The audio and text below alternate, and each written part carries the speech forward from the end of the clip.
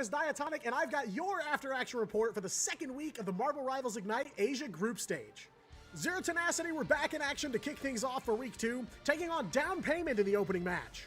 Z10 looked clean on Map 1, but Down Payment would claw their way to a reverse sweep, defeating Z10 2-1.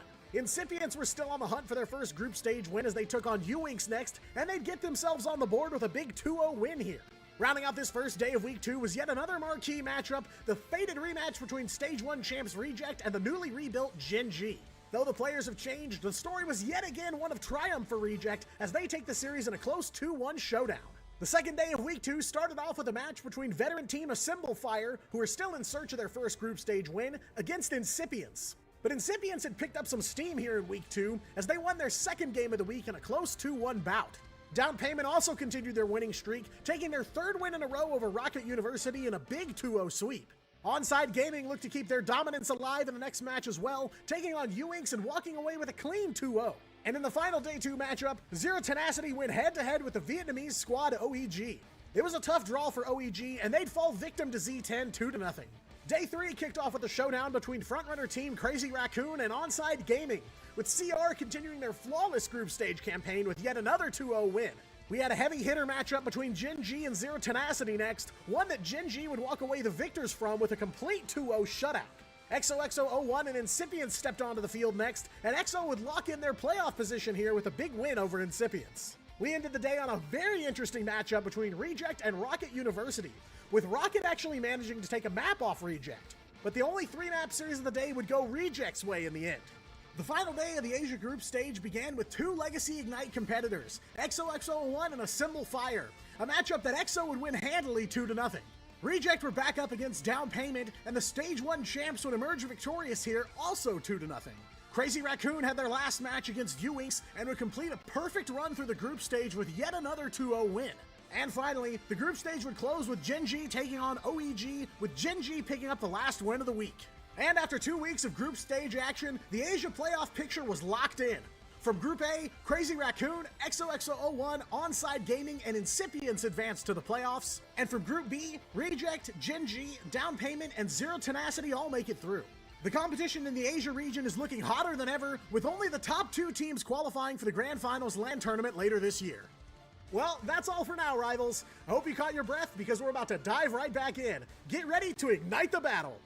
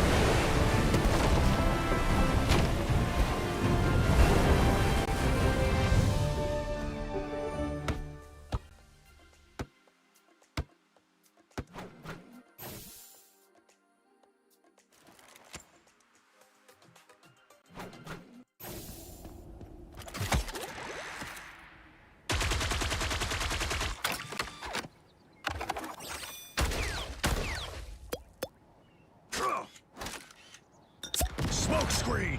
I'm hunkering down.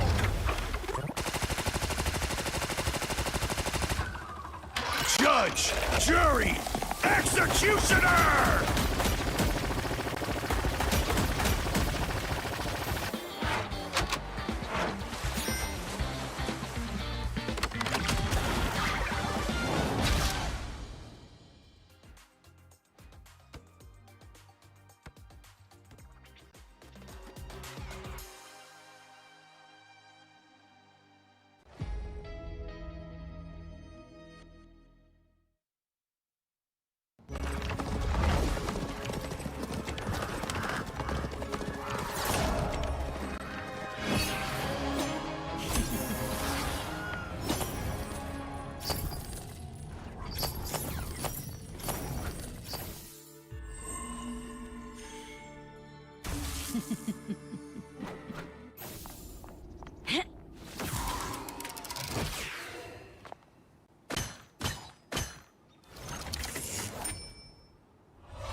crush our soul. Hell unleashed!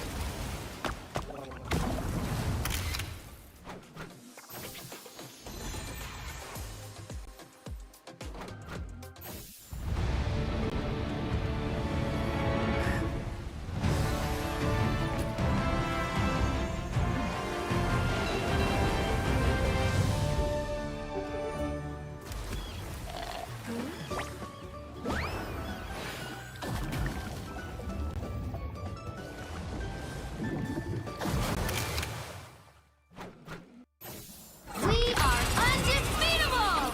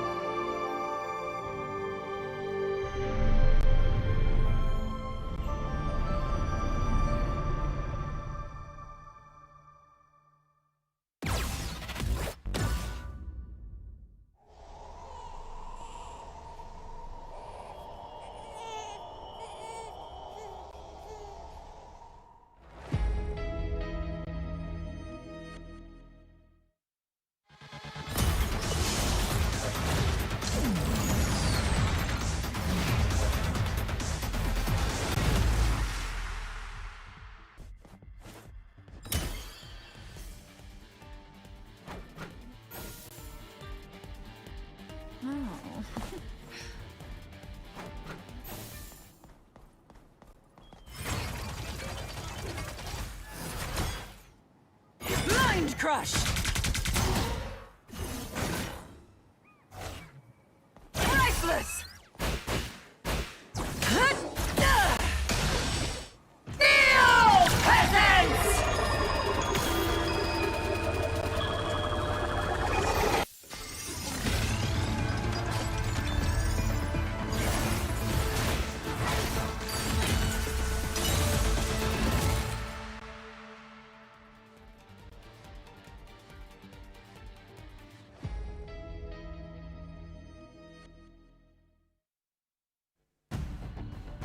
Welcome everyone to day number 3 here of the Ignite Asia Stage 2 playoffs. This is going to be one of the more violent days where we're going to have to say goodbye to 3 more teams from our final 6 here today. My name is Dan. Next to me virtually is the one and only Nello Mello, and we cannot wait to guide you through what could be a very turbulent day 3.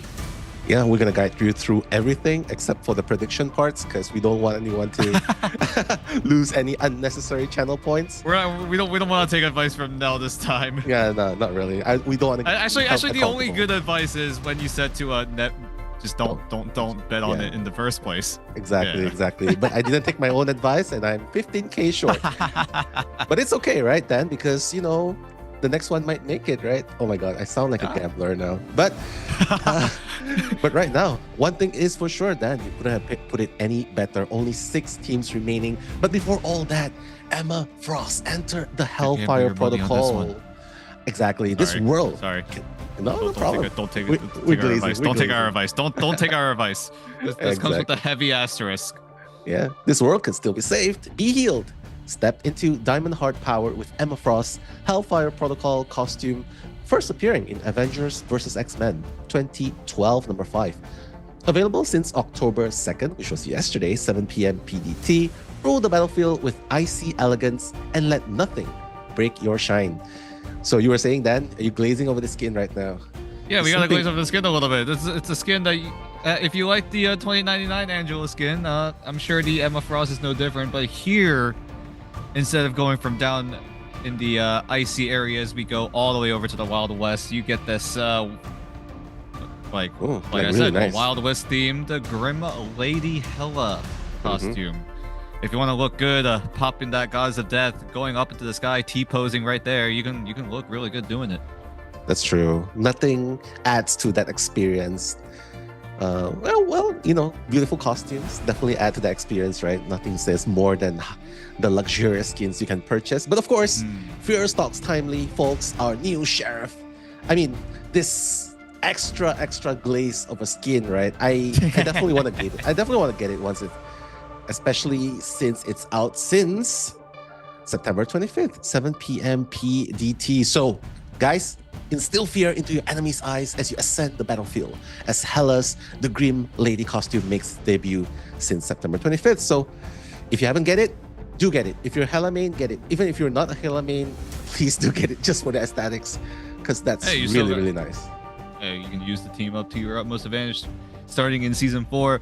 Another thing that's a bunch of 4s here in Season 4, PlayStation. If you have a PlayStation 4, you can play Marvel Rivals Season 4 on a PlayStation 4. More 4s, Fantastic Four. Yeah, you can play the Fantastic Four on your PlayStation 4 here in Marvel Rivals Season 4. Yeah. Wow, all the 4s coming out. I like what you did there. But of course, Heart of the Dragon is now live. Join the fight alongside the one and only Angela, especially since you can play it on your PlayStation 4 as well. So finally, some use for your console PS4. And I thought we weren't going to get it, especially since PS5 is prioritized right now, right? So if you have it, do remember this is going to be the opportunity for you to gain that aura while walking, because I think you can only do it in consoles, right, Dan? Yeah, I mean, if you a slow walk pop off on a PS4, that's extra aura right there. You're playing on an older end console, and you're dumpstering players that are on the newer ends. Oh my God, yeah. And then the PC players will be wondering, well, I wish I could do that. Exactly. But then we were talking about the 6 teams that were that are left in this tournament, right? Because the stakes couldn't be any higher. I mean, obviously, Genji and Rejects are battling for that first spot to Atlanta, and that's going to be in DreamHack, guys. That's going to start in 29th of October. So that's super big deal right now. We've already gone through September 11 and 14. That's the group stages. The first week, September 18, 21st, which is the second part of the group stage. Now we're currently at October 2nd to 5th. The playoffs, we're at the second last day, actually, Dan. So just 2 more days, today and tomorrow. Yeah, we've only got 2 more days left here in the Asia region. Most notably, between week 2 and playoffs, there was a week-long break, and we've talked about this. We covered this throughout the entirety of playoffs. Has that week proved to be beneficial for some of these teams, or has it been a detriment? Some of them could have had the momentum. Some of them might have had extra time to also just figure out the kinks between their teams, figuring out what went right, what went wrong. But this is where it all matters. That snazzy looking prize pool If you True. get that top prize, you're getting 32 of those bands right there. That's a lot. That's a lot of money. Second place, there's still 16,000, but of course, the lion's share is definitely going to be the first prize. First and second, again, will be qualifying to go to the grand finals, which Yes. will be in Atlanta, USA. So super excited about which team is going to make it there. I know a lot of teams are rooting for Genji. If you're rooting for Genji, make yourself known. Type Genji in the chat. If you're rooting for Rejects, make yourself known as well. If you're rooting for Crazy Raccoons, these three teams are definitely the ones that are heavily favored. But of course, there's also Z10, Zero to Nasty. There's also XOXO1. And of course, today, the Dark Horse is supposedly making its comeback really strong. Down Payment, right? Yeah. And we'll be starting things off with Z10 versus XOXO. That will highlight our first match of the night. We're going to take a look at the current brackets. Like we mentioned, Genji and Reject are going to be fighting to take the first available spot to punch their tickets to Atlanta, whereas the rest of the pack, Zero Tenacity, EXO, Down Payment, and Crazy Raccoons are all in the lower bracket. This is where the reaping will happen. Two of these teams will go down after our first two best of 5 matches, and soon after we will have to say goodbye to a third. And this is where it all comes down to. This is where you really have to lock it in and start going absolutely crazy in your matches, especially since one of the favorites, most notably Crazy Raccoon, already being down that lower bracket.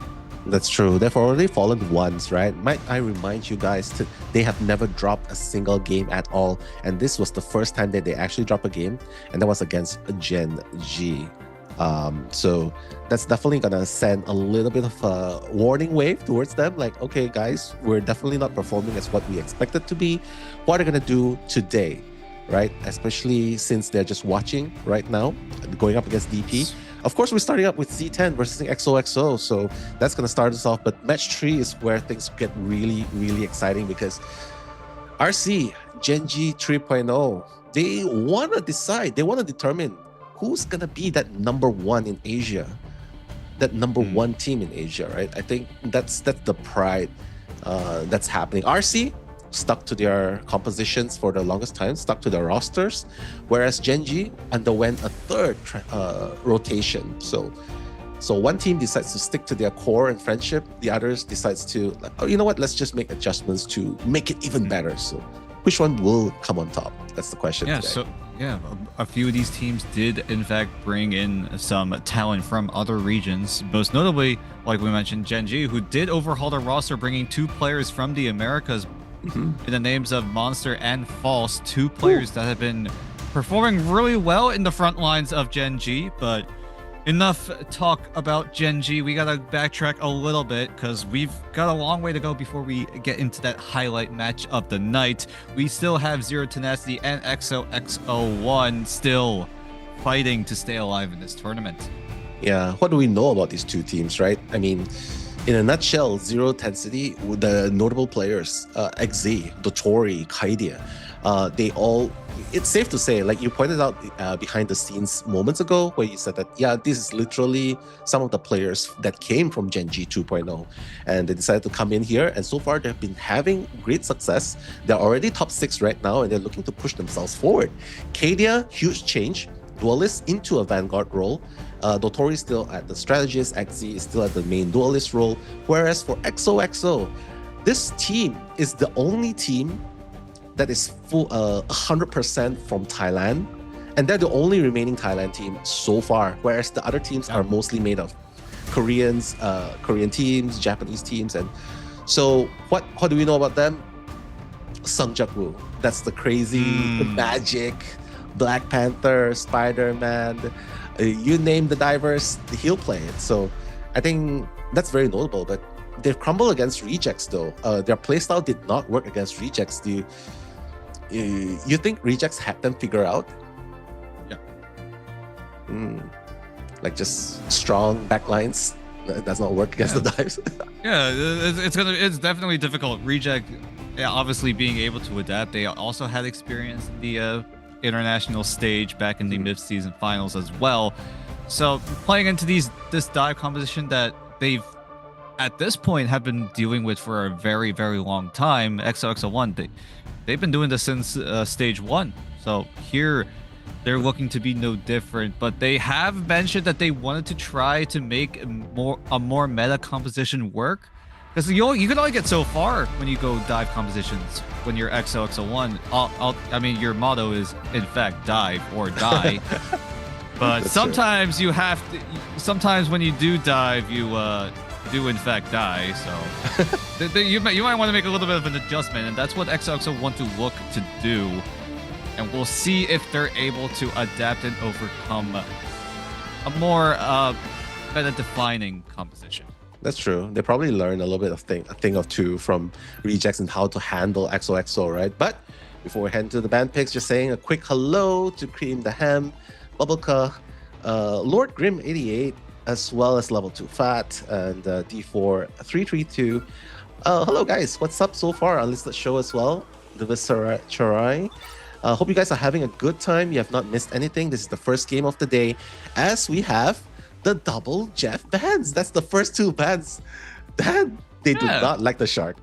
No one does, especially when it comes to domination. Keep in mind, this is map number 1.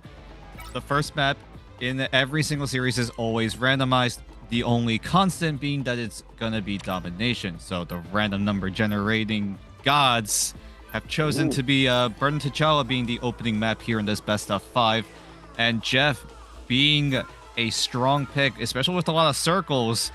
Domination, you gotta control a circle, and if you have a circle that can kick everyone out of said circle, True. you got a better circle to deal with, and Jeff obviously is just way too annoying to deal with. So both teams will take it out accordingly, and they're just tangling with each other. So far, it's been a mirror until now, where both teams did ban the Mantis, keep Ultron for themselves, but now we stray in different directions here.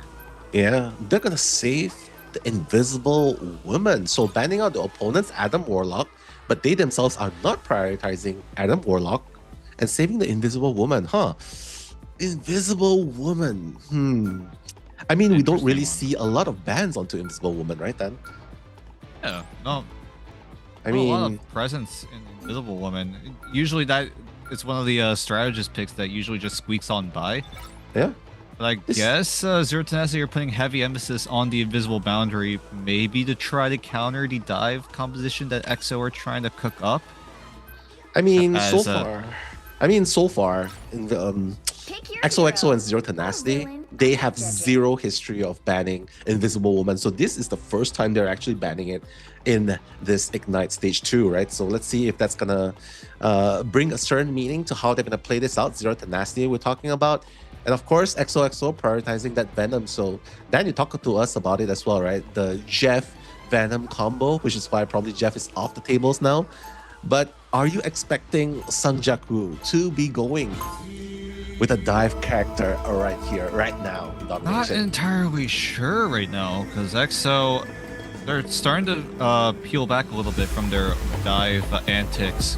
We have seen Song Jak-woo rocking the Doctor Strange time and every so often, and here it looks to be no different, but EXO still also have the Ultron Torch combo. One of these compositions that really did work out for them if the dive composition didn't work back in stage 1. And here, with Ultron still being available, keep in mind both teams did in fact save that hero for themselves. I think EXO also have a chance to cook up here, but oh, look at that. Spidey, Top Spidey! right, Song Jak-woo Let's go! on his signature Spider-Man. Look at him go. Oh my As we god. open things up here in map number 1, Song Jak-woo already in a very scary, aggressive situation, but he's already spotted out. Oh my god, I just love this. You know what? Don't mind me, I'm just your friendly neighborhood Spider-Man right here and disturbing the backlines! Going for that first elimination, but Oh, no, he's the done. The sustain, and this is exactly what you need to fear, because you can go for the dive, but if they are ready for you, then you're just sitting ducks there. Get gunned down. So Sang Jak-woo, first casualty, and that's gonna mark that first draw. Second draw onto Jerry. Alone Pills is gonna respond though, so beautiful play from the Human Torch, just dealing as much damage as possible, building up the ultimates. As the diving strike comes in, Kadia though is gonna take out Ace. That's huge. But Ace is going to come back thanks to the BRB. So the fight continues on. And Sunjak Woo persisting on the Spider-Man still. You can still, as a Spider-Man here, in this map in particular, you can still hook someone off the map, but it looks like Zero Tenacity are well aware of that cheese strategy, and they're just not giving them any room. But keep in mind, the site still hasn't opened up for anyone just yet. Yo, Wendy getting crushed at the back lines. Captain America doing his due diligence, just chasing off the strategists. And now XZ as well, though, is also going to do his due diligence as a duelist, taking out not just Alone Feels, but Zeta's going to go down, and Sun Jung-woo is going to go down for another time. So you got to wonder if XOXO has started to ditch that die for die or go for that normal composition. We'll see though, as XZ looking to go legendary here as he's firing away from the skies, takes out Sung Jung Woo. 27 A's follows suit as well, but 27 A's at least luckily comes back thanks to the BRB, but they are still staggered as Sung Jung Woo and Ace still looking to respawn for the time being as Zero Tenacity finally taking control of the site. Yeah, I mean, there's a reason why Spider-Man is not even A tier or S tier, right? According to a lot of influencers list, right? It's just so hard, especially when the opponents know what you're aiming for. It's so easy to just gun you down. You don't have the highest health ever. You don't have bonus armor, and basically, if you get gunned down and aimed down, like what's happening now, right? Just like that. Just quick as you say it, and quick as it goes. Yeah, exactly. As Sung Jung Woo gets absolutely shut down, does have the spectacular spin, but doesn't opt to use it just yet, as everyone's starting to dump their ultimates. Now Kaidia throwing out the meteor, but doesn't quite land the mark. But the supernova and the eternal bond as well being used inside of Zero Tenacity and XO. But here we go, more and more utility dropping down. XC guns down one, but Alone Feels is quick to trade as Sung Jung Woo does spin his way, but he doesn't win by getting any frags. And Alone Feels will find an advantageous position onto Jerry, and the rest of XO looking to take over the site, but that meter is going to get so close. But this invisible boundary also not quite landing right on the site. Yeah, how are you going to win fights and secure the position if your vanguards constantly fall? And that's also part of the reason why, because the 5v6 that's happening, because Sun Jung-woo just keeps getting gunned down, is also a problem for XOXO as well. So now finally deciding to change to the Angela and the Captain America. Let's see if they'll be able to pull off this last stand. Coming in, trading blows. Alone Feels so far is doing a lot of damage in the air. Whether or not this is enough is another question. But right now, Sun Jung-woo as the Spider-Man, finally, with that first elimination and gaining control for the first time in this game, then. Yeah, the way XO need to play this out is they all need to dive in at the same time. At that time, before Ace rocked the Angela was on the Venom, but I don't think there was a time where both Ace and Sung Jung Woo were able to coordinate their dives, and as a result of that, it's just Zero Tenacity taking early control, but at least XO now securing that site, and we'll just smack No Smite back to spawn. Yeah, it's okay. Galactic Legends is up, but so is the Freedom Charge. That's going to negate some of the damage thanks to the bonus armor. But now, look at Zeta. The cancel animation, the left clicks into the cancels, just coming in, just breaking havoc at the backlines. Beautifully done. 27 Ace though, on the Ultrons, sniping out XZ. That's huge. But Jerry's going to take out Ace as well. One Vanguard down. But fortunately, the BRB is going to bring them back. And this is going to be a 6v5 situation. Oh, here we go! That's gonna take out Jerry in the process. Supernova to continue on the barrage onto Zero Tenacity. XOXO coming online, taking down everyone from Zero Tenacity. Then they are wiping the floors clean with Z10. Sung Jung Woo just with the perfect time with the spectacular spin, and then everyone on XO just follow up on the heroics of Sung Jung Woo as Alone Feels pops that supernova. The webs don't finish him off, but a nice fire tornado surely will. And Zero Tenacity will look to reset.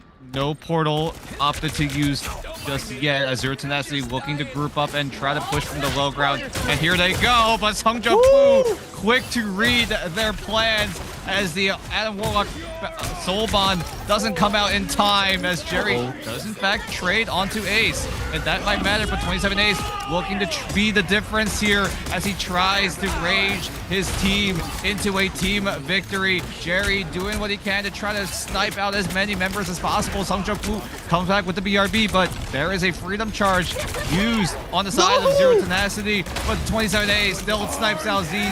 Jerry still on an absolute tear. Kraken Impact doesn't quite land the mark though, but will it matter in the end? Because this Bucky is aiming so damn well right now. Exactly, but missing that Kraken Impact is so huge, but now the grapple into an uppercut is going to handle. The freedom charge is going to be used by Zeta though to keep everyone alive with the bonus armor. The fight still continues. Everyone just trying to keep everyone on their team alive. And the portal by XZ also coming in just to keep the fight continuing just for this first point. No one is going down just yet, but Sungjuk Woo so low. Gonna get some help coming back to the action. But look at No Smite clearing up. The first piece to fall is Ace, followed by X Zeta. Oh my gosh, Sungjuk Woo! Double coming in, followed by another double elimination from XOXO, and it seems like Zero Tenacity, they might not be able to hold on at all. One person left, Kadia's gone, and XOXO will be able to get this. I don't think they can make it in time. They don't have the portal. They already used the portal. XE already burned the strange portal, so it's gonna be map 1, round number 1, I should say, going over to XO. That was a crazy 99 versus 99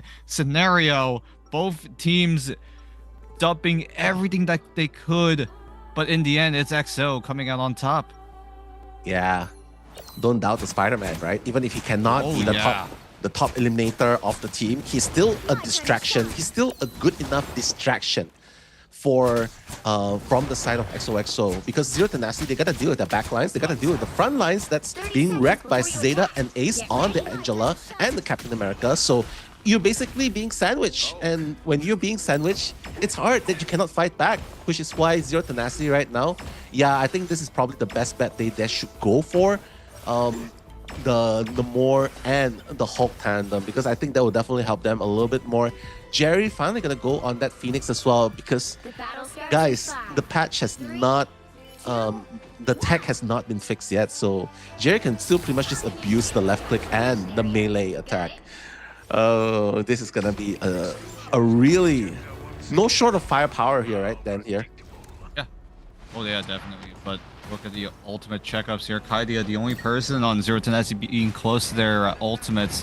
Whereas you look at XO, you've got 27 Ace with the Rage, Ace with the Heaven's Fall. Coming in. It's a matter of time of when Ace decides to pop his CYA, now available. The Cosmic Yarn from on your left on that Rocket Raccoon. As the rest, everyone looking to go for a play here, as the Namor Squid might give Sungjuk Woo a hard time, but he's still able to find Dotori. Zeta in the back end will also find Wendy, as Sungjuk Woo follows up with another. Kaidia with the Meteor M though will trade things out, will pick up a double for himself, but I don't think it's going to be enough, as XO going to take control of the site. Yeah, Namor? What Namor? Sungjuk Woo does not care about Namor at that point, right? And this is what they actually have to do, right? Because you pointed it out best, and you said that they gotta go together. They gotta dive in together. That's exactly what they did. And Zero Tenacity, all of a sudden, they found themselves crumbling. Like, oh wait, what's going on? We're brawling in a small space. We cannot sustain. Oh my god, we're just getting rushed down by Captain America, by Angela, by the Spider-Man. And Aloe Fields and 27 Ace, they're just shooting to their heart's content from far away, from the air. They can't get targeted if everyone else is busy dealing with the back line. The dives, as Zeta looking to aggressively position. So does Sungjuk Woo. He's undetected and he has to spin, but he's not going to use it just yet, as XE will laser down the Love Fills. Will find Ace as well. As soon as we said this Namor was not going to be too big of an issue, might just be the difference here from XO securing more percentage points on the site, but it's still under control, still under the grasp of XO1. The spin, not quite finishing off anyone, as Dotori and Wendy, though, still gonna go down thanks to Sungjuk Woo's combo. Yeah, unfortunately, has the health pack to work with. Very, very close, right? Continuing the combo.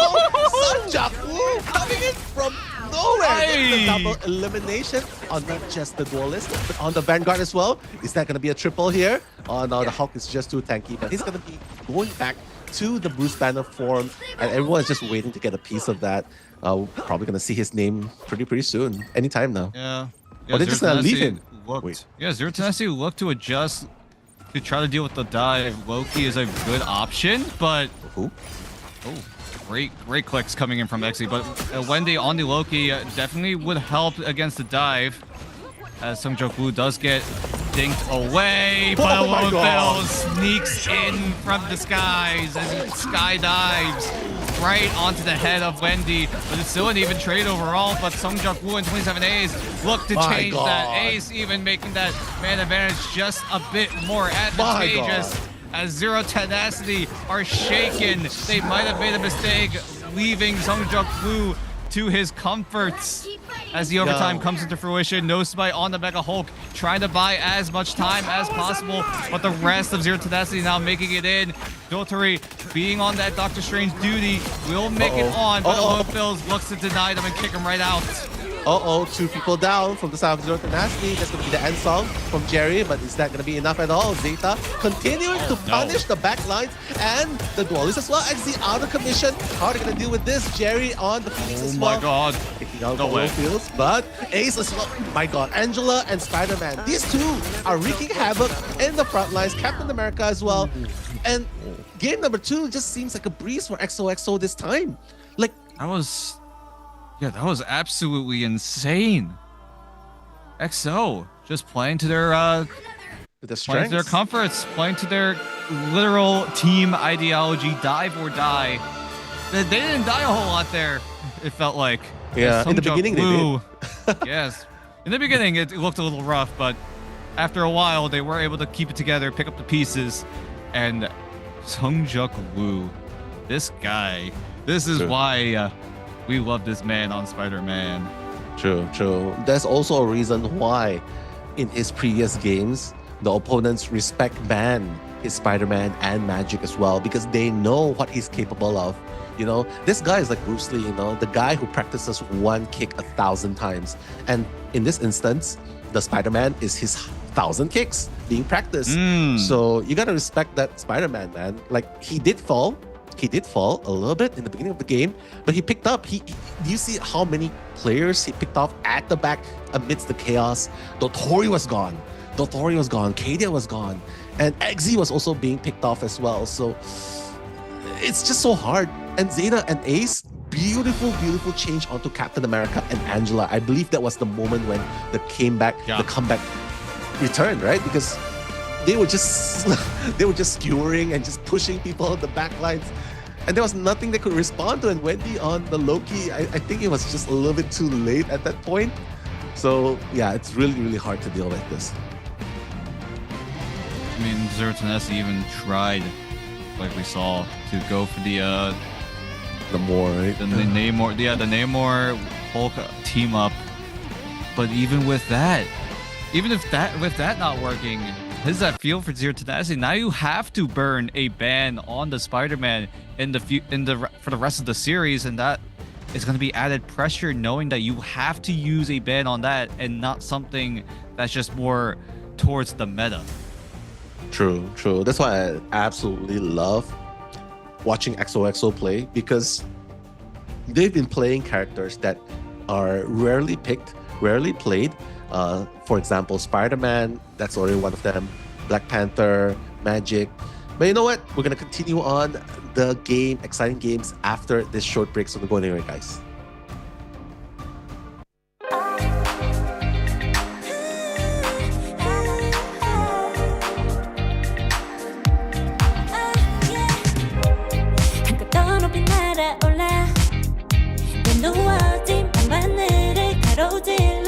Oh yeah, 필요할 때 내가 널 지켜줄게.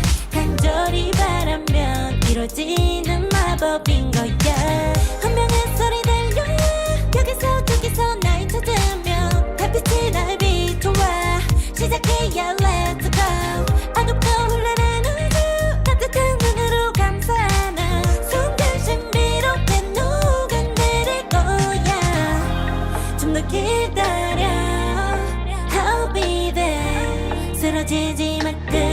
때까지 일어나야 해 어딜 가든지 극복해 힘은 너에게 있는 걸 소리 높여 노래를 불러 작은 걱정 따윈 던지고 최선을 다해 작품을 쳐봐 어둠이 떠날 때까지 아름다운 꿈을 밝혀봐 우리에게 달려서 그 세계 운명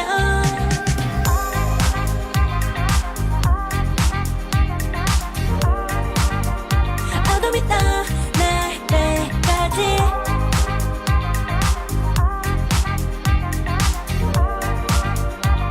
세계 운명 오랜 시간 간직해온 열망 까만 밤의 빛처럼 빛나 네 눈앞에 바라왔던 나라 탑을 딱 봐도 superstar 딱 보면 모든 널 지킬 나란 걸 더 지켜볼수록 점점 빠져들어 카리스마 넘쳐 흘러 oh yeah 분명히 소리 들려 여기서 저기서 날 찾으면 달빛이 날 비춰와 시작이야 let's go 어둡고 흘러는 우주 따뜻한 눈으로 감싸나 순간 신비롭게 녹아내릴 거야 좀 더 기다려 I'll be there 쓰러지지 마 끝까지 일어나야 해 어딜 가든지 극복해 힘은 너에게 있는 걸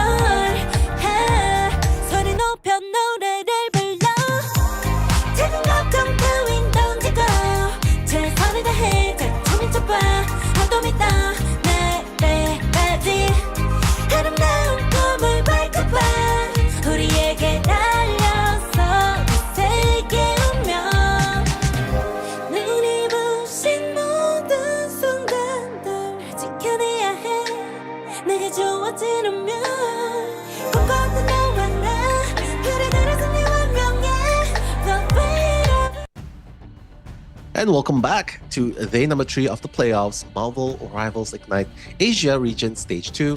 That's Dan and I'm Nello. We'll be your commentators for today. And if you guys have just tuned in, you probably should rewind a little bit later because there was this amazing Spider-Man by Sun Jok-woo and he was just wreaking havoc alongside Zeta's Captain America and Ace Angela. So if you guys are interested with the Spider-Man gameplays, do not forget to tune in later on. Yeah, I think as far as I know, I think here in Ignite, I think across every single region, I think Sung Jok-woo is literally the only player that is brave enough to rock the Spider-Man at the highest level. And look what it's done for them. It translates into a map win. Now Zero Tenacity choosing their next map. They get the side priority and the map pick priority. The only limitation being that they cannot go back to picking Domination. And they decide on Yggdrasil. We saw that pop up right at the bottom of your screens. And that will be the map of choice. A popular one when it comes to these convoy maps. That's true. I mean, when it comes to Convoy, there are only a few maps that are really favored, right? And Yggdrasil is definitely one of them. But of course, just saying hi to everyone in the chat as well. Glad that you guys are tuning in with us, enjoying the games with us. And if you're a fan of Spider-Man, this is definitely the games to watch because XOXO is rocking it. Just a quick hello to Lord Grim again, Hogs MR, DM, Clanker, let's see, Ituria K as well, and Kinrana. So hey, just hope you guys have a good time with us as we head to game number 2. So Dan, you think they're really gonna hard respect ban the Spider-Man of XOXO here? That's something Zero Tenacity definitely need to consider. We've seen them ban out a lot of Vanguards when it comes to these convoy maps. Zero Tenacity also defending first. This is what they really like to do when it comes to these convoy and convergence maps. They defend first, they take out as many Vanguards as possible, and just make the opponent have a very difficult time when it's their turn on the defensive side. That's true. And behind the scene just now, you also told me Z10 has a history of favoring to defend first, right? As long as you can stop that full point push, they know that they can stand a chance. But starting things off with a double, a Jeff ban. Oh my god. Okay. Who would have thought that we see the day where Jeff is priority banned right here? There are definitely a few multiverses, a few timelines that led to this moment, but here we are. Marvel themselves deemed that Jeff needed a buff, so they give him an extra circle to work with. So That's too much power. Too much power. that sent him over the edge a little bit, but in the end, it is still going to be a double Jeff ban. So far, it's been near identical to what we've been seeing in map number 1. Exos keeping the Ultron for themselves, want to run back the Torch Ultron combo. The back line of Alone Fills and 27As being a little bit of that cornerstone, making sure that the consistent DPS, the consistent damage is still there, while EXO are just in Zero Tenacity's backline.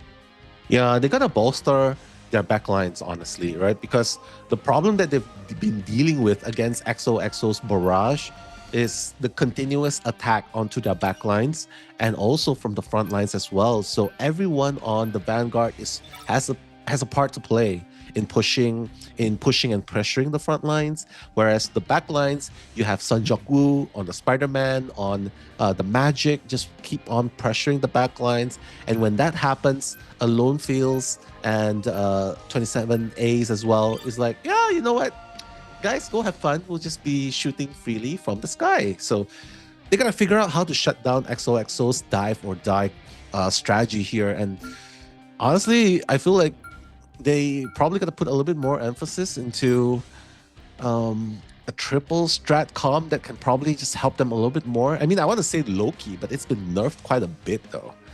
Yeah, Loki has definitely like fallen off here in the core. We've seen it a lot before then, but once those nerfs kicked in, it got rough for the God of Mischief himself. But Zero Tenacity also saving the Star-Lord. They really do like putting XZ on that Star-Lord pick. They really want to emphasize that, but EXO also great pickup with the Adam Warlock, using the Karmic Revival to try to punish Zero Tenacity from using too many of their ultimates, too many of their resources. And now we get to see what the composition comes out here for Zero Tenacity. Keep in mind, they are defending, and when you're on the defensive side, it usually has been the triple composition, triple Vanguard, triple strats. Yeah, I love how you brought up the triple strategy. To be honest, I'm not quite sure if I'm a fan of the triple strategy because, yes, you do not get burst down as fast, and you have the triple support to just rotate the utilities, right? But here's where the problem comes. The dives can just burst down your back lines. They don't care about your front lines. You know what I mean? And look at Sun Jok-woo. Yes, no Spider-Man, but we already have a hunch that he's going to go with the Magic, and that's going to be a big problem to the back lines of Zero Tenacity. Keep in mind, it's also a team up with Doctor Strange, so Sung Jok-woo also has the chains to work with, so he's able to tether 2 members of Zero Tenacity. And I've experienced it firsthand, and that is a very annoying chain to deal with. Yeah, very, very annoying to deal with, exactly. But they're going to persist with the triple strategy. So, like what I mentioned, the one thing that I don't like about triple strategy is your backline is so susceptible to getting bursted down, and you might not even have enough damage to stop the opponents from pushing in. And you know XOXO is an aggressive, full-on firepower, all gas, no brakes forward, right? So if you're going to play against this kind of play, not sure if triple is going to work, but let's see. Game commences, and the Thing is the one that's doing the haymaker in the front line. She's getting a bit more bonus. And look, the back line's getting crushed, right? They're just disrupting the back lines. And Alone Fields having the time of his life in the air. Sung Jok-woo now on the Black Panther. It's going to be Ace on the Magic this time around, but XO dive or die. Triple. It's Zero Tenacity being the ones that are dying here in that little room. No witnesses, as that is a very dark room and a very confined one, in fact. Yeah, under normal circumstances, triple is really good in stalling time. But here against, unfortunately, it's like, oh my god, it's gonna get disrupted. Spider-Man? I heard a Spider-Man. Oh, no, it's not gonna be disrupted. Gonna get aimed down by those guys. Yeah. Good try though, good try. Heads up play. Yeah, good try. But a lot of teams have been putting a lot of emphasis and putting up their defenses in that little room. You take cover from flyers, but it really doesn't help you when EXO are doing this dive composition. Alone Field again taking to the skies, not on the Human Torch this time around, but on The Iron Man has the pulse charge Oh my available. Ace God. finds the correct clone. And again, you're in a confined space with so many melee characters. Why are you doing this, Zero Tenacity? You're just setting yourselves up for absolute failure. Yeah. As the rest of Zero Tenacity just fall at the seams. And XO with Ace and the crew Jesus. just putting on an absolute show. If you want a dive composition here in Season 4, this is how you do it. Exactly. And look at the magic as well. We remember this, right? And it's not even Sun Woo on the magic. It's actually Ace. And Ace, Sun Woo, double backline killers. Yeah, Zero Tenacity just realizes what's going on. Quick to change the composition. It's already at second point, and with 4 minutes to spare. That's a lot of time XOXO has on their hand to keep pushing on. Is this going to be the fastest 3-point in Ignite history? Let's find out. As Kaidia showing signs of life here from Zero Tenacity after getting an absolute beating. No Smite and Jerry teaming up to find 2 more, but Zeta does come back thanks to the BRB. Look at the ultimates available on XL. Almost everyone having their ultimates online ready to go, but also on Zero Tenacity, they're close as well, but XC out of the fight for a few more seconds. Yeah, changing their comps already. We're gonna see the Angela coming online and the Star-Lord as well. So Iron Man's gonna be replaced. Let's see if that's gonna help a little bit more. There's Rage of Ultron to work with if he really wants to use it. But now with the invisible boundary, that's gonna be rotated by Wendy as well. Probably just waiting a little bit more. Yeah, another invisible boundary gonna be employed. And the Rage of Ultron still gonna crush the Ori. XC now figures out that it's time to go legendary here. The screens, the shield, the movement speed to try to run away from what is a threatening Star-Lord outside of Zero Tenacity. But now XO, it's their turn on the offensive this time. Kaidia does find one, but Olympios with no meteor available is able to just gun everyone down. Sungjuk Woo finishes things with an uppercut on Kaidia. And Sungjuk Woo and XO will look to finish things off. Does spot out XZ. Can XZ get up with his left? Oh, no. With that little crowd there, I don't think you're getting out of that one. That's true. Even if you spin with your E, it's still going to be really hard to do as much damage as you hope to burst down anyone at all. And this is the specialty of XOXO. Dive and die. The brawling, the team fight pressure into the front lines, into small spaces. Zero Tenacity needs to deal with this. And that's the problem so far. Their backlines are so open and vulnerable to the attacks. Look! It's like, okay, your backlines, you're nowhere to be seen. Fine, your front lines are susceptible right now. Look at my God! Strategist Vanguard, I don't care. This is hard to watch as a Zero Tenacity fan. XO just ripping through the defenses of Zero Tenacity with a dive composition. We had some question marks as if XO are able to rock a more meta composition, but if you're having this much success here right now, you don't really need to go for that right now. Yeah, that's true. This is honestly, this is not even Zero Tenacity's fault. Spectacular spin, right? Great bubble. There's gonna be one more casualty, and the damage is just overwhelming. Ace as well, and the skewer. Look at Wendy. Wendy's like, get away from me. Stop skewering into me. But they're getting pushed back to the spawn. Then they are pushing Zero Tenacity back to the spawn. My God. Not even the barrier saves Kaidia from going down. Oh my God. This is an absolute masterclass of a dive composition. Look at this. Ace even kidnaps the Captain America, those Smite, who has to sprint his way into the spawn room. That is something you don't want to say. I want to run back. I want to go home. No, But sorry. XO, they will let you go home, but if you show any amount of resistance, you are just going to get sent willingly, unwillingly, with no consent whatsoever, as the rest of XO just surrounding this third point. No room for Zero Tenacity. You have to cower. Fear Magneto says Zero Tenacity, but that meteor is not going to do a damn thing here. Unfortunately, everyone's just trying to fight for their lives at this point, right? But the point is just so close. Then, oh, finally, Ace is gonna go down. There's gonna be a 5v6 in play. All right, now consider Ace is gonna go down to 1 minute and a half.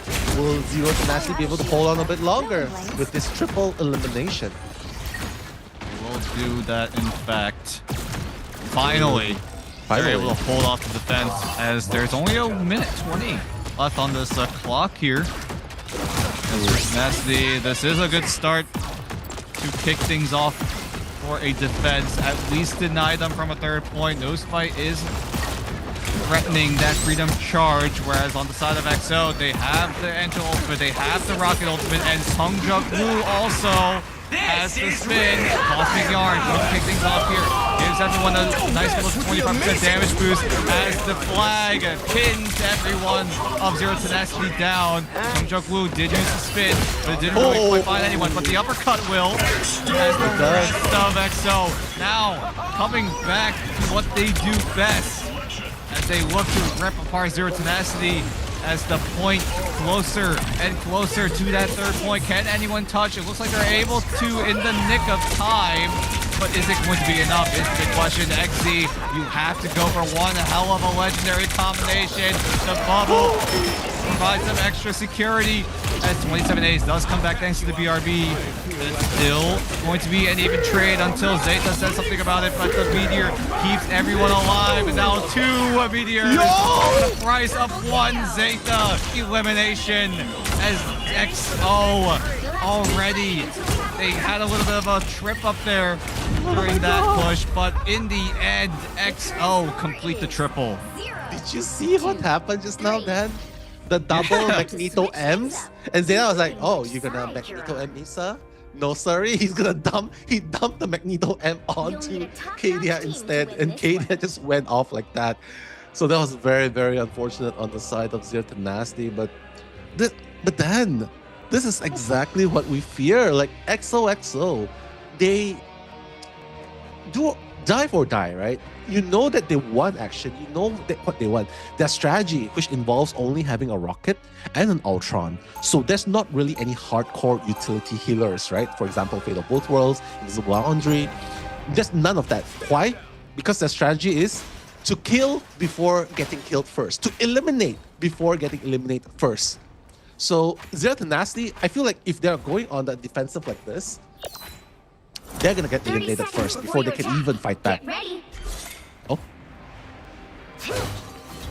So yeah, I'm looking at. I just took a glance at chat right now. They are going absolutely ballistic on how well Sungjuk Woo has been playing on the Spider-Man, but for now, it does seem like XO are rocking the triple setup for now. Emphasis on for now. And for now, how will Zero Tenacity push from here on out? They got absolutely beaten up in the first round as we take a little bit of a breather here as Zero Tenacity going to just relax a little bit. There has been a technical issue. It seems we will get back as soon as that is resolved, but my God, what a push from XO. That's true. Super push. Like, eliminate before getting eliminated. Make it a numbers game. Take out 1, 2, 3 as soon as possible. That's their play, right? Like, no chance for the utility ultimates to be used. That's the play of XOXO. And unfortunately, that's the bane to the very play style of Zero Tenacity, which is like 2-2-2, 2-1-3. And it's not really working right now, right? And even though, I would say, even though I am not a fan of the triple-triple, XOXO right now using triple-triple, you gotta realize the difference between their triple-triple and Zero Tenacity's triple-triple is that their triple Vanguard lineup, only one is really on the front lines. The other two are just diving Vanguards. So they have the firepower that they are lacking in a triple-triple sort of composition into Zero Tenacity. So I would say with this, they still have the advantage, let alone Adam Warlock bringing them back. I think that's the one thing that they lack as well in their composition for Zero Tenacity. But right now though, Zero Tenacity, if they fail to push the 3 points, they're gonna, the second game is gonna go to XOXO again, Yeah, the that's win gonna is going to put go to them- them again. Yeah, at that point, it's going to be match point going over to XO. You don't want to go down 0-2 off the rip here, especially when this is a lower bracket matchup. If you lose a series, you are done. You are out of the entire tournament. So Zero Tenacity, they really need to find an adjustment here, but we talked about it briefly, or at least you did at least. XO, their composition looking really good despite having a different triple setup. Ace and Sung Jung Woo being on the Angela and Captain America respectively, going in trying to disrupt the backline that is of Zero Tenacity. But then if you have a dive frontline going in, sometimes you get a little concerned if your own backline is safe from any sort of threat coming in from Zero Tenacity, but XO are able to handle that pretty well. You've got 27 A's with the Loki, has the lamps in case anyone gets in a dangerous situation. You can always use the lamps to bail them out. Alone Fills with the Soulbound provides that extra damage reduction. So that's going to be another way to help survive a little bit. And then on your left, just being on that Rocket Raccoon, just being so slippery throughout these entire fights. And XO are just complementing each other perfectly with this comp. Yeah, which is why Zero Tenacity right now, they are going for a mirror sort of strategy going up against XOXO. They realize that if they go with a common, with an orthodox lineup, 2-1-3, 2-2-2, a very standard lineup, they are not going to stand a chance against XOXO. So now you can see Kadia, he went with the Angela, no smite on the Captain America. That two in itself is already going to provide that chaos in the backlines of XOXO. But you know what? The person who deals poison definitely has the antidote. So I'm pretty sure XOXO knows exactly how to deal with that kind of pressure. So let's see how they're gonna counter this sort of composition by Zero Tenacity. And it looks like we are already back into the match between Zero Tenacity and XOXO1. Zero Tenacity, the ball is in their court, but there is also a lot of pressure on top of it as a great kidnap from Kaidia snatches away his fellow doppelganger that is of Ace. Ooh, Ace is already down, unfortunately, but it's okay. They still have a lot of time to play around this area. This area is still strong after all. They're just going to make sure not to get overwhelmed in this situation. So far, so good though. No Captain America to play with, so they're going to go with a very traditional 2-2-2-1-3 composition. And against the 3-3-3, against the 3-3-3, might be a little bit hard because Sun Jung Woo, we know he's great just... skewer. Oh, that's going to be the first casualty by XO. In favor of XO. Ace did get skewered by Kaidia, but naturally being that Angela player, it's going to be easy to get yourself back into the fight. There's a bit of a dogfight happening here. Ace is just chasing down Kaidia on the sky as all this is going on. That's a little bit hilarious, but it is. Either way, XO are looking to hold as the Cosmic Yarn comes in as soon as XE pops the Galactic Legend. So that's going to be an ulti for ulti trade here as, oh my gosh, a great skewer coming in from Kaidia again, but the Meteor is going to provide a little bit of a defense here as the rest of Zero Tenacity looking to push on forward. Here comes the flag, and it's going to take out Alone Fills, who does have the cocoon and will pop. Karmic Revival.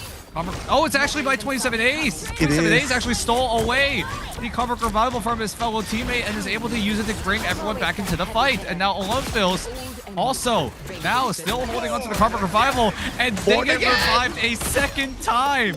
This is absolute insanity. What a great, smart heads-up play from 27 Ace. Yeah, this is how you sustain as a triple right here, guys. Like the sustain, the revive, and with the Vanguard's help as well, you can definitely help the bonus armor as well. Kadia, though, is going to try and take his chance, just trying to smack the backlines. Ace is suffering quite a little bit. He's going to go down. Dotori is going to take him down, actually. Jerry and XZ is going to follow suit right after, but look at how much time they're actually buying at the point. But unfortunately, Zero Tenacity, it's safe to say, they are this close to getting through the point. Oh, Alone Fills decides to like, Oh. hey, you know what? Let me just go back to my comrades. Oh, he's got the BRB. Oh, my God. wait. Wait. They still got the Desperation Portal in time just before it taps the first point. Look how close it is. 0.14 meters. And everyone on XO, they scratched the triple. And now Sungjuk Blue on this magic pick. Wreaking havoc on the members of Zero Tenacity. They thought they had it. They thought they were done. But XO come right back swinging.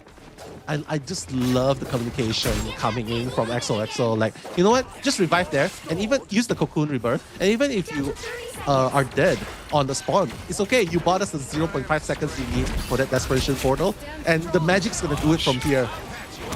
Yeah, that's exactly what they're going to do. Now Zero Tenacity looking to come back. But Kaidia with gets Heaven's gone. Call gets taken out. But everyone is still pinned thanks to the flag. But the sustain, the soulbound from XO is just enough to keep the team alive. Ace will take out Jerry. The Fate of Both Worlds not going to save the fellow duelist of Zero Tenacity this time around as the overtime meter comes to fruition.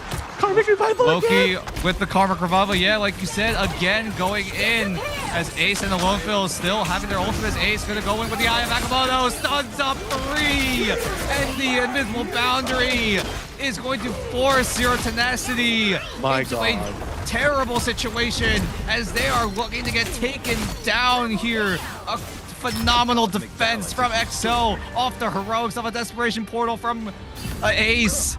And that's XO taking over here in map 2. And they put Zero Tenacity in an awful situation.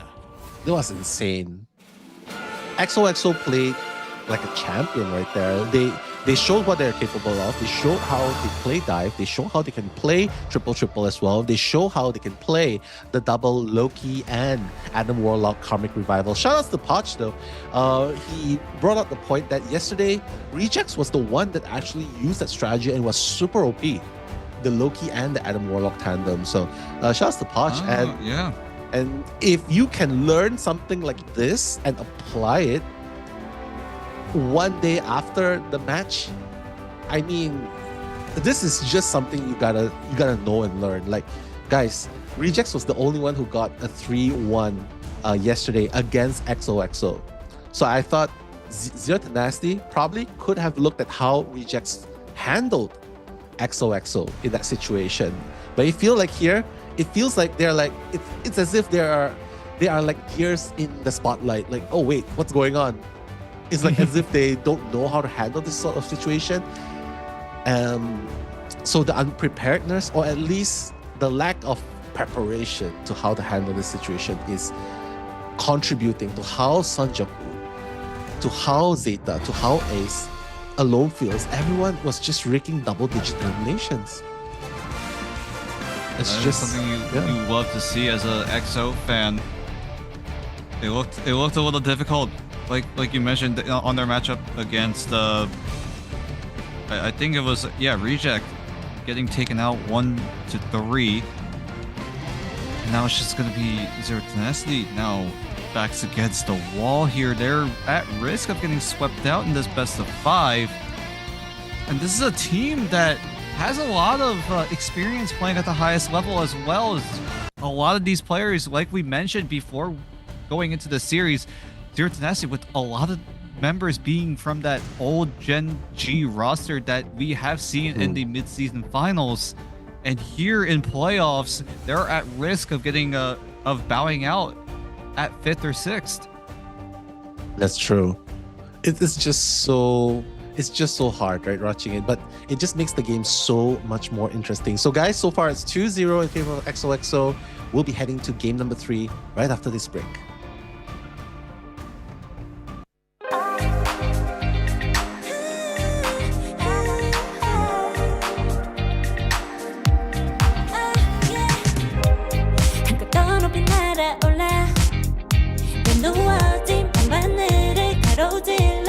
Oh yeah, 필요할 때 내가 널 지켜줄게. 간절히 바라면 이루어지는 마법인 거야. 운명의 소리 들려 여기서 저기서 날 찾으면 달빛이 날 비춰와. 시작해야 let's go.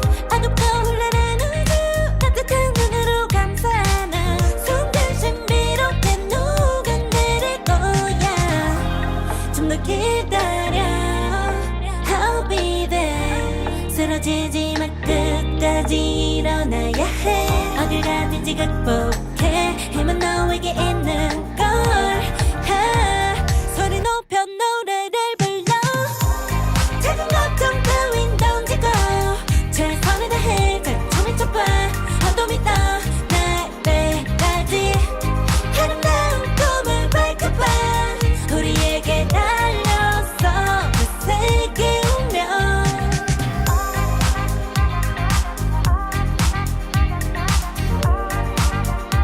어둠이 떠 날배까지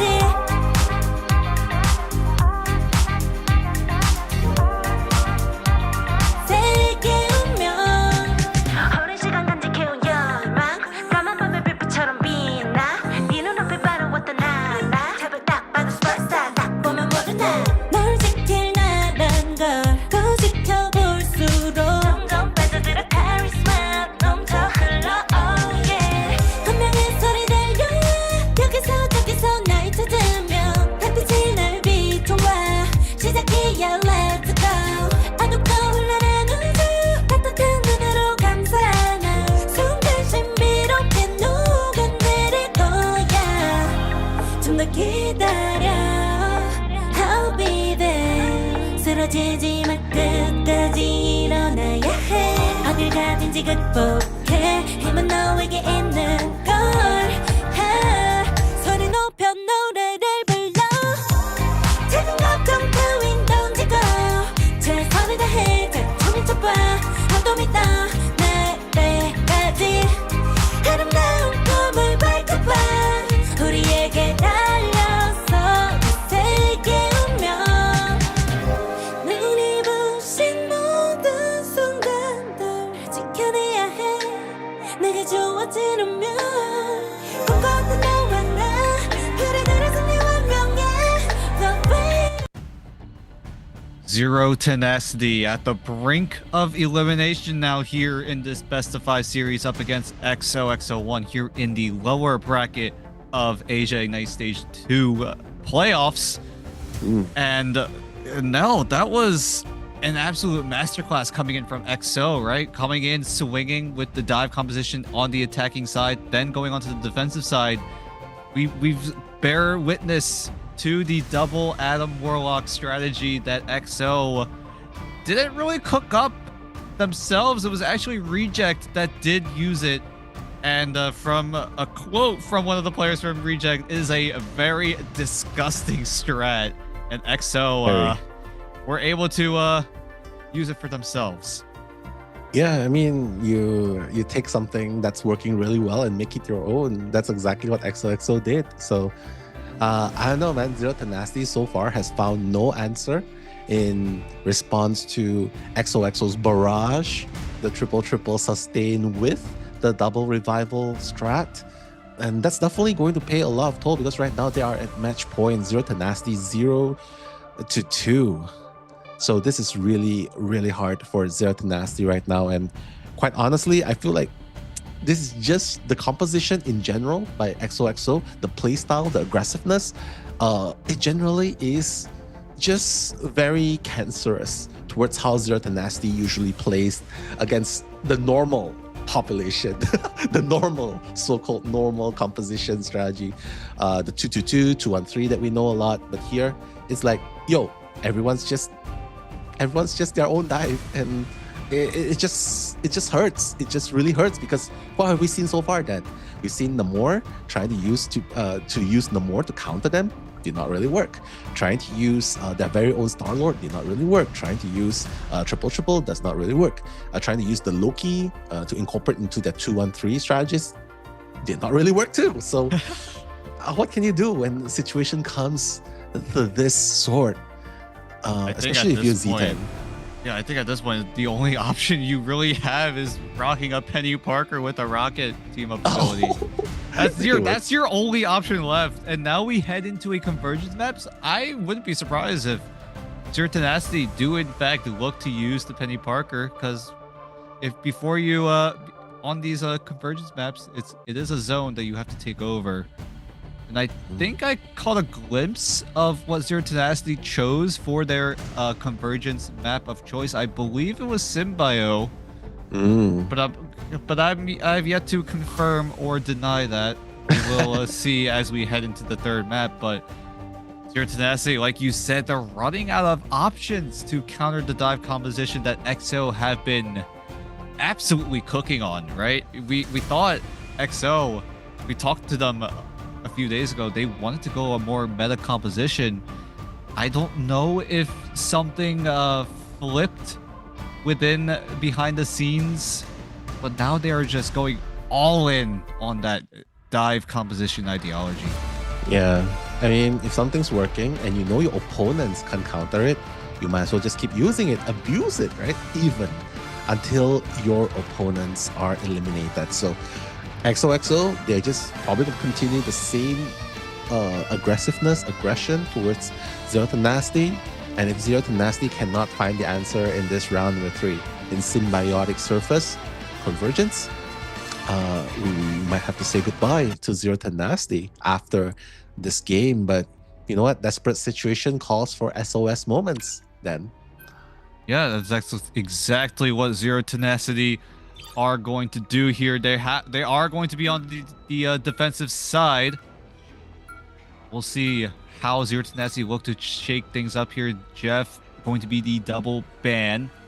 Something that we've been seeing time and time again so far. Actually, it's been in every single game here in this best of 5 series between two of these teams. As the Ultron, Mantis, so far this has all been very, very similar. But an adjustment coming in here as Zero Tenacity looking to secure the Mantis for themselves. How does XO react to this? They will take away the Ultron. If Zero Tenacity want to use the Mantis maybe as a counter to this dive composition, maybe with the sleep, maybe providing Zero Tenacity with the extra damage buff to try to take out these divers as quick as possible. And I think that's what Zero Tenacity are looking to go for. They're willing to give up the Ultron pick and we'll go for something else as a ban coming in from Zero Tenacity. Not quite sure if they were running out of time, this is a punishment, or it's just straight up aura farming. We have yet to see how that turns out here, as Zero Tenacity still really, really like the XZ Star Lord, which really has been kind of working out. But if you remember back in map number 2, Yggdrasil, despite XZ having their moments on that Star Lord, just wasn't enough. They kept getting absolutely dumpstered by the barrage of dive coming in from XOXO1. And so far, look at the reward it's given to them. They are able to secure Venom. But will they use it though? Because back in map number 1, if you remember correctly, XO did have the Venom, but they had a limiting success there. So now we wrap up everything here in the picks and bans as Zero Tenacity backs against the wall here, looking to defend. This is what they liked to do on these kinds of maps. We saw in Convoy, they defended first. Now we're seeing here on Convergence, also looking to defend first, as XO looking to be on the offensive. Is this going to cost them here? As Zero Tenacity, they liked to choose defense first. We have yet to see what the plan comes in here. Kaidia on the Emma Frost. A triple, maybe? No, it's going to be the 2-2-2 instead for the defense. Zero Tenacity didn't really put as much emphasis on Vanguards as they are more used to, from what we are used to seeing. It would sound sick with a beat under it. Think I could sample it? Now here on Symbio, Zero Tenacity backs against the wall again, as XO look to make a name for themselves, look to move on in the lower brackets, and they have to take this map as we kick things off with a portal. We are off. Great bubble, actually, to allow Alone Phils to use the portal, but it's going to be an absolute bloodbath in favor of Zero Tenacity. That portal dive play not working at all, as they are just going to get absolutely wiped out. Songjak Woo now back on that Spider-Man here. We'll see if he's going to be able to cook here as Alone Phil. Actually, nope. There's an adjustment here. Alone Phil's going over the Wolverine. Songjak Woo now on the Venom, as XO tried for a portal play and got absolutely blended, and now we're looking to reset. Oof. Wow, that hit onto the head as well. Ace gonna be taken out straight off the bat. The defense here is gonna matter a lot, right? Because the Zero Tenacity, they obviously love going on the defense first. So this time, it's make or break. XOXO still trying to make things work with that composition. Obviously, Wolverine here will be super great against Groot because it's a direct counter as well. But, you know, it's only a counter if you can get close enough to the Groot, though. Yep. It only matters if it gets close. Alone Phils with the Wolverine pick. Great kidnap. Oh my goodness, right outside the zone of a lamp. Oh my Quite God. unfortunate positioning, but a lucky situation for Alone Phils to be in, able to secure a very tanky Vanguard that is of the No Smite Groot, who does switch over to the Strange and is looking to portal to reposition. Yeah, coming in. Oh, the Beast of the Abyss, building up a lot of health. That's Sanjaku on the offense in the front line, just trying to brawl and dive strike in when necessary. So an early portal as well, just to try and bring the fight back here again with the Karmic Revival. 27S is gonna bring back Alone Phils. That's gonna be the first person back from the Abyss. Ace is gonna follow soon after. And thanks to that, they're gonna be able to bring the full force against Zero Tenacity round number 2. But look at the defense coming in, though. The Fate of Both Worlds not gonna do a damn thing here. Not even the Last Stand going to do a whole lot. 27 A's comes back with the Cocoon, but is it going to be enough? It looks like it might just be, as the Meteor blocked by the going shield. to be blocked. Great heads up play coming in from Zero Tenacity, but XOXO1 looking to push the objective, start charging up the side. No smite though, only finds a stun onto one, and Songjak Woo will be going down. Great kidnap coming in from Alone Phils, but the Fate of Both Worlds will keep him alive in the nick of time, as the rest of XO look to take over the site, as the Fate of Both Worlds just buys enough time. But is it enough time? As it might just be delaying the all-inevitable push that is of XOXO1, and they finally break through with the first point. That's very unfortunate. Notori had the right idea, coming in the Fate of Both Worlds just to hold on to the point, right? But unfortunately, his teammates did not follow him. So Ace capitalized on that, used the Rage of Ultron, eliminated both of his teammates from at the back line. So a little bit of miscommunication probably at that point. But like what you said, Dan, this is going to be the first point unlocked for XOXO. But still a long journey to go. Yeah. 3 minutes left on the clock. Plenty of time to make the push happen. Whereas Zero Tenacity, though, looking to pick up the pieces. They had a good hold, admittedly, but now they have to keep on going, keep on pushing forward, as 27 Days does have the Karmic Revival. Will start bringing people back left and right. Don't worry about getting eliminated right now, because you've got 27 Days with your back here, but is it gonna be all for naught? I think that answer is a resounding yes, as Zero Tenacity just rip apart XOXO1 for the second time in a row. I just love Zero Tenacity's team up here as well, right? Because you have the Groot, the Mantis, and the Loki team up, and that's a lot of sustain. Mini sustain from the walls, from the lanterns. So that's definitely very, very useful in surviving a little bit better against XOXO. But right now, Ace is going to start off with Rage of Ultron. Beast of the Abyss to follow, followed by everything's going to be dumped in by XOXO. The feed, the UIs on the right side just light up, and they're all sparkling, because XO are dumping everything into the kitchen sink here for this push. The Strangling Prison by No Smite didn't really do a whole lot there, as XO just looked to clap right back and dump everything that they had available. The only thing left is Songjak Woo with the Feast at 87%, but look at Zero Tenacity though. You've got Dotori threatening the Fate of Both Worlds. Now Eggsy with the End Song Inferno. Jerry close to that XO resurges as well, but Alone Fills is just gonna gun down everyone. Death being the best CC here in Marvel Rivals as XO look to keep this push going. Yeah, Zero Nasty trying to hold on as well, right? But you know what they say, as soon as the first piece falls, it's only a matter of time before the second and third piece follows as well. Especially since you cannot do a comeback or a revenge elimination into XOXO. They have the revivability factor, and it's just a matter of time, just a little bit of time before the Karmic Revival comes online again. But coming in with the Soul Convergence, Reach of Ultron will be used in response, and the Phoenix Tech is going to be used, trying to barrage into XOXO. Will that happen? Yes, on your left going to fall down, but Karmic Revival is going to be employed. Everyone's going to be bring back to life. Alone Feels is back. On your left is back, and the second fight, round number 2, continues between the two. Oh!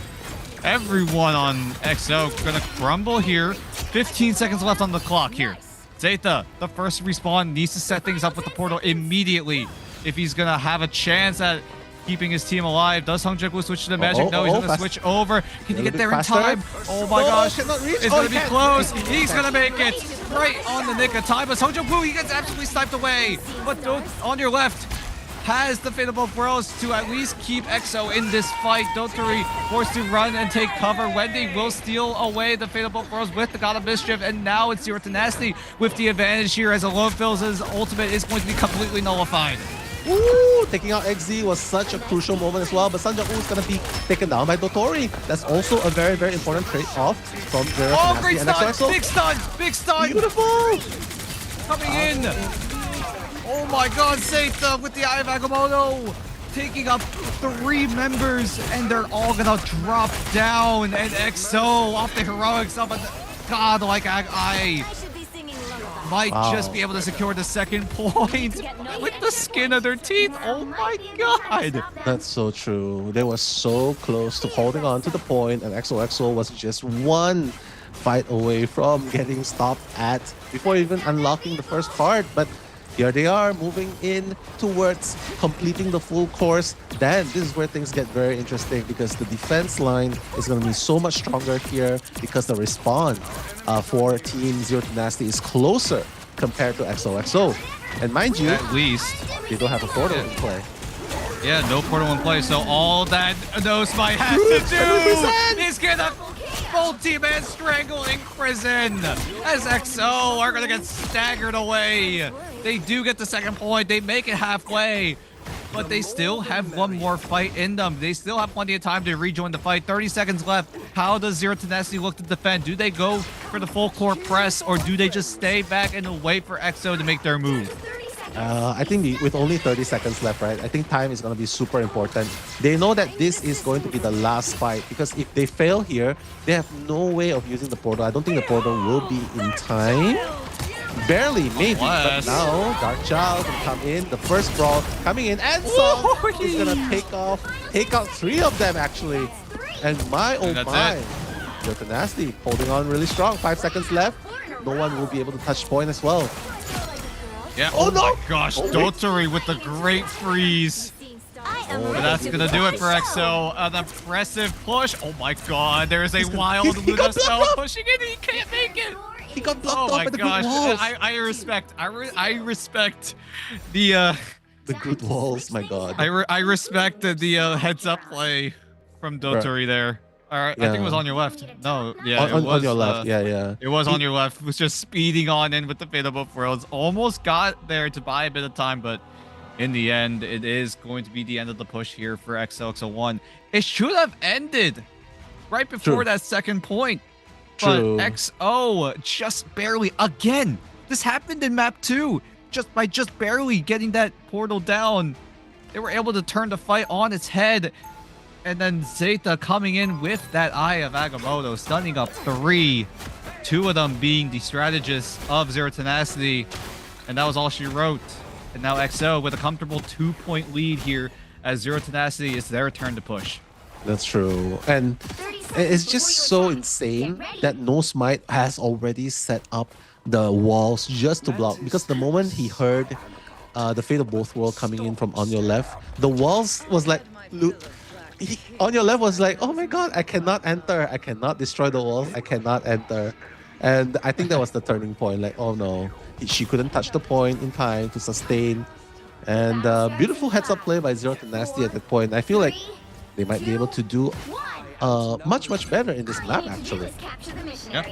And look at this, though. Look at the setup from XX1. They're using Loki and the Adam Warlock, so there is a chance that a double Cosmic Revival will be used by XX1 as the rest of Zero Tenacity putting the portal down the low ground to block any sort of backline entry, and they will quickly take over the high ground. Yeah, high ground is so important, especially in team fights, right? In engagements, it definitely gives you an angle to work with, a lot more angles to work with. And wait a minute, it seems like they are slowly taking over the point, but XZ, you cannot go up to him and brawl in close quarter combats. The Phoenix tech is still very OP. Yeah, look how fast that XZ is stacking up the sparks, but keep in mind this is a season 4.0 thing. As soon as 4.5 kicks in, you're not going to be able to do that anymore. So that's going to be a huge blow to all these Phoenix players that have been absolutely cooking on that mechanic. As the rest of Zero Tenacity looking to push on forward. On your left goes down. That is a key strategist going down. 27 Ace as well, and this might be where they crumble. Ace is so close to that Karma Revival. Is he going to use it immediately? He might have to, but he gets frozen up. But unfortunately. And now it's going to be Zero Tenacity taking over the first point. Yeah, quick and easy. I think they're gonna wait for 27 A's on Loki to get that 100% and copy the Karmic Revival first, because first point has already been unlocked after all, so might as well just save up a little bit more. But Zero Tenacity has 4 minutes and 40 seconds to play around with before reaching the halfway point. I'm not sure if XOXO can afford to hold them that much longer, as a matter of fact. Sungjaku is deep in enemy territory right now. He is getting chunked down, but is able to grapple his way back into safety of his team as the rest of Zero Tenacity looking to push on forward. Look at the ultimates available. Aya Bagamoto stuns up 3, and they don't have a chance to use any of their own ultimates as Zero Tenacity look to rip apart what is left of EXO here in this fight. Beautifully done as well. The crowd control, they had no answers. This is exactly what happens when you are playing such an aggressive lineup where only your Magneto shield is the direct counter to Agamotto's crowd control, right? There was nothing to counter him, as a matter of fact. So when Magneto was not around, 3 of them got crowd control. It's just a walk in the park for them, just to clean up shop. Zero Tenacity pushing on so much faster. The Phoenix need to use these ultimates here. Yeah, as both the teams are going to utilize the Fate of Both Worlds, but it's going to be 27-8. It's getting absolutely blown up, and it's now on your left's turn to start a dance party. Ace will bring back 27-8 back into the fight. Sung Joku gets taken out, but it will come back as well. Zero Tenacity, though. Their push looking good right now as Kaidia does find one, but the Karmic Revival is still available to bring back Zeta back into the fight. A big 1v1 win for Alone Phils. It might have been a bit one-sided, but it's a necessary 1v1 that Alone Phils needed to win if they want to defend and keep Zero Tenacity from securing the third site. Jerry will find another onto Sungjuk Blue. No more Karmic Revival, so now if EXO go down, they will have to survive a 6-second death timer. As the rest of Zero Tenacity moving right on in. Look at No Smite, though. He has the Eye of Agamotto. There is no resources for EXO to defend from a multi-man stun. When will No Smite pull the trigger? He's going to deem it now, but it's only going to stun up Ace. But it's still a worthwhile trade in the end. Yeah, this is looking really bad for XOXO because Zero Tenacity has figured out, yeah, you know what? We're just going to fight fire with even more fire. And with the Phoenix, they're doing exactly that. And not to mention, Sanjaku is on the Vanguard, not even on his usual duelist. That's also going to add a little bit more pressure towards them because he's been known to play the magic that wreaks havoc in the back lines. And with the Venom, as tanky as he might be, we've seen him get eliminated quite a number of times right there. Yeah, and with that, Zero Tenacity will barely make it to the second point.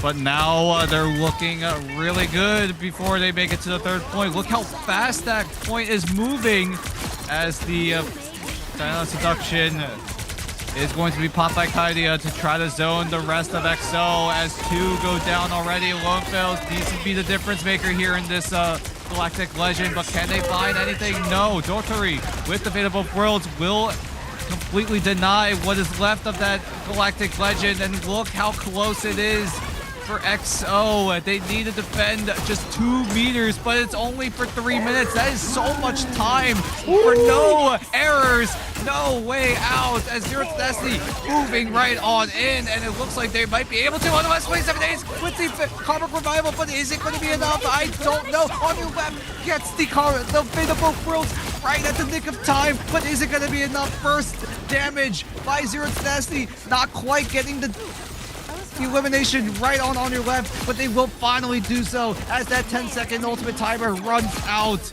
and it looks like it might be XO also running out of room. Zero Tenacity staying alive here in this series. Yeah, finally coming online in round number 3. Zero Tenacity showing how exactly they should be playing it. Go up against fire with an even bigger firepower. And the Phoenix was just honestly the best pick in that situation, removing shields, and the Phoenix tech with the melee giving the spark charge as well. That definitely helped in dealing a lot of damage. Just look at XZ. 38,000 damage being dealt, 28 final hits. 61 eliminations? Enough said, right? Because oh my goodness, yeah, more firepower. He's abusing the Phoenix tech, and that's exactly what he should be doing. They should be doing against XOXO, and this time it feels like XOXO is the one that is on at the receiving end. Is just trying to just stay alive instead of trying to fight back, because as you can see, they focus so much on sustain and revive that they barely got enough eliminations just to win team fights, win objectives, and it shows.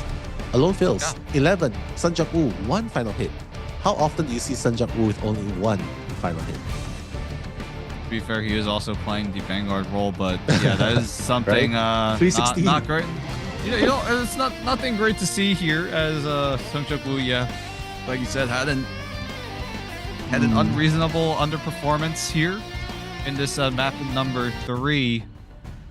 While they had all the momentum here going into this map, they had the two map lead. They won 2 maps in a row, but now Zero Tenacity showing some signs of life here as they look to try to make the reverse sweep happen. Can they do it, or will XO shut it down as soon as it begins? We'll find out after this short break.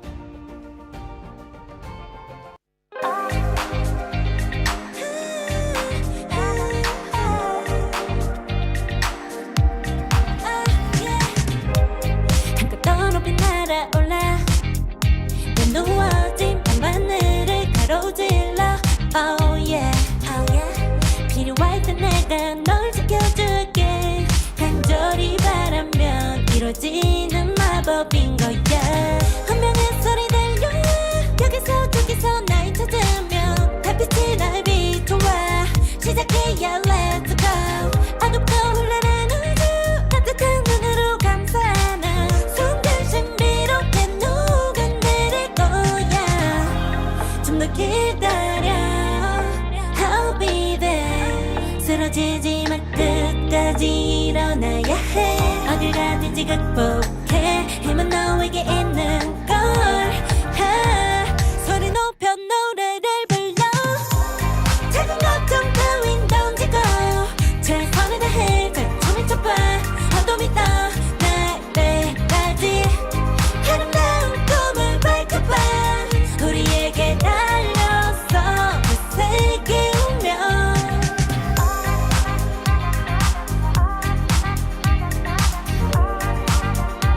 어둠이 떠 날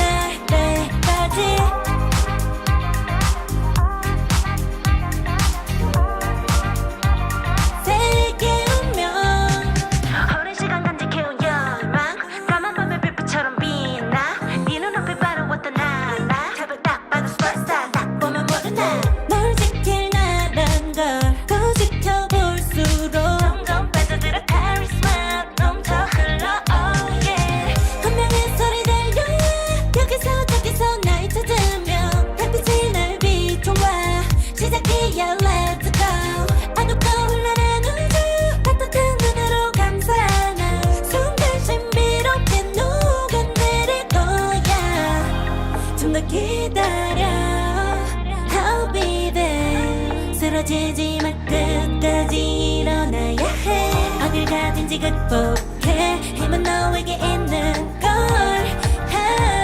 소리 높여 노래를 불러 작은 걱정 따윈 던지고 최선을 다해 잘 미쳐봐 좀 이따 내일까지 아름다운 꿈을 밝혀봐 우리에게 달려서 이 세계 운명 눈이 부신 모든 순간들 지켜내야 해 내가 좋아지려면 꿈꿨던 너와 나 그래 그래서 네 운명에 The way And welcome back to day number 3 of the playoffs. That's Dan. I'm Nello. We'll be your commentators today for Marvel Rival Ignite Asia region stage 2, where we've seen Zero Tenacity came back in game number 3.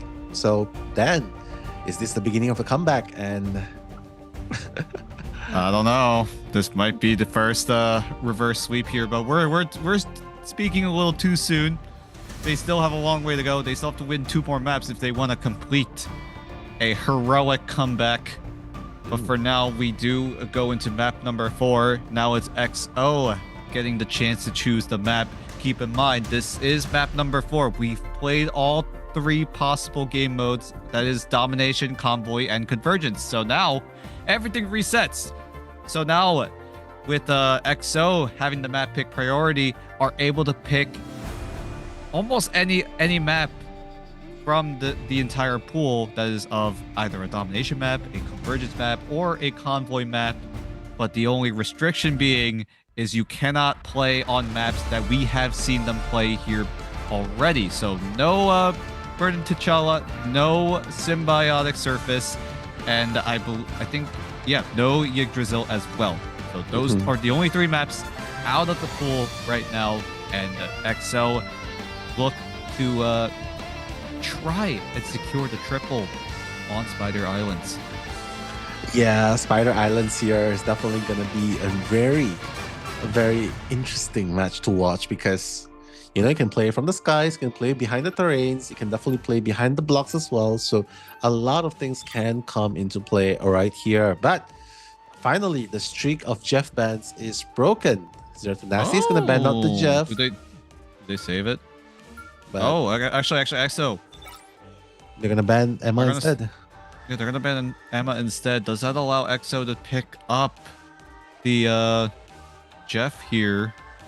Not sure if they want to get the lock for themselves just yet, but I would imagine they would just pick that Jeff and lock it in a heartbeat. Either that or the Come on. Mantis. That'll be good too. Yeah, Mantis really worked out. Yeah, I did. For a Zero Tenacity there. Mantis, Groot, Loki was just crushing it. But oh well, they're gonna save the Magneto instead. So Mantis, Jeff is up for bans for Team XOXO. The question is, will they want to ban the pesky Land Shark and or the Mantis instead? But wait, they're gonna ban the Vanguard, Doctor Strange. So recognizing that, yeah, they probably do not want to play with the portal plays there. And the Agamotto did kind of mess with them a lot last game, right? Oh yeah, definitely. Like we know how much XO really like to play the dive composition, and if you know anything about dive composition, all of them are melee. And if you see a Wild Strange coming in from the skies to try to stun out everyone, yeah, you're done. You're cooked. It's over. And XO also really don't want to deal with it. Neither do they want to deal with that Venom, as yeah, the 2 Vanguards very, very strong here in the current meta. The Strange Portal also going to be a big problem if it does come to that point. We've seen how clutch it has been for XO, and they realize that they don't really want to deal with that if it's Zero Tenacity being in that clutch situation. That's true. But interesting bans so far in this game, round number 4. Rocket has been banned as well, so that does not give an opportunity of team up for the Star-Lord. And of course, Penny Parker, not that we are going to see any Penny Parker right here.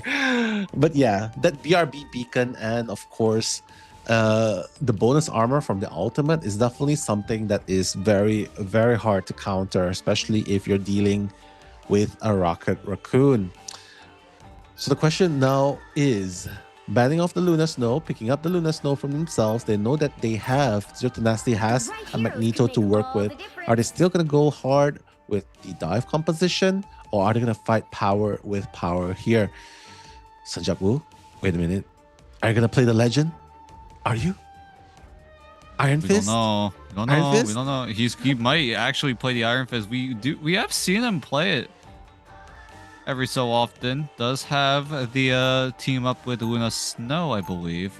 Instead of just doing extra damage, it's just gonna be providing AoE healing while he's meditating. But we have yet to see, as both of these teams are looking to take formation here. Zero Tenacity on the defensive side, but XO on the flip side looking to choose the attacking side. This is their map pick here on Spider Islands, as XO look to prep a push. Will we see something like we saw in map number 2 on Yggdrasil, where XO just come out swinging and just rip apart Zero Tenacity and speed run their way to a triple? Or does Zero Tenacity actually show signs of life and hold like we saw on the symbiotic surface in map number 3? I think they have a better chance this time because they have Groot, Magneto, and the Thing in the front line, so they can handle any brawling that's happening in the front line, not to mention the revive factor and the beacon by Rocket. So the composition for the triple this time is definitely much better. But XOXO does have their fair deal of damage in terms of Ultron, Iron Man, and of course Sanjak-woo's magic. Ooh, they're looking to do a lot of damage right now. The Soulbound from an XZ is going to buy a bit of time, but eventually they will all fall. Woo! And that is exactly what they do. 3, 4, 5. It's gonna be 6, all falling to the knees in front of XO as they look to come out swinging, and they completely shred through what is left of Zero Tenacity. That right hit charge hit from the second part, that was just insane. That was a long range knife. But yeah, that's what you can expect from a magic user, right? But coming in at the front line, just trying to destroy the back lines of Zero Tenacity. XZ's like, wait a minute, I can fly really fast. Why am I still getting chased down like this? Okay, a good sweep to keep Sanjak-woo at bay, but he's still gonna go crazy. Look at the bonus HP he's working with right now. He is still alive, kicking and screaming. Finally, XZ silences what is left of Sanjak-woo, but not until XO secured that first point. Wow. That's insane. All of a sudden, XOXO's like, yeah, you know what? You want to fight with firepower? We got plenty of firepower to deal with. And they did all of that while accumulating 3 ultimates in the process as well. So XOXO looking really strong right now with plenty of time on their timer. I guess the decision to ban out the Doctor Strange is really paying off. Yeah. Nothing threatening available on the side of Zero Tenacity in terms of threats, as Sanjak-woo, as he's falling from the sky, snipes out a flying Jerry, as the rest of XL look to capitalize off the initiation of the Dark Child of Sanjak-woo. And oh my goodness, yeah, this is looking like it's gonna be a repeat of Yggdrasil. That's true. As the point gets ever so closer to that second point. Everyone on XO looking to play zone, looking to play full court press. Look at the chains, look at the bound. As Sanjak-woo doing what he does best, but he's gonna get traded immediately by the Ultron of Jerry.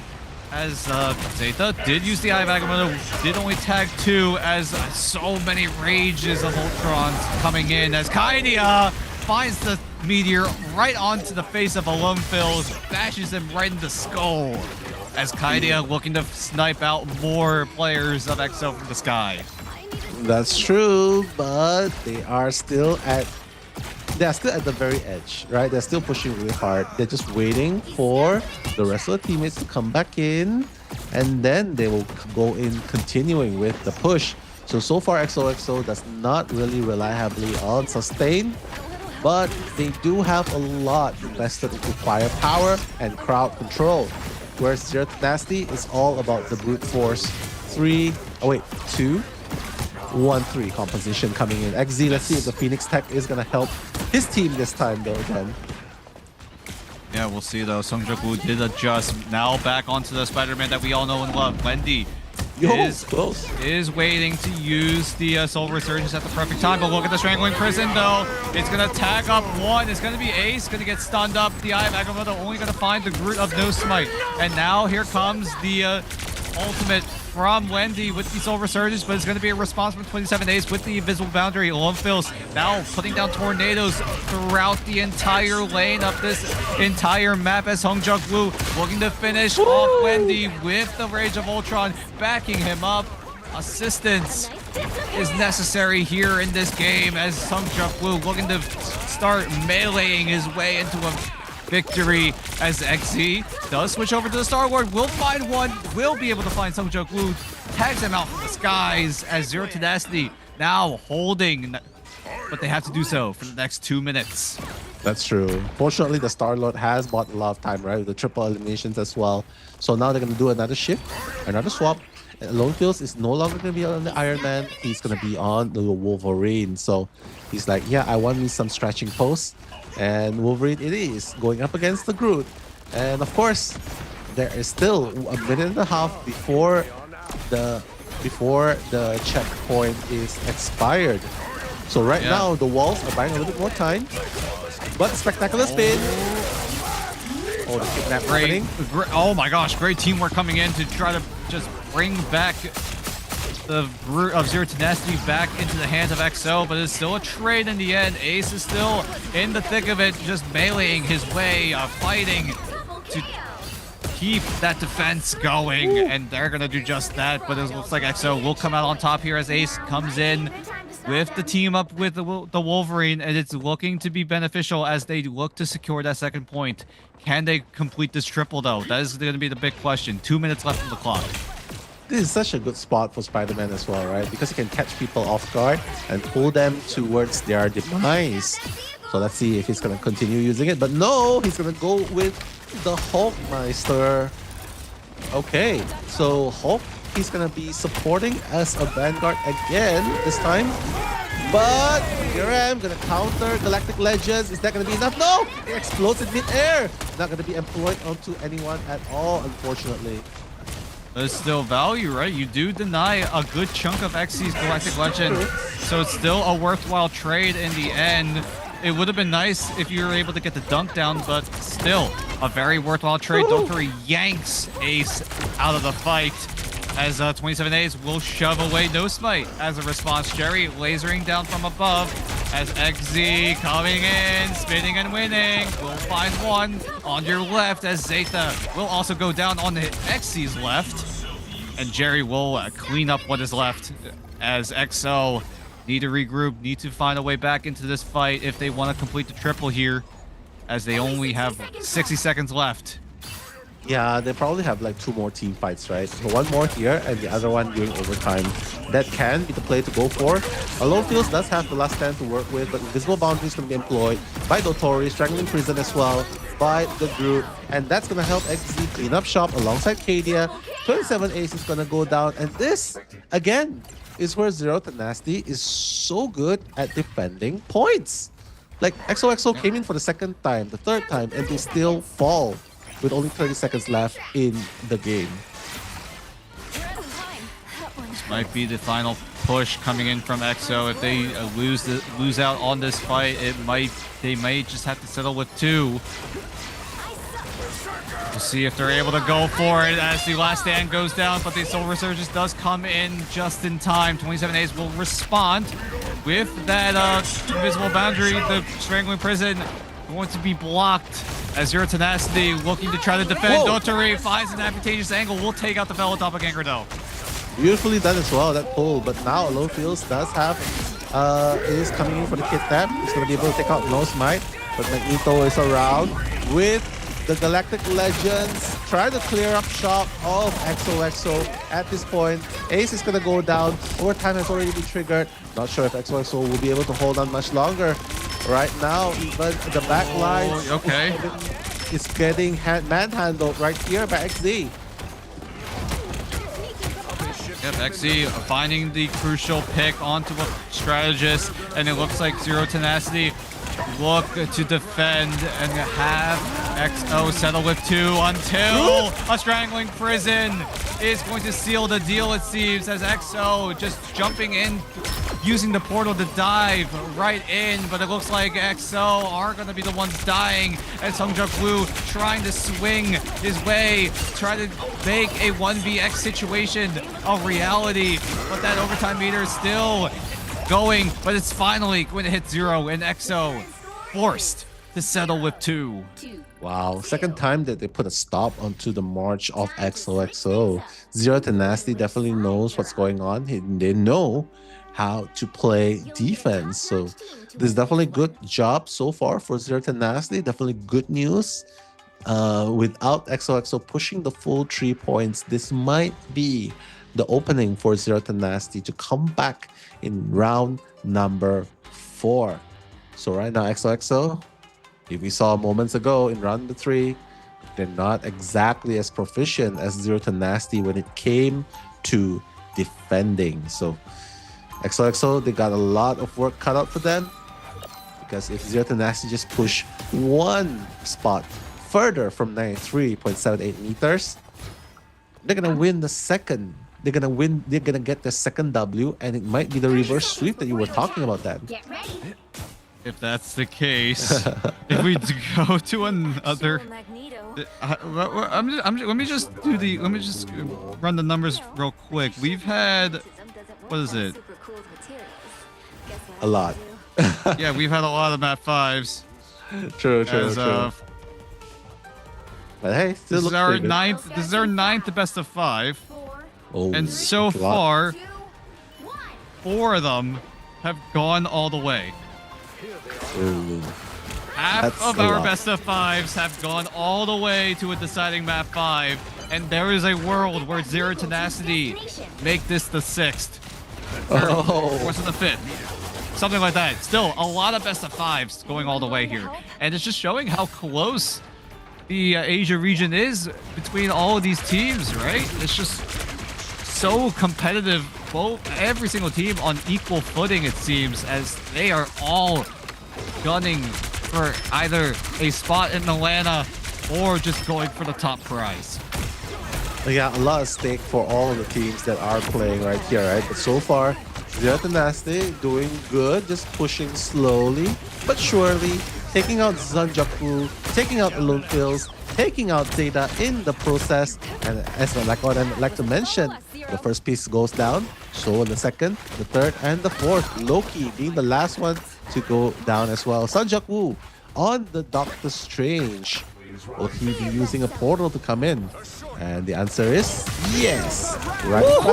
And immediately blowing up the Jeff as the Strangling Prison, though, from those fight will take out the Lone Fills before he's able to dash away and do anything. But Ace comes back with a double. And there's the Fate of Both Worlds as well. So it looks like XO are going to be able to hold the fort down, as they will look to try and do their best to keep Zero Tenacity from moving any further for the next 2 minutes. True.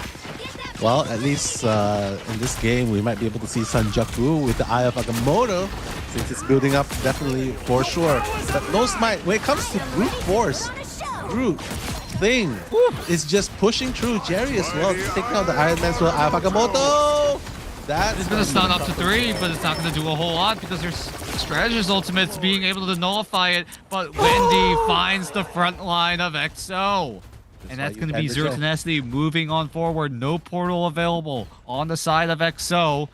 So they're going to try to just sprint in onto the site and try to at least buy a bit of time, or maybe even deny it.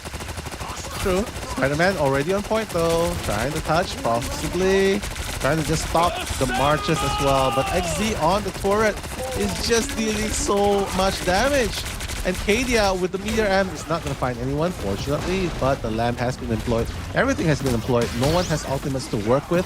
So this is just pure hand-to-hand combat right here. XZ with that charge, with that lantern, Ooh. trying to sustain his life and take out Alone Fields and Ace once again. And Jerry as well on the Storm has been wreaking so much damage on the battlefield. Goodness, look at him go, yeah. Able to flick right onto Sungjuk Woo and Alone Fills. Ooh. And those flicks alone is the difference here. As Zero Tenacity looks to secure the first point, they are about halfway done the job here as they look to try and force a deciding game 5. True. That's really hard. So do it. Yeah. Yeah, that's really hard to do, but they are doing it right now. Like, they are just this close to doing it. But Oi! Media Ram, KD is going to be out of the equation. Only one tank remaining on Zero Tenacity at the point, and that's going to be the second Vanguard going off. Wendy has to be really careful. Very, very low health, but it looks like 4 of them are going to be able to sustain and hold the ground a little bit longer. But XOXO, right now, they still have to deal with the push of Zero Tenacity with plenty of time on the clock then, 2.5 minutes. Yeah, there was a little bit of a combo there where Alone Fills was able to use the last stand to bring, I think it was Kaidia right into Ace's Meteor. A little bit of that combo play is the difference here when it comes to this kind of games, as Jerry uses the Rage of Ultron to try to find an opening, find a chance to get a big elimination, but no smite with the Strangling Prison will find 2, but look at the stuns coming in from Zeta. 4 go down, 4 get stunned up by the Eye of Agamotto, but only 2 will get eliminated, but it looks like Zero Tenacity are looking to hold despite the offensive plays coming in from XO. Zero Tenacity look to come out on top here. Everyone's just getting sniped one by one. Like, you see, like, Zero Tenacity already figured out XOXO, right? They want to eliminate you as fast as possible before getting eliminated, which is why they put so much emphasis onto raw firepower in the front line. Pressure into the front, pressure into the back lines. And when you are dealt with XZ on the Star-Lord, with the Galactic Legends, Jerry with the Rage of Ultron when available, it just gives so much damage. Couple that with the Mantis damage buff, you're gonna have a team that almost always will outfire power you in every part of the way. So looking to keep Zero Tenacity at bay right now, but Kaidia has something to say about a great right click to take out Sungjuk Woo. But can he find more as the kidnap is used, as does the last stand?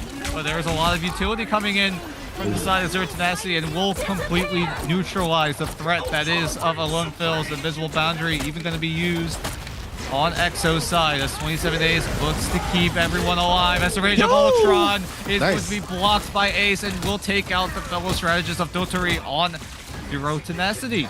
And now with that man advantage, it looks like Zero Tenacity will just quickly regroup, play a more disciplined blend of pros. What a yank from Sungjuk Woo from downtown, just is able to pull it together. It just seemed like he was stopping a whole train as Kaidia. Oh my god, the bunny hop. Into the abyss. That is an absolute crazy pull.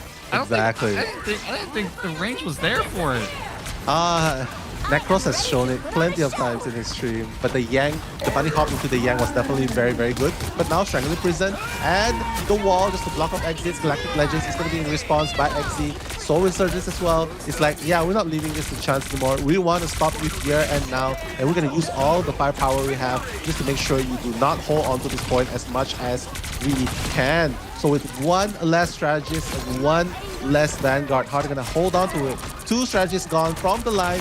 They still have plenty of health to hold on, actually. So right now, it seems like they can still hold on a little bit more. I mean, they can still come back. They can still come back from this. Yeah, there is a world where they come back here. This is where it matters. Zero Tenacity in a must-win situation. Backs against the wall here. If they lose this fight, they lose the game, they lose the series, and they lose their chance at moving on in this tournament. So it all comes down to this. The pressure is insurmountable for Zero Tenacity, and it looks like XZ can't even handle it as he gets taken out early. But Wendy still able to make the trade happen as Kaidia also able to capitalize on the man advantage that is in favor of Zero Tenacity, but XO looking to try and do as much much of their willpower to keep Zero Tenacity at bay. Oh Maybe my even trying to God. deny the reverse sweep.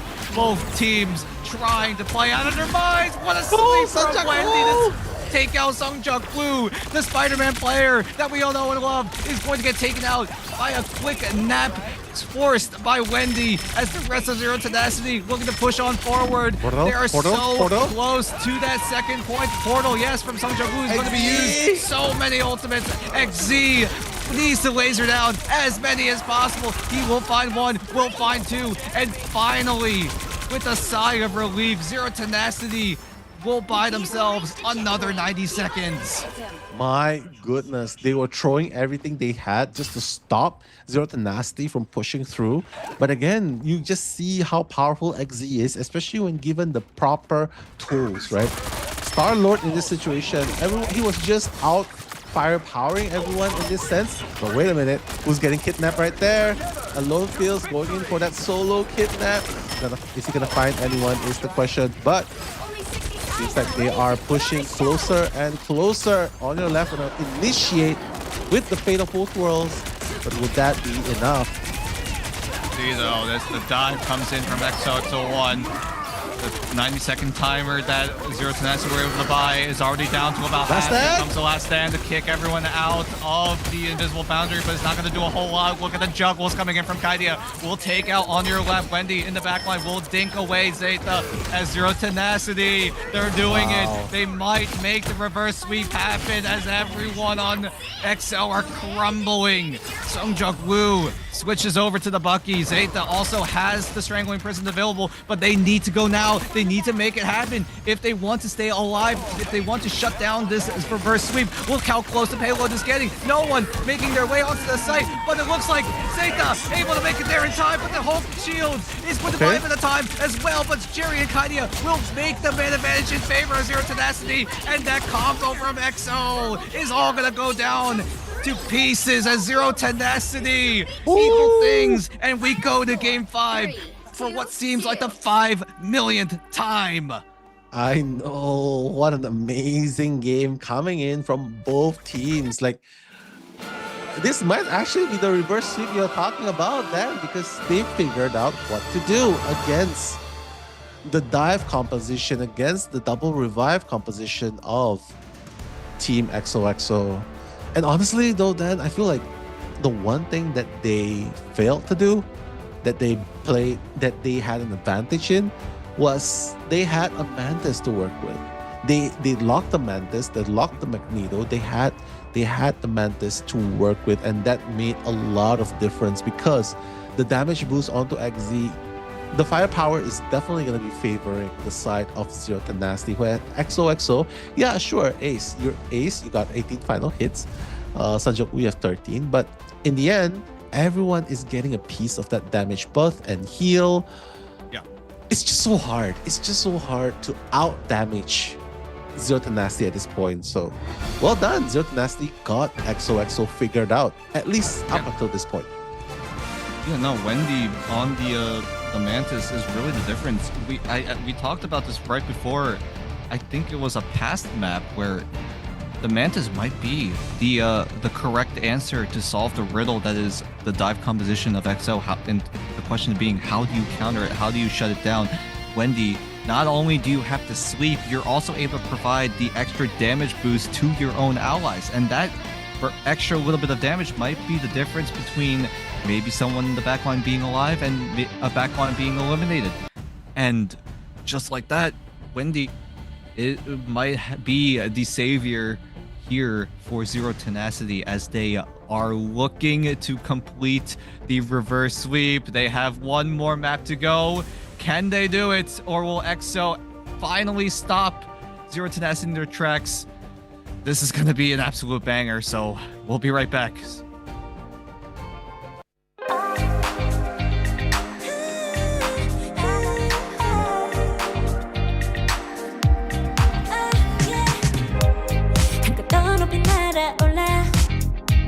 누워진 밤하늘을 가로질러 Oh yeah, oh yeah. 필요할 때 내가 널 지켜줄게 간절히 바라면 이루어지는 마법인 거야.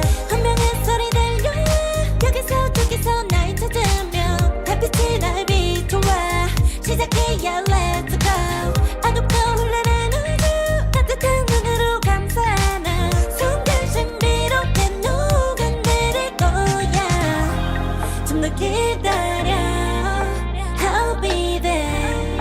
쓰러지지 마 끝까지 일어나야 해 어딜 가든지 극복해 힘은 너에게 있는 걸 소리 높여 노래를 불러 작은 걱정 따윈 던지고 최선을 다해 가슴을 쳐봐 어둠이 떠 날때까지 아름다운 꿈을 밝혀봐 우리에게 달려서 그 세계 운명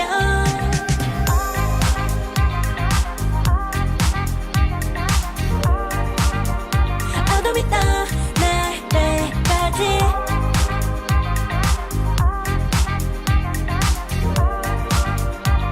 세계 운명 오랜 시간 간직해온 열망 까만 밤의 빛처럼 빛나 네 눈앞에 바로 왔던 나라 탑을 딱 봐도 superstar 딱 보면 모두 나널 지킬 나란 걸또 지켜볼수록 점점 빠져들어 카리스마 넘쳐 흘러 oh yeah 운명의 소리 들려 여기서 저기서 날 찾으면 달빛이 날 비춰와 시작이야 let's go 어둡고 흘러는 우주 따뜻한 눈으로 감싸나 순간 신비롭게 녹아내릴 거야 좀 더 기다려 I'll be there 쓰러지지 마 끝까지 일어나야 해 어딜 가든지 극복해 힘은 너에게 있는 걸 소리 높여 노래를 불러 작은 걱정 따윈 던지고 최선을 다해 가슴을 쳐봐 어둠이 떠 날때까지 아름다운 꿈을 밝혀봐 우리에게 달려서 그 세계 운명 눈이 부신 모든 순간들 지켜내야 해 내가 좋아지려면 꿈꿨던 너와 나 그래 승리 운명에 Zero Tenacity on the brink of elimination, forced 2 maps to go in their favor, and now we are tied 2 apiece. Effectively now a best of 1, but if Zero Tenacity complete this map win, they effectively complete our first reverse sweep here in Ignite Stage 2. That's true. I mean, we haven't seen a reverse sweep so far. And who knows, Zero Tenacity might be that first team to do so as well. And because that's the dangerous thing about dive or die, right? Like, once people figure out how they can deal with it, your Spider-Man, yeah, sure, you can do a lot of damage in the backlines, but when people see you coming in from a mile away, well, 2 shooters, they can just burst you down before you could even swing or straft away from danger, right? So that can be something that's jeopardizing as well, because what happens is if you fail to take 1 down while you are being eliminated, that puts your team in a disadvantage, which means when you're gone, it's going to be 5v6. And last game, Sun Jok-woo was gone a lot. Oh yeah, 17 oh deaths. Yeah. He got absolutely wiped out and shut down, and that was the most thanks to Wendy being on the Mantis pick. XO decided to let that Mantis pick slide on through, and we talked about this at the end of that 4th map, right? Mantis might be the solution to counter the dive composition that's coming out of XO. With the sleep, with the extra damage boost, and maybe even the soul resurgence to provide that extra bit of insurance. And with that amount of resources, these players playing at the highest level can absolutely take advantage of that. Yeah, I mean, they're already halfway there. Basically, round number 5, that's the game we're going to later on. That's going to be the last map, the match point, so to speak, where one team will move on in the lower brackets and the other will unfortunately be eliminated in the 6th place. So who will it be? We are yet to find out. But one thing's for sure, it's going to be played in the Domination Hell's Heaven, actually. So one of my favorite maps. Spider-Man can definitely still be played here. Angela can be played here. Play over the ledge, drop people off the ledge. That can be really, really good as well. So yeah, deciding in the domination match. The last time we saw this, Dan, it was a very clean sweep, 2-0 for the side of XOXO. yeah, the EXO were able to just take full advantage of the dive composition with the Spider-Man pick, with that extra dive potential as well. I believe, yeah, EXO also running the Angela on Ace, running the Captain America as well, while Alone Fills on 27As with that Torch Ultron combo proved to be too much for Zero Tenacity, and they weren't just able to get it going on the side of Zero Tenacity, and they did get shut out in that first map. Here, we're going back to domination. This is map 5. Both teams already having a feel of what they're going up against. And is that going to be the difference here when it comes to this map number 5? You know how both of these teams want to play it out. You know how they want to operate, at least within this series, against your own team. And now this is the final test as we start loading on in to Hell's Heaven. Can Zero Tenacity complete the fabled reverse sweep, or does EXO finally stop it before they get eliminated themselves?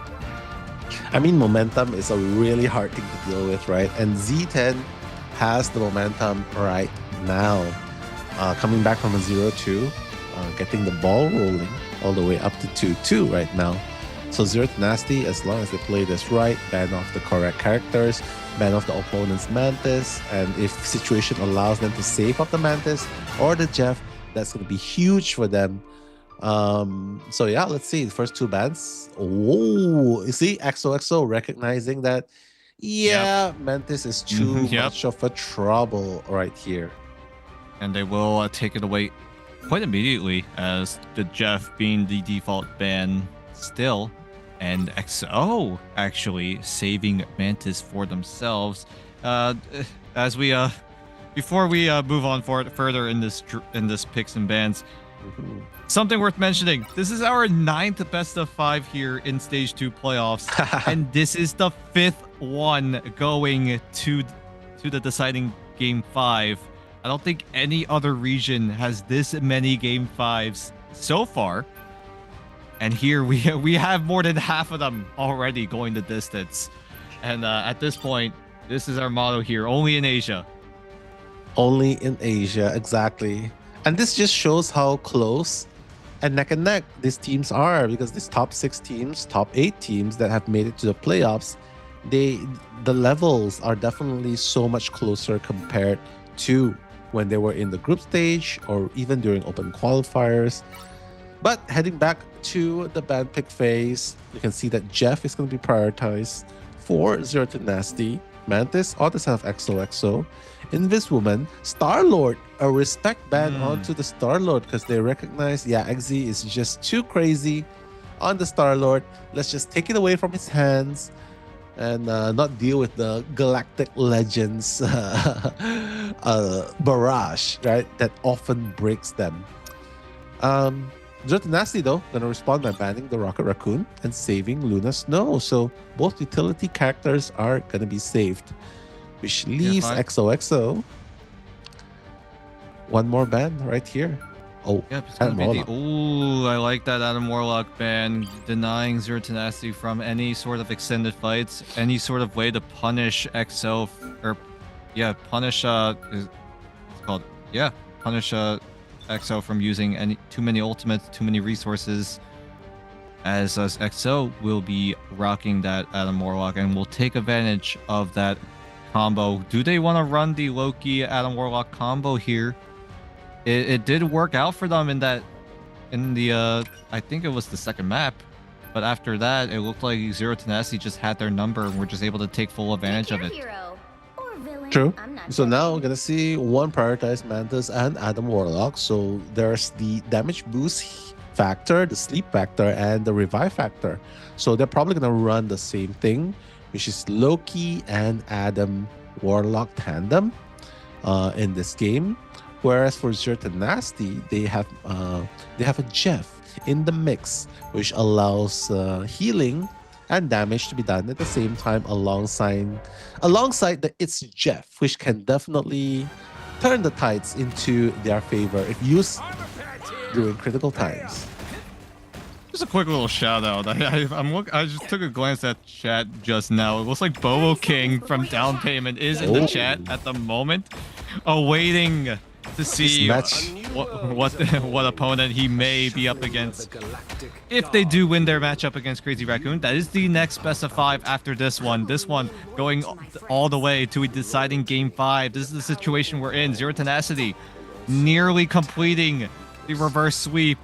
They're just 2 more rounds away here as XO need to prevent an absolute collapse here in this lower bracket best of 5. Yeah, I mean, this is do or die for both of these teams at this point. It's match point. The team that wins the next one is gonna move forward. The other is gonna go home. So no one wants to go home. They want to go as far as they can, right? But XOXO right here, this composition that they're working with, they're like, yeah, we banned your Star Lord. Much respect to you, XZ. We're gonna use it ourselves. Jen is gonna go down. XZ's gonna take out 27 Ace with the Psylocke though. So recognizing that, yo, XZ, I can still play the Psylocke. We even mentioned that there was a substitution on XO. It looks like On Your Left is out and Rez is going to be subbing in for XO1. Another strategist player that will take the reins here in this deciding game number 5 as XO, with that quick little adjustment, will take the site early.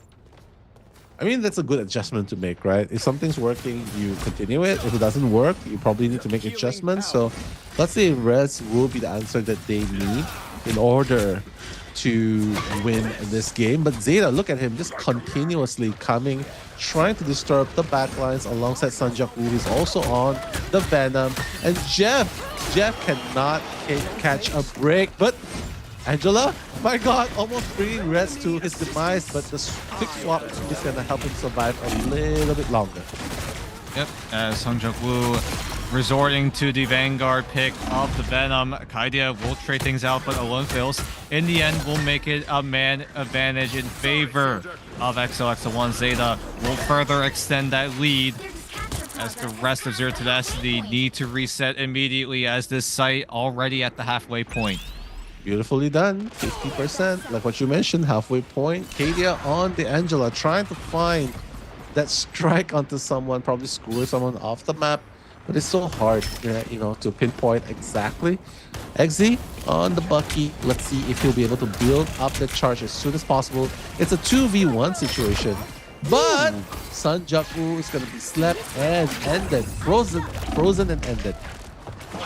Oh my gosh, Jerry looking for the HF combo, waiting for the opportunity to use it. Still waiting, still biding his time as Alone Fills takes to the skies with the legendary as he tries to take out more, but will take 2, and still that's already worth as this point might go in favor of XOXO1, but the Eternal Bond is going to be used to try to dash onto the site. But it might have been a little too short as the rest of Zero Tenacity now starting to pile on in. Xe, Wendy, Kaidia, all popping their ultimates, and they will be able to use it if they see the opportunity to do so. As XO looking to hold with the Freedom Charge. Ace will open things up with a pick onto Xe. That was a player that you needed to take out before they were able to take full advantage of the ultimate as Hong Jung-woo comes in. Feast onto Dotori. We'll find Wendy as well, and that's all the healers going down as XO halfway done. Step 1 completed in denying a reverse sweep from Zero Tenacity. I mean, XOXO just looks so comfortable playing in domination map, right? And not to mention, banning out the Star-Lord is definitely super painful for the side of Zero Tenacity because XZ probably wants to play the Star-Lord as well. Not to mention, no access to Mantis on the side of Zero Tenacity is gonna put a little bit of toll onto the whole team. XOXO definitely winning so far in terms of the ban picks, but whether or not they can solidify and close this match into a GG in favor of them, that's going to be soon. We're going to find out about that soon. But right now, seems like Sanjak Woo is going to continue to be on that Vanguard. So a lot of hopes riding on his shoulders right there, Dan. It all comes down here. Can EXO close it out in round number 2? Zero Tenacity still have another chance to equalize the series within the series. That is this best of 5 going all the way. Both teams really don't want to go home just yet, and you can really see that as both teams going scrappy, left and right, hooks flying with a few haymakers in between.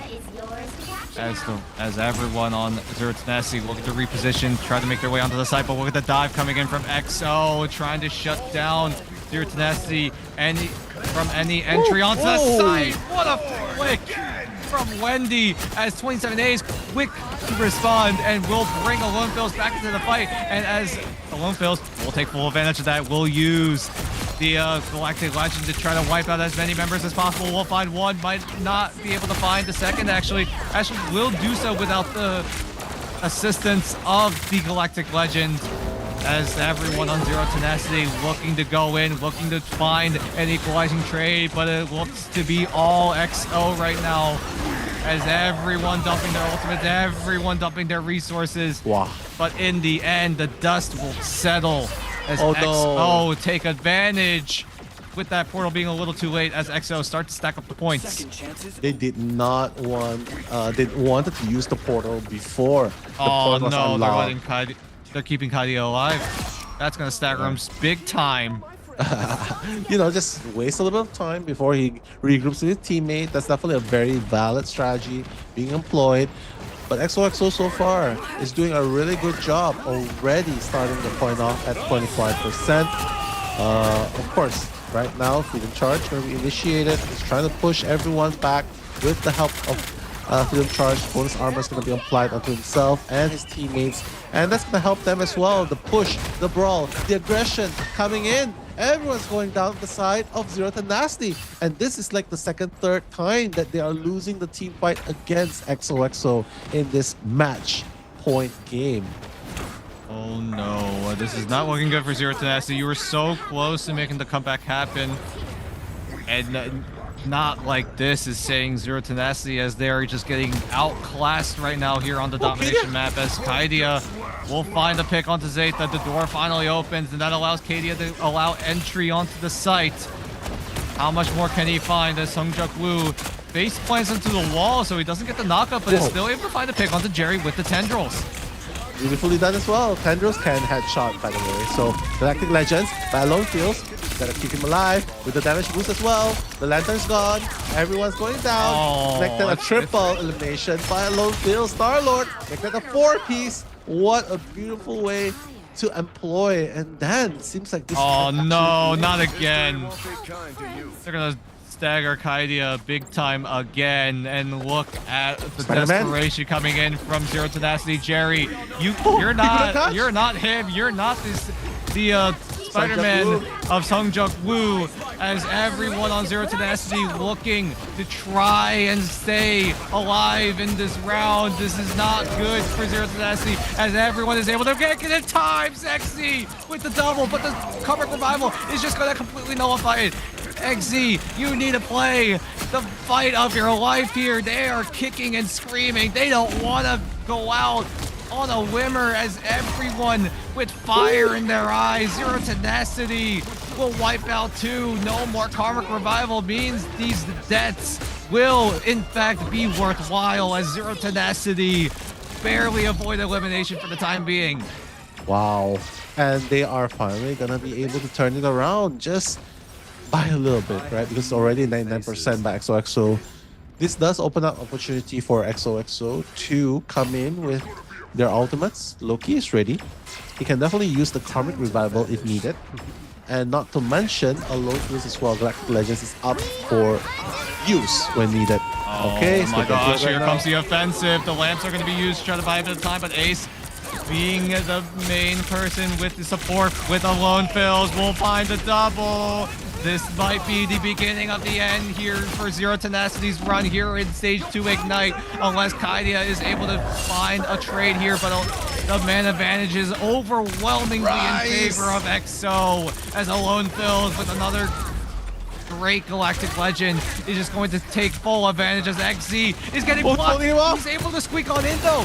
Sonjaku almost using the body blocks to just deny an entryway into the site as everyone revive. on XO are looking to wipe everyone out, but Dotori gets the Fadable Worlds just in the nick of time. Wendy now has the stolen Fadable Worlds, I assume. With the Fadable Worlds, we'll use it immediately as No Smite will find alone fills. XZ also threatening the Eye of Agamotto, but that overtime meter is running so damn thin. These Vanguards on Zero Tenacity, you cannot move out, or else you risk your own team getting eliminated from this entire tournament as the Eye of Agamotto all but a zone as Ace and the rest of the EXO crew look to push on in with the resurgence of souls that is from Ace. But is it going to be enough? Health bars dancing down and up, left and right and center. Alone fills now. Another great Galactic Legend. Look at the feed. It's lighting up red. XO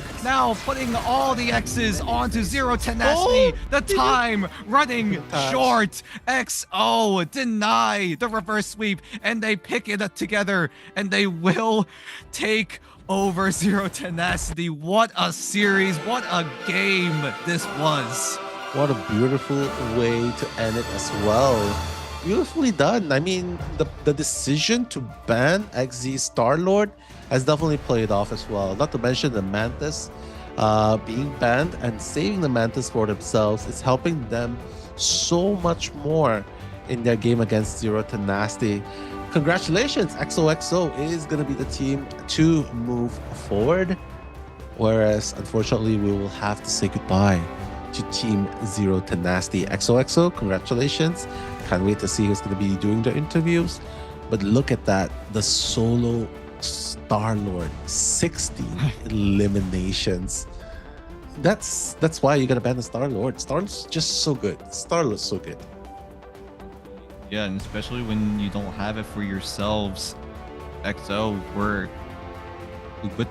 They had the heads up play. They were able to deny XZ from being on that Star-Lord. Was forced to go on other heroes in the end, but I think that was the tipping point here as XO just barely are able to secure the 2-0 within this map 5 and will be the ones moving on and will be playing up against the winner of our next best of 5. But for now, props to XO for making it all the way through the lower bracket. As Zero Tenacity, though, we do, like you said, need to say goodbye to them. They honestly, they were also a great team to watch throughout this entire tournament. That's very true. But unfortunately, it might, if they could stay together much longer and, probably work out a few things that could help them sharpen their skills even more, the synergy even more, that can be a thing that they can do. Maybe new coach, maybe a proper specialized coach that can help them grow a little bit more, that can definitely help them in the long run. But unfortunately, Kadia, XZ, No Smite, Jerry, Wendy, and Dotori, they will be saying goodbye to this Stage 2 Asia region tournament on day number 3. And congratulations, XOXO, proving that they not only can play dive, they can definitely play brawl, they can definitely play firepower as well. And 3-2. I mean, for those of you who have predicted your points, I hope that you guys have actually won something. I did not. Something that I also noticed, looking at my own notes, Zero Tenacity, every single playoff match they played went to all 5 maps. Like their match against Crazy Raccoon, 0-10 unfortunately lost 2-3 against Crazy Raccoon. Then they played against Onside Gaming in the lower bracket yesterday. That went to 3-2, and here they lose 2-3 in the hands of XO. So it's definitely an exhausting series for Zero Tenacity for them at the very least. They need that extra something, you know what I mean? They need that extra something.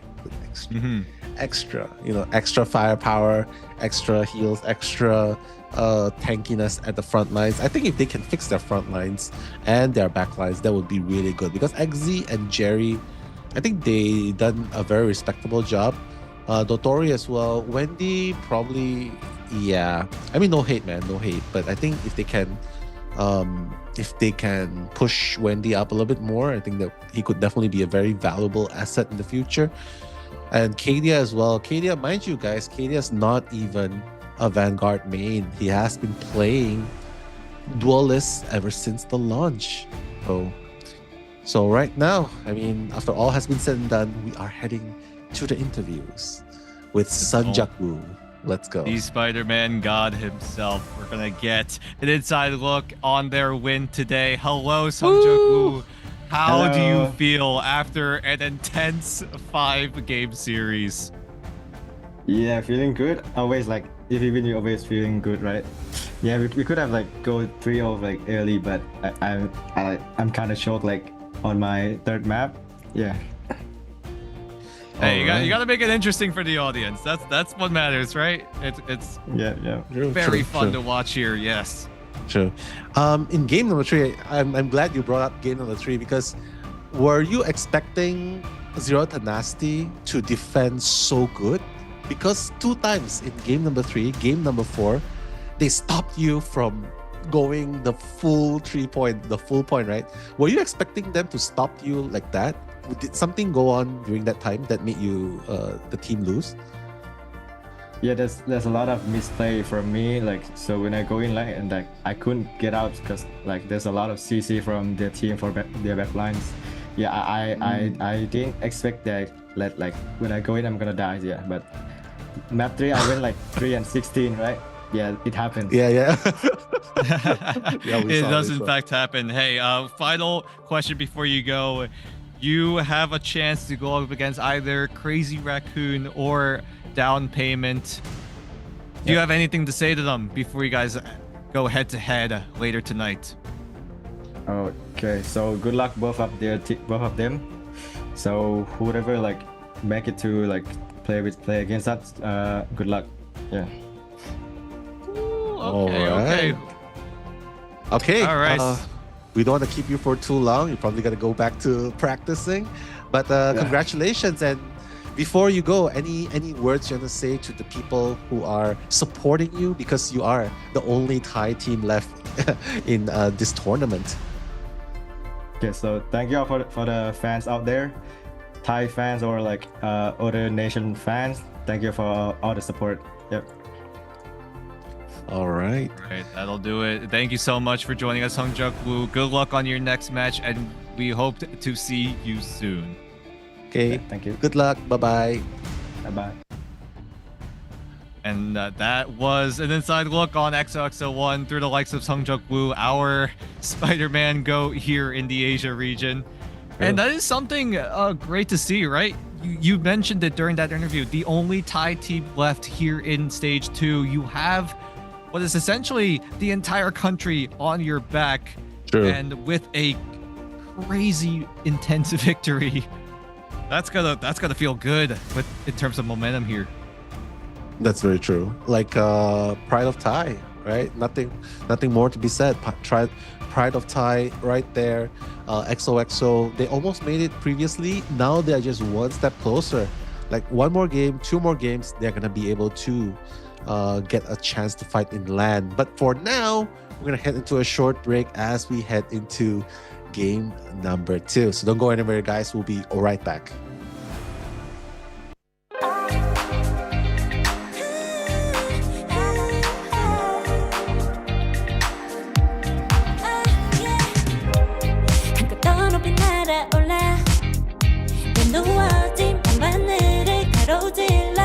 Oh yeah, 필요할 때 내가 널 지켜줄게. 간절히 바라면 이루어지는 마법인 거야. 운명의 소리 들려. 여기서 저기서 날 찾으면 달빛이 날 비춰와. 시작이야, let's go. 어둡고 흘러는 우주 따뜻한 눈으로 감싸는 순간 신비롭게 녹아내릴 거야. 좀 더 기다려.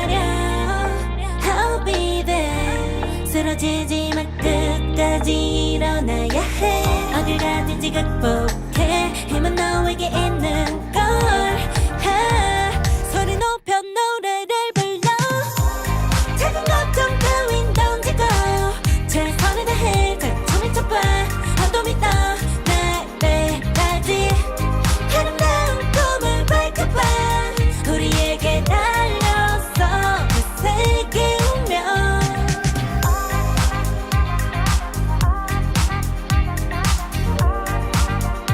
어둠이 떠 날때까지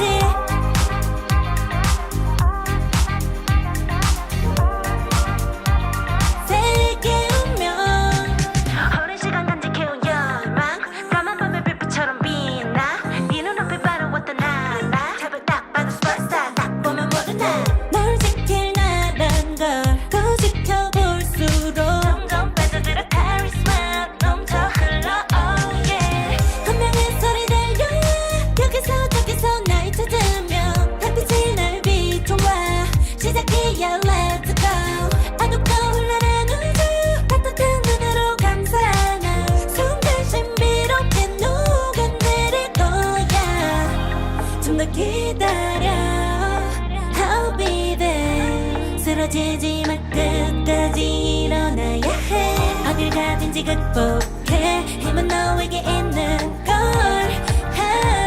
소리 높여 노래를 불러 작은 걱정 따윈 던지고 최선을 다해 작품을 쳐봐 어둠이 떠 날때까지 아름다운 꿈을 밝혀봐 우리에게 달려서 그 세계 운명 눈이 부신 모든 순간들 지켜내야 해 내가 좋아지려면 꿈꿨던 너와 나 그래 나를 승리하면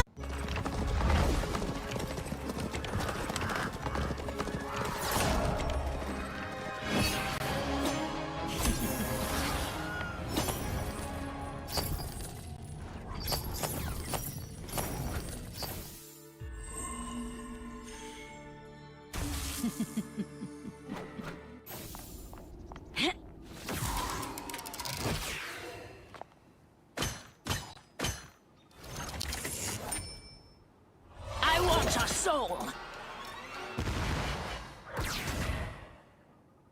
Hell unleashed!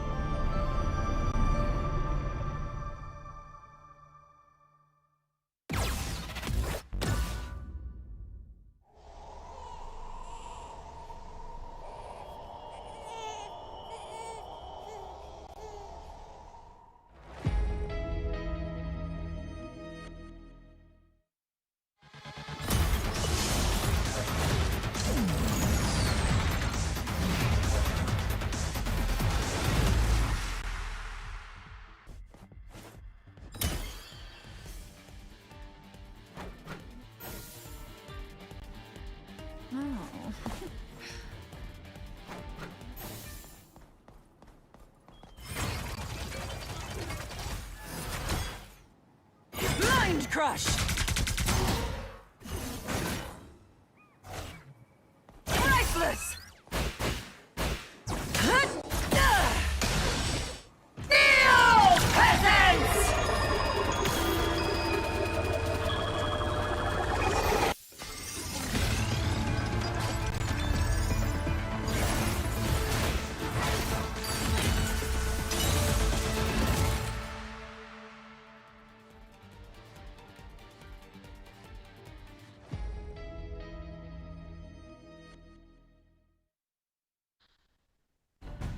And we are so back here in the playoffs of Day 3 in Marvel Rivals Ignite here in the Asia region. I'm Dan. Next to me is Nell. And what do we have here? We've got Down Payment up against Crazy Raccoon up next. Winner of this match will be playing up against XOXO later tonight. And we are so excited to bring you what is only the second best of 5 of tonight. Oh, wait. Well, let's not jinx it first, of course. But yeah, we will be gladly commentating with you. And of course, special shout outs to everyone who has been here since the very beginning.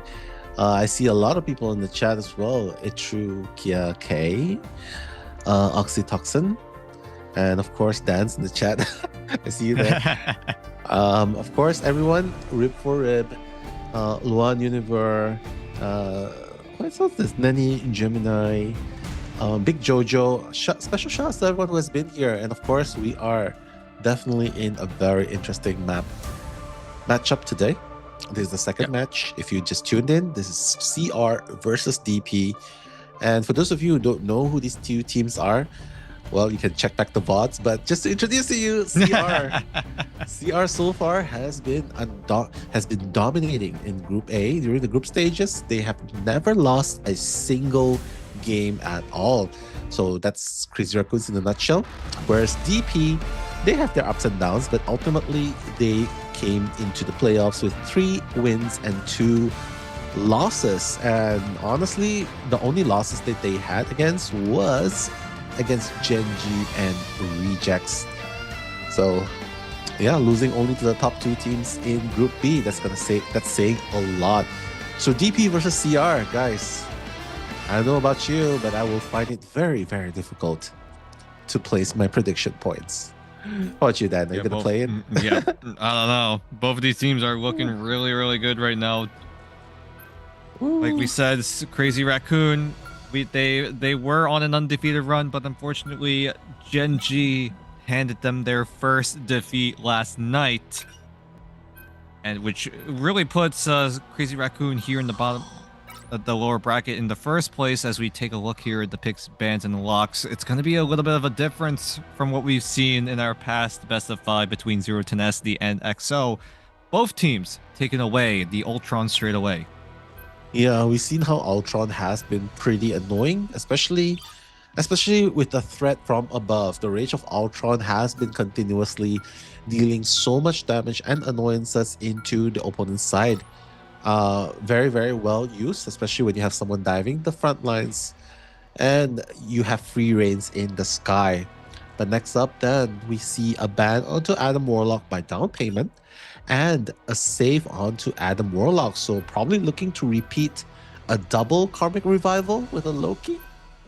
Maybe we'll see if that's going to be the option for them here, as Crazy Raccoon also taking away the Jeff, prevent the synergy with the Venom team up from happening. So they're just going to deny that before it even happens. Both teams also banning away the Mantis, which we saw became the difference in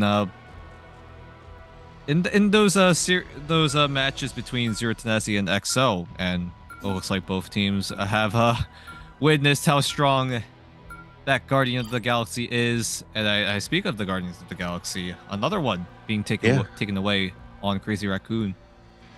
Star-Lord, right? Star-Lord getting banned out and saving the Star-Lord. That's huge, actually. That's for huge. NX. Of course. I mean, it's a very worthy ban. Like, you know, you have the Guardians of the Galaxy in the team, but take away Peter Quill. You're not really the Guardians anymore, aren't you?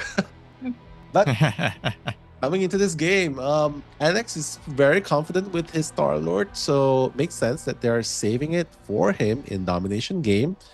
They have access to Jeff as well, so they're prioritizing two of these characters, whereas for DP, they are prioritizing the revival and the heal utilities coming in. So let's see, the Phoenix and the Psylocke tandem, the double duelist, going up against the Star-Lord and basically it's just the Star-Lord. It's like, yeah, triple strategist, Star-Lord. You just need me. You just need Peter Quill. Yeah. NX regards himself as one of, if not the best Star-Lord player in the world. Mainly getting to rank 1, he says, mainly piloting this very hero. Well, that's huge. That's really huge. That is huge. We'll see, though, because you also got down payment on the flip side. This is a team that has a lot of players from different continents, different countries, different regions. And they are banding together and look to make a name for themselves here in the playoffs. The only international team here in the Asia stage of Ignite. And now both teams converging onto the first site. Just so many different talents right in the team. You gotta wonder how the communication is gonna be. But Bobo King repositioning himself, just trying to get out of harm's way. He knows that he should not really be playing with fire just yet. But seems like Crazy Raccoon is gonna try and have their hands, trying to unlock the points first. But down payment, Lumi and Furikake is trying their best, trying to support the team from the backlines, but against a 2-1-3. How are you going to deal damage in that sense? Wow. Big opening coming in from Crazy Raccoon. J-Mac actually is playing as the coach from Crazy Raccoon, is replacing Hyan. We'll see if Hyan will make an appearance here later in the series, but right now it's all Crazy Raccoon here in the early stages of this first map. That's true. It's very, very scary when you see what's going on here, right? I mean, it is very, how do you put this? So far, they are putting a lot of faith onto the Star-Lord of NX, and it shows because, oh, wait, what's going on? Because right now, it seems like they're going to draw that first elimination, but down payment seems to be retaliating so far. BRB is going to bring back NX though, so that's going to still be okay. But Fun is going to be out of commission, 6 as well. Down payment's going to be receiving the shorter end of the exchange. Yeah, and they're going to take over completely again as down payment are split in half. And Crazy Raccoon, they're a bit of an overextension, I feel like, coming in from NX, but he did really... there's an assumption that he did know that the BRB was available, so he was like, why not go for an aggressive play here? And he gets very, very minimally punished. That's true. I just love the Shark available, right?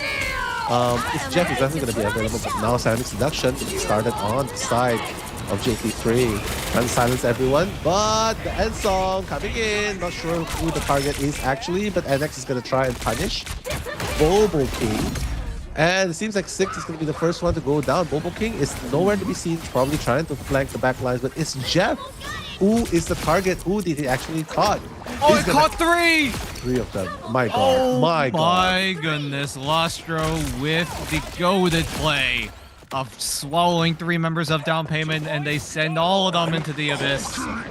No one able to get out as down payment need to find a way in, but it looks like they're just going to be forced right out as Crazy Raccoon shut out down payment in the first round. They're just sitting outside of down payment spawn. That's insane. They were just farming them off right off their spawn. And Crazy Raccoon, so far, their firepower has been top-notch. Their utilities have been top-notch.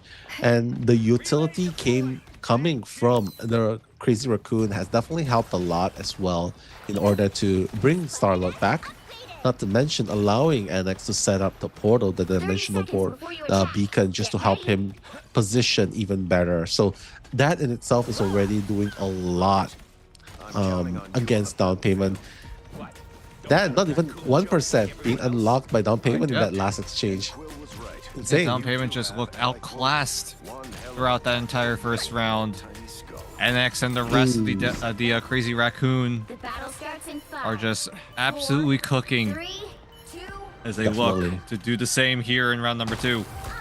Yeah, I mean they definitely have their ups and downs, right? And it is the first map after all. We've seen this happen between XOXO and Zero to Nasty, where XOXO led with a 2-0 round win, but here Crazy Raccoon is probably trying just to minimize their mistakes and go for a fast game.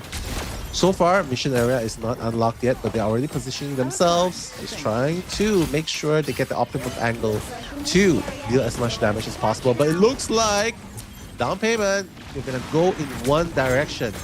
No pun intended, unless if you like One Direction albums, but they're going in one direction and they're gonna push in. Oh no, only GT3 is in the vicinity to defend. We'll see though. Here comes NX with the Galactic Legend. I don't think the goal is to get any eliminations, but only just to merely zone the rest of down payment away, and they do so successfully as Crazy Raccoon will take early control of the site. And look at the blender though, but NX will get shut down by 6. But here comes the Jeff, as 6 does jump in the air in the nick of time. Will shut down the It's Jeff combo, and Seunghoon will also fall as well. Wow, the comeback with the Phoenix as well. That's definitely gonna play a lot of impact right now. Crazy Raccoon definitely needs to regroup. Oh my god, look at this. They don't have control yet. Vital, he was hiding. He was just hiding within the stairs on that point. And it took them so long to find them. Yeah. And that might be some crucial points being in favor of Crazy Raccoon, as down payment now starting to charge up that percentage. Yeah, probably thinks this is a version of Squid Game, you know? The hide and seek. But definitely very valiant effort, allowing time to be stalled a little bit longer. But Crazy Raccoon is already in position to come back with 4 ultimates actually. So let's see if that's going to play into impact in this next team fight. CR Vital starting things off with the beacon, giving them the bonus armor. But the Karmic Revival, Lumi, providing that support that they need, bringing back the Invisible Woman. And of course, bringing back 6, bringing back everyone as a matter of fact. Bobo King and Donald will be brought back, and with the Invisible Boundary, healing everyone in the process. Ooh, what a shot coming in from 6. This guy has been honestly the star player of down payment.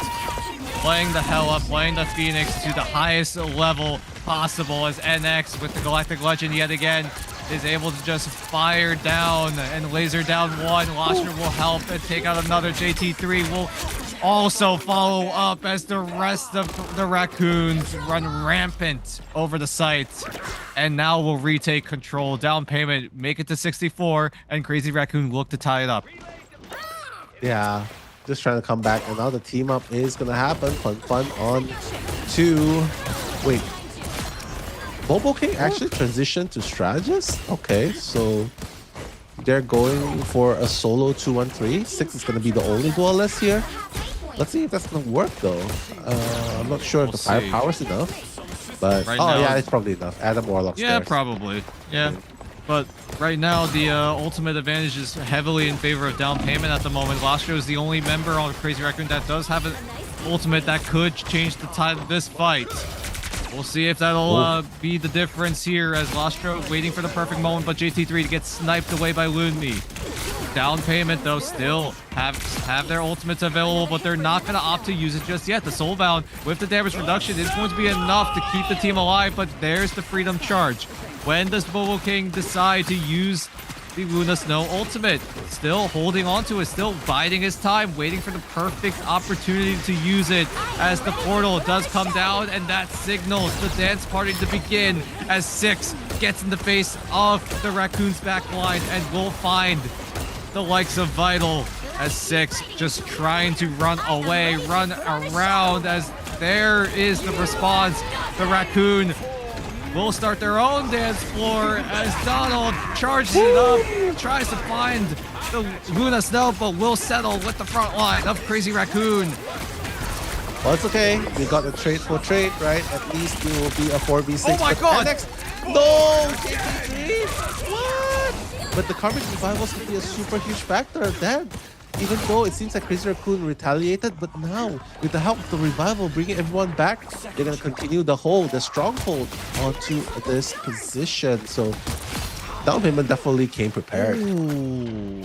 Oh, Lostro almost was able to save NX, but 6 was able to find the finishing blow. This player is on an absolute tear right now, and that might allow down payment to reach the 99 threshold as the Raccoons need to make their way in, and they will step foot.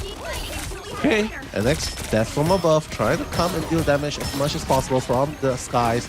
But 6 just jumping into the action, has to be really careful though. Although the heals are being pocketed, the Bobo King is being gunned down as well. Oh, so close. They're trying to keep everyone alive, but fun, beautifully done. Taking out J-Mac. They know that they don't have any bring back. They don't have a beacon to bring back the Captain America. It's going to be a 5v6 situation. No ultimates as well. 6 still has the end song ready to use if he really wants to. Bobo King as well with the Fate of Both Worlds. So honestly, this is really just a fight of to the death, with number being the greatest factor. But Jeff, this is gonna be huge. This That might be the big one. Is it a big one? I don't know if I don't think he landed the finishing blow here as everyone dumping their ultimates. Look at the health bars. When any of them hit 0, that is when the tides will turn. The Meteor not gonna do a whole lot here as everyone trying to find as much advantage as possible. 6 finds the 1v1 onto NX, the star player of Crazy Raccoon. This guy on an absolute tear right now. But then again, NX comes back with a vengeance with the BRB. But then the revival from Lumi keeps this fight going for just a bit longer. Beautifully done. And this is the problem. Sustain versus firepower. Which will prevail? And seems so far, down payment is doing really good with the sustain because they are at 99 to 99. But NX takes out Fun, and everyone else falling shortly after. And it seems that Crazy Raccoon might be able to do this. Lumi? Yeah, the blender from Lostro and the rest of Crazy Raccoons take full advantage. Lumi had a chance to bring down payment back into the fight, but unfortunately, Crazy Raccoon were able to wipe them twice in a row, and they will take map number 1. A very close affair in that second round. That's true. Overwhelming firepower against the sustainability and the revival of down payment. And unfortunately, Crazy Raccoons, NX, there's a reason why they saved Star-Lord, and that victory was a testament to it. Good job so far. Crazy Raccoon is up with 1 W against down payment in domination map. But down payment definitely did not make it easy at all for Crazy Raccoons to win. Like, I mean, come on. 13 final hits onto 6. Insane. NX had 11, Lastro had 10, and that was thanks to its Jeff moment. But oh yeah, you'll have to see it when it happens. Yeah, 6. This is great to see from down payment. Although they did come out in a loss here in map number 1, 6 has been cooking on this Phoenix.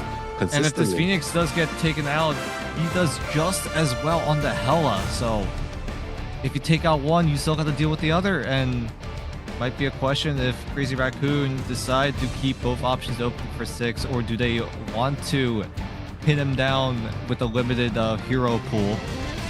But for now, those are questions that need to be asked before we head into the second map, as down payment looking to try and clap back here in this best of 3 series, where Crazy Raccoon, they got sent down here by Genji, and they are desperately trying to get back up there. That's true. They were heavily favored to be one of the 2 teams that attends LAN. But of course, down payment, you cannot look down at down payment as well, because the adjustments made definitely help kept them alive. But we're going to head into round 2 shortly after this break. So don't go anywhere, guys. We'll be right back.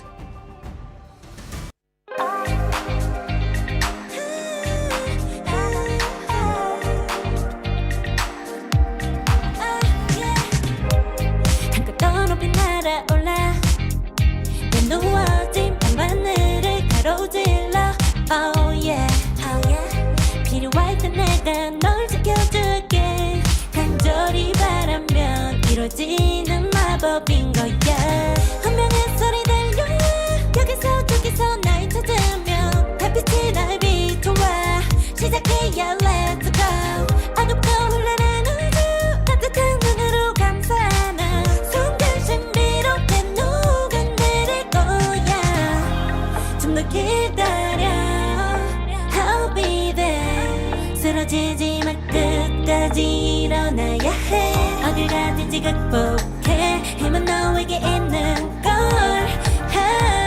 소리 높여 노래를 불러 작은 걱정 따윈 던지고 최선을 다해 작품을 쳐봐 어둠이 떠 날 때까지 아름다운 꿈을 밝혀봐 우리에게 달려서 그 세계 운명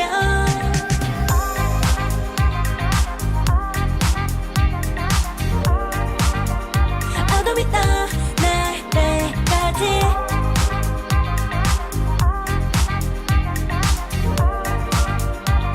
세계 운명 오랜 시간 간직해온 열망 까만 밤의 빛처럼 빛나 네 눈앞에 바로 왔던 나 탑을 딱 봐도 superstar 딱 보면 모르나 널 지킬 나란 걸 더 지켜볼수록 점점 빠져들어 카리스마 넘쳐 흘러 oh yeah 분명히 소리 들려 여기서 저기서 날 찾으며 달빛이 날 비춰와 시작이야 let's go 어둡고 흘러는 우주 따뜻한 눈으로 감싸나 순간 신비롭게 녹아내릴 거야 좀 더 기다려 I'll be there 쓰러지지 마 끝까지 일어나야 해 어딜 가든지 극복해 힘은 너에게 있는 걸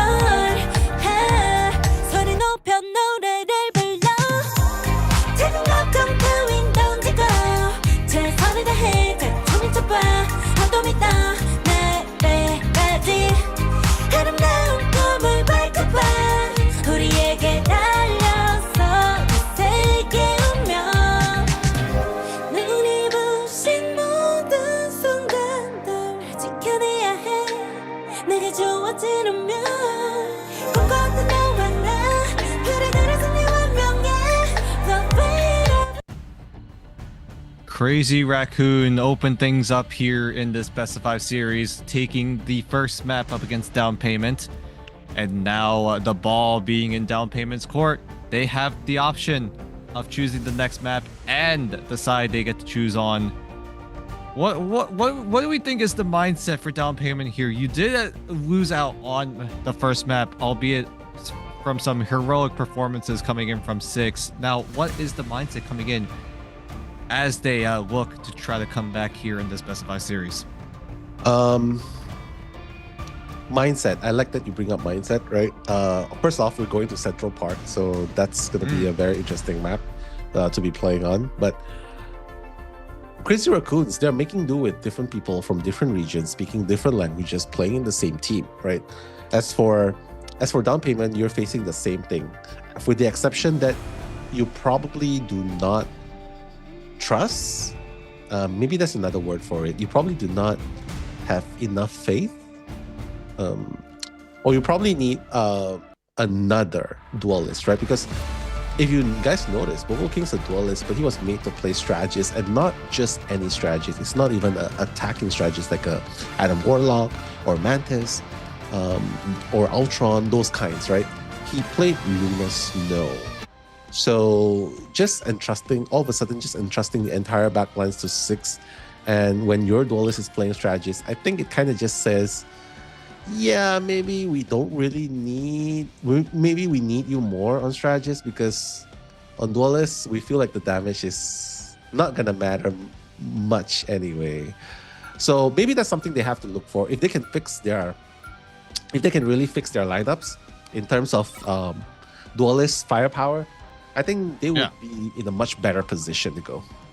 Yeah, that's going to be a big question mark coming into the second map. Like you mentioned, Bobo King being rotated onto the strategist is, it's weird. I don't think we've ever seen that here throughout this entire stage 2 tournament. But now, going into Central Park, Down Payment looking to defend first, as we've already gone through halfway of these picks and bans, as Adam Warlock again going to be heavily prioritized on the side of Down Payment. Yeah, and I feel like here Down Payment really needs to ban off the Mantis as well, because their very own Mantis are being banned. So probably need to ban out Mantis for the side of Crazy Raccoons. But it seems like they are gonna ban out the Loki, prioritizing banning Loki. They can save. Oh wait, saving Luna Snow. So at least we know that there won't be the Loki Adam combo, right? With the Karmic Revival combo going to happen. So right here, right now, they are not even going to have access to Jeff, no access to Loki, no access to Mantis and Ultron. I would say Crazy Raccoon has the better pick at this point, and couple that with a Venom. Yeah, Venom Jeff, that's going to be a combo that's going to be hard to deal with as well. So let's see, down payment here in Convergence. I can only imagine how hard, because if you depend only on 6 for the firepower, might not be enough. You know what I mean? It looks like they're gonna run it back the same composition, or at least similar to what they ran in map number 1, Boba King, back on the Luna Snow, like we talked about, and down payment as well. Also, with their final ban, took away NX's Star Ward, so NX now forced to play either the Phoenix or a different hero, but we have yet to see what the setup becomes here. Down payment on the defensive side first, as Crazy Raccoon forced on the offensive. Wait, Iron Fist? Oh my Iron God. Fist? There's no way. Really? And a Crazy Raccoon and a Penny Parker as well. What? Is this for reals? No way, right? Oh, I mean, no. Okay, yeah. Okay. That's gonna be the change. I was like, yeah. Okay. Probably not. Yeah. Okay, so NX does rock the Bucky Just for this the armor. time, and they move. Yeah, they move the Phoenix duties over to Vital. Oh no, never not mind. really. Never mind. They're just flip flopping. They're just playing. They're just playing and toying with us at this point. That's true. They're like, yeah. Oh, there we it's go. okay. 2, 1, There we 3. go. 2, 1, NX is 3. on the Phoenix. Hey, there we go. Yep. We got it working. Yep. So the Battle of the Phoenix is gonna matter a lot. Wait a minute, Crazy Raccoon is just gonna have free reigns to try to unlock? Is there no one trying to stop at all? Oh, okay. Oh my God. Yeah, they already got it to a third. Yeah. We'll see if that'll matter in the end, as Crazy Raccoon looking to push right on in. Down payment forced away, but Donald is able to find a snipe onto NX. Great right click coming in from the Magneto player of down payment. Will melee the down at the second, as the BRB does just barely bring JT3 back into the fight, but JMac gets absolutely shut down by 6, as the rest of down payment forcing the Raccoons away as they look to reset and try again. Try again is the name of the game, right? Because they are at the defending side, they can definitely try again. For Crazy Raccoons, of course, their spawn is so much closer. They can definitely come back and change characters and adapt if they need to. Whereas down payment, if they just lose one team fight, they probably need to rotate towards Doctor Strange. But again, allowing the progress to happen onto the site, just trying to break the attention of down payment. But Donald, very aggressive descent into the lineups, into the ranks of Crazy Raccoons. Mind you though, Lastro does have an ultimate ready to use. Let's see if that's going to be the difference maker that they need. Ooh, JMac is just getting absolutely destroyed. So much damage onto him, and you sometimes wonder if it's going to be enough damage to finish him off. But then again, we've got a dump of ultimates coming in, as down payment have a lot of resources to work with. We'll look at NX up in the high ground, just putting down the hurt, putting down the long range snipes. Is able to pick up a double, but the Karmic Revival is going to bring everyone straight back into the fight, as Donald will find the meteor right onto Lastro. Gooby fell off the map, it looked like. I'm not sure if that was intended or not. We'll see about that, as the rest of down payment look to pick up the pieces here and will deny Crazy Raccoon from any sort of entry onto the site. Wow. Yeah, I also saw like the Adam Warlock just like went down, right? Probably a misplay. But whatever it is, they only have 1 minute and 20 seconds to defend. Crazy Raccoons still fails to break through the lines of down payment, but the Feast of the Abyss is going to start things off. Oh no! My God, the disarm, the disruption onto JMac just now. That was huge. And now they're gonna fight this game 5v6, but J-Mac, obviously with the Venom's gonna come back with a diving strike. And Oh my god, oh my god, oh my god, oh my god. And X able to find an advantage, able to find Triple. an opening to get into the back Four line kills. that is of down payment, uses the melees, uses the animation cancels, and is just able to destroy and torch up down payment, and that's gonna be the first point. It's finally Huge. secured. I know. Huge 4 eliminations. Oh no, NX jumped down and instantly got caught. Very, very unfortunate play right there. Hey, at least you got the first point, and the respawn zone is like right there, so not the end of the world here. True. But the Jeff trying to be very annoying at the back lines. Oh my god. Oh my god. Getting 6 from the back lines. Furikake's gonna fall shortly after Luffy as well. Fun's gonna fall. Everyone's gonna fall right here, right now. Oh, damn. This is looking huge for CR to push forward. And look at the positioning from NX. J-Mac also climbing up the wall here. Just playing zone as the rest of down payment are going to elect to move towards the left side to try again for another defense. Lastro is an absolute menace right now, but look on your mini map. There is a wild NX going into the behind that of down payment, who are using all their ultimates. But look at this, Bobo King and Furikake. They both use their strategist ultimates at the same time. This is going to be costly. This is so bad on the side of down payment. They could get punished easily as Crazy Raccoon as long as they don't layer their ultimates like down payment did. They may be able to easily come out on top. But that's only the first part here. But can Crazy Raccoon finish and punish what down payment have just done? Oh my god, Lastro so close to being eliminated and finally gonna go down. The land shark definitely very annoying to face. Stick's gonna handle that, but now just trying to push Crazy Raccoons away more towards the back lines right here. So now Payment's still holding pretty strong, but only 1 minute to do so as well. Crazy Raccoons, 1 minute on the clock. They gotta do it, and they're gonna do it fast.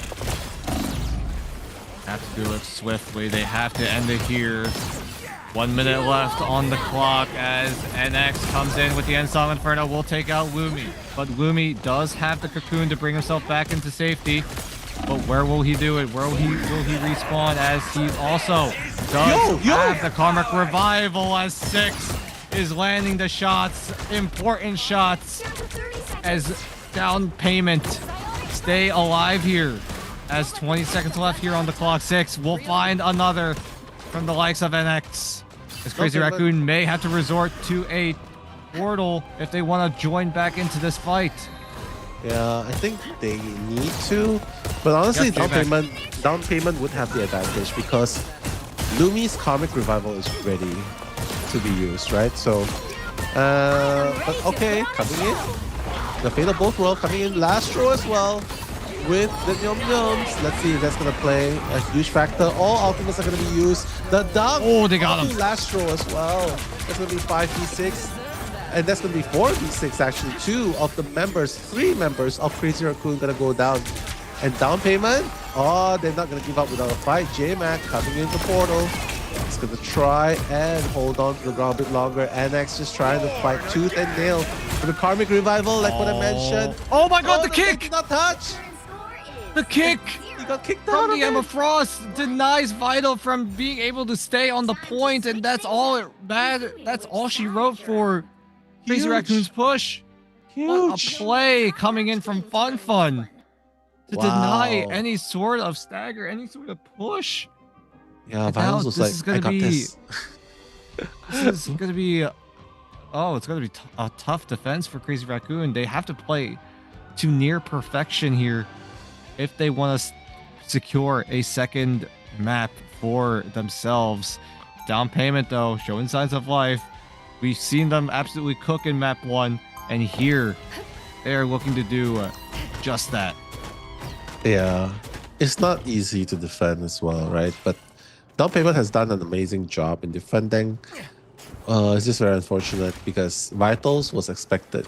He was expecting, and his team was expecting him to stay on the point just to hold on to it a little bit longer. But that kick, like what you mentioned, the heads-up play by Fun just kicking him out of the point, that was super, super, super high tier, right? And that did stop Crazy Raccoons in their tracks. So now, let's see if Crazy Raccoons will be able to hold on to the point in response. Oh, down payment.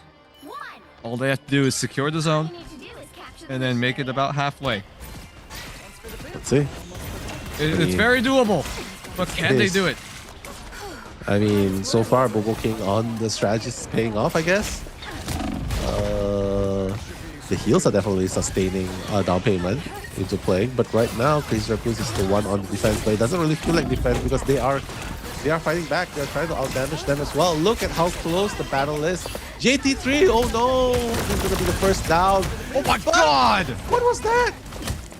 NX goes in with the quick assassination and then jumps away to safety, but Luby is quick to trade.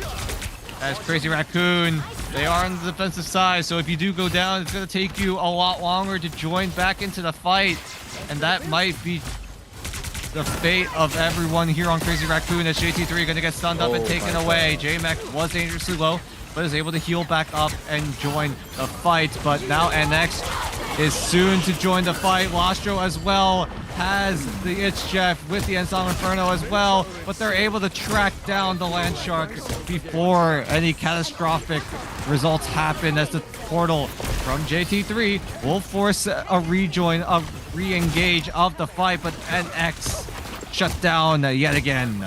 But the BRB does come, bring him back. Fortunately, right? That's the plan that they have. But doesn't really matter though, because now 6 and Song. Oh, Sugun's gone. Oh no, NX is gonna go down for the second time. The sustain by down payment is just really, really good. And they are pushing through. I mean, there's still 2 minutes and 20 seconds on the clock, and they're already pushing Crazy Raccoons back. Vital's gonna employ the ultimate with the beacon, but I'm not sure if that's gonna matter a lot. Captain America, oh sorry, the Doctor Strange is gonna be the first to fall. And I doubt that they can hold on much longer with 4-6. Oh my gosh, wait. J-Mac is being an absolute nuisance right now. He's buying so much time, but I don't think it's going to be enough unless he's able to keep jumping, keep bouncing his way. Oh my god, he is still going, as everyone on Crazy Raccoon are trying to force their way in despite being pushed away, despite being shoved. Are looking to end the things, but a great right click coming in from Gloomy as NX picks up a double. Lostro gonna come back with the BRB, but everyone on Crazy Raccoon just slaughtering down payment. JT3 finally on the Angela, getting a triple elims. That was what they needed. That was what they really need. NX finally getting a third piece as well. That's super, super impactful. Because now... hold. Oh my god. They do. That is insane. They did 1 minute and 10 seconds on the clock as well. Lastro just trying to provide the intel. They know that the Land Shark can move really, really fast. And he's trying to assassinate them from the back lines. Look at that, Dan. The pesky shark I thought backline Jeff was dead after they reworked him, but you know, Lastro is telling me otherwise. He's just able to pepper down the damage. Here comes the engage coming in from down payment. They were just barely able to secure the site, but it looks like they're gonna try to do their best to keep that momentum, try to bring that right back into their favor, as Crazy Raccoon trying to just hold off what is the offensive of down payment. NX melees down his fellow doppelganger of 6, and the rest of down payment now down a member, now down to an equal trade is Donald coming in, but can they find the Land Shark in time? Oh my the answer will be god. yes. Fun is able to track him down just barely. NX pops the Ensong Inferno, but is not going to find a whole lot as Fun chunks down this fellow Phoenix. But this pesky little Phoenix is being an absolute nuisance, as Crazy Raccoon, can they barely defend yet again? Look how close down payment are to get secured that first point, but J-Mac and Lumi are going to try and force their team into a winning scenario, but it looks like down payment are looking to stay in this fight for just a bit longer. 6 on the desperation portal. Donald and Bobo finally breaking through the defense of Crazy Raccoon, it seems, as everyone falls, and down payment finally will be able to secure that first point. Oh my god, it cannot get any closer than that. Yeah, I mean, the Karmic Revival has played such a huge role as well, right? It's just insane how that revive just allows a second chance for the whole team to fight back against Crazy Raccoon. Whereas Crazy Raccoons honestly only had a beacon to bring one member back, and it's mostly used to bring NX back. Unfortunately, that's not going to be enough because Karmic Revival versus one revive, yeah, you know what? They'll gladly take the death if he's coming back with a revenge counter. All right, Now coming in. here's Silent Seduction is going to buy a bit of time. Here comes the Phoenix diving on in, but NX isn't going to quite find a whole lot. JT3 gets taken away, but is able to respawn, but 6 takes away 2 members of Crazy Raccoon's back line as they look to keep the push going, but can down payment secure the map. They are getting closer and closer as the time does go down to 1 minute, but Crazy Raccoon are looking to secure another team fight win and will buy themselves a little more time. 1 minute left. Hand down payment, make the push happen. Beautifully done as well. 15 seconds, 50 seconds left. 60 seconds left on the clock, and Karmic Revival has been employed by down payment. Let's see if Crazy Raccoons will be able to hold this off for the next 50 seconds, because if they fail to do so, down payment's gonna get that W for themselves. Freedom Charge gonna be employed. Lastro also has his Jeff Yum Yum time if he wants to use it at any point just to disrupt the down payment team that is holding on to the point. Oh, he's gonna use it right now. How many is the question? How many is indeed the question, as Donald pops the Meteor M to just try to shut down the Land Shark, and will do so successfully. Down payment now with a man advantage as JT3 uses the Silent Seduction in tandem with NX's feet and Song Inferno. But Gloomy, did he have the respawn? No, he doesn't. Switches over to Strange to provide the Desperation Portal as everyone on down payment just put the pedal to the metal. And down payment will equal things out here by taking the second map. Beautifully done as well. Rest comp is so strong. Not to mention 6 as well on the Phoenix, just abusing that Phoenix tech. Is not only getting max value onto the damage department, and it just shows, right? The rest comp just keep bringing people back, and it's really hard because here there's a clear sign. 2-1-3. NX is the one, yes, no doubt, the superstar of the team. 19 final hits, no doubt. But when you're dealing with a team that not only comes from 6, but also from the Adam Warlock and also from everyone else, Donald especially.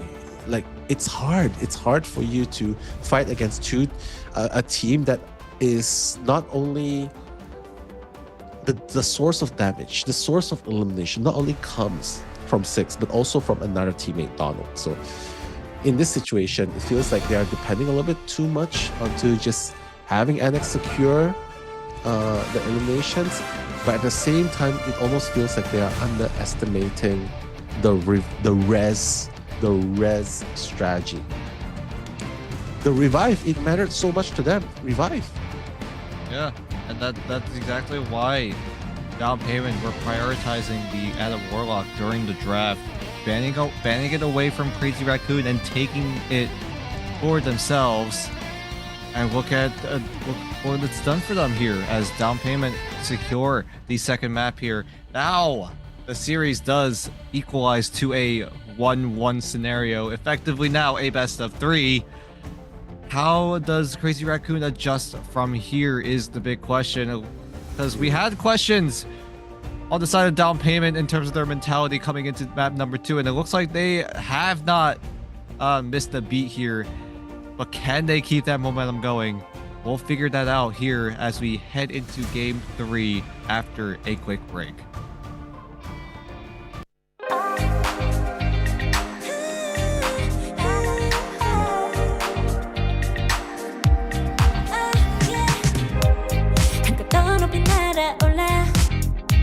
누워진 밤하늘을 가로질러 Oh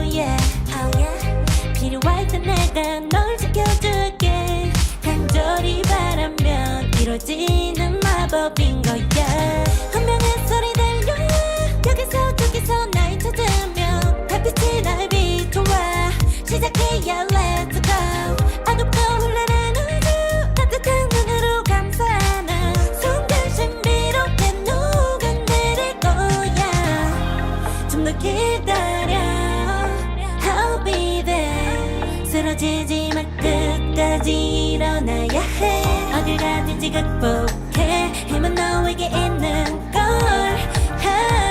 소리 높여 노래를 불러 작은 걱정 따윈 던지고 최선을 다해 자총을 쳐봐 어둠이 떠날 때까지 아름다운 꿈을 밝혀봐 우리에게 달려서 그 세계 오면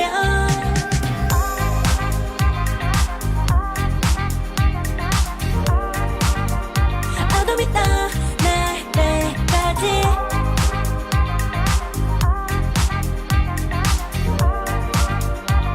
세계 오면 오랜 시간 간직해온 열망 까만 밤의 빛처럼 빛나 네 눈앞에 바로 어떤 나라 탑을 딱 봐도 superstar 딱 보면 모두 나널 지킬 나란 걸 더 지켜볼수록 점점 빠져들어 카리스마 넘쳐 흘러 oh yeah 분명한 소리 들려 여기서 저기서 날 찾으면 달빛이 날 비춰와 시작이야 let's go 어둡고 흘러는 우주 따뜻한 눈으로 감싸는 순간 신비롭게 녹아내릴 거야 좀 더 기다려 I'll be there 쓰러지지 마 끝까지 일어나야 해 어딜 가든지 극복해 힘은 너에게 있는 걸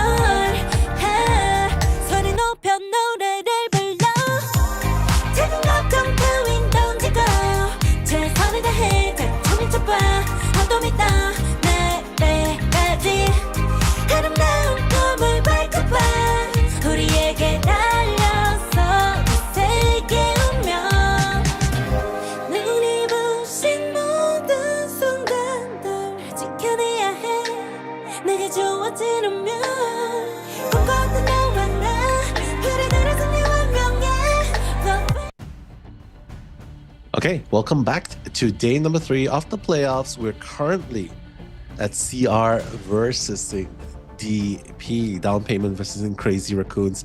That's Dan, I'm Nello. We'll be commentating this game for you guys, and we are heading to Midtown this time. So Dan, wow, 1-1 so far. So is it safe to say DP might put CR on a run for their money to move forward? Indeed. Yeah, the down payment has been paid in a sense, as down payment looking to make a statement here in this series up against Crazy Raccoon, which, like we said, were undefeated before coming into playoffs, but now, after being tested by Gen G, are looking to be tested again here, as a Crazy Raccoon now have the option to pick the next map, and we will be heading to Midtown.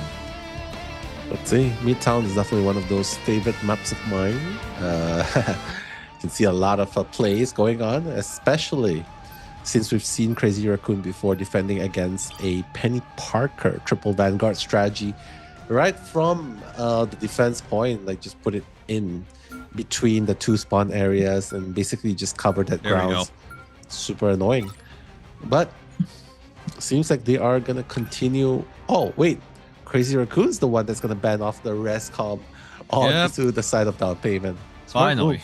Yeah, very smart move. It proved to be so annoying during that second map. They were able to handle it well in map 1, but that was a domination map. Now we were talking about a convergence map, and Lumi just came in time and time again with these clutch karmic revivals. Crazy Raccoon, they want to deny it from the side of down payment, and they will take it for themselves. Yeah. I mean, you lose Adam Warlock. Hey, at least pick up the Mantis, right? You do not want to lose your vital characters so fast in the game. But hey, another smart ban coming in from down payment.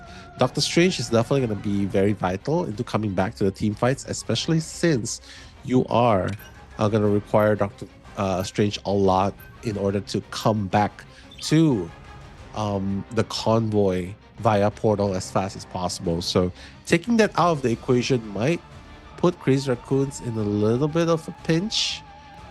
But I mean, unless they are really confident with their Adam play. Oh, okay. So a mirror ban onto the Doctor Strange as well. So Crazy Raccoon's gonna rely wholly on the res com in order to bring everyone back, and might not even bother with the portal at all. Whereas down payment, no access to Adam.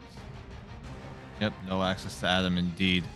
As down payment, looking to choose their final ban. Crazy Raccoon did save the Mantis, and the final ban will in fact be the Emma Frost, a very strong pick here, especially on Midtown, where there's a lot of lanes where a good silent seduction could really control where you can stand on the site.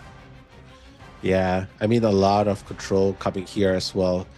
Oh wait, are we gonna see a Thor in the game? Nah, not really, right? No way, no way. No way, no way. The one thing's for sure, they're gonna abuse that Phoenix tech for sure.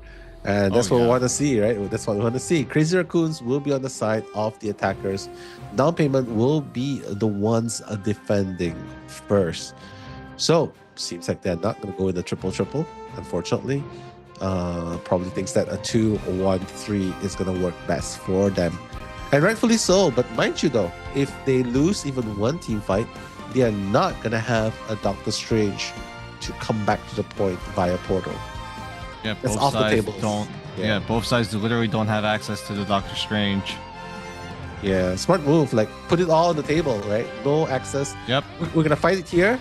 If we lose, we lose. Whoever loses, yeah, the point's gonna be go to the victors. But hey, one side for Crazy Raccoon, at least they have the Adam Warlock for later use.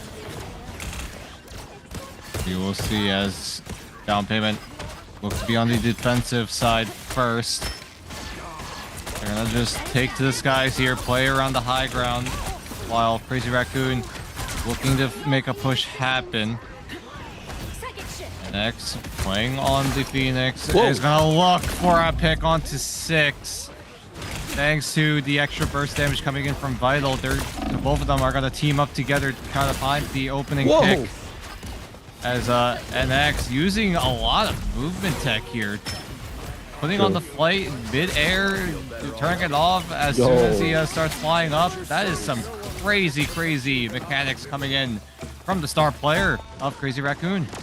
I'm glad they brought back Ipasuko, right? I mean, don't get me wrong, J-Max amazing and all, but I think he definitely should be on that coaching role just to help CR a bit more.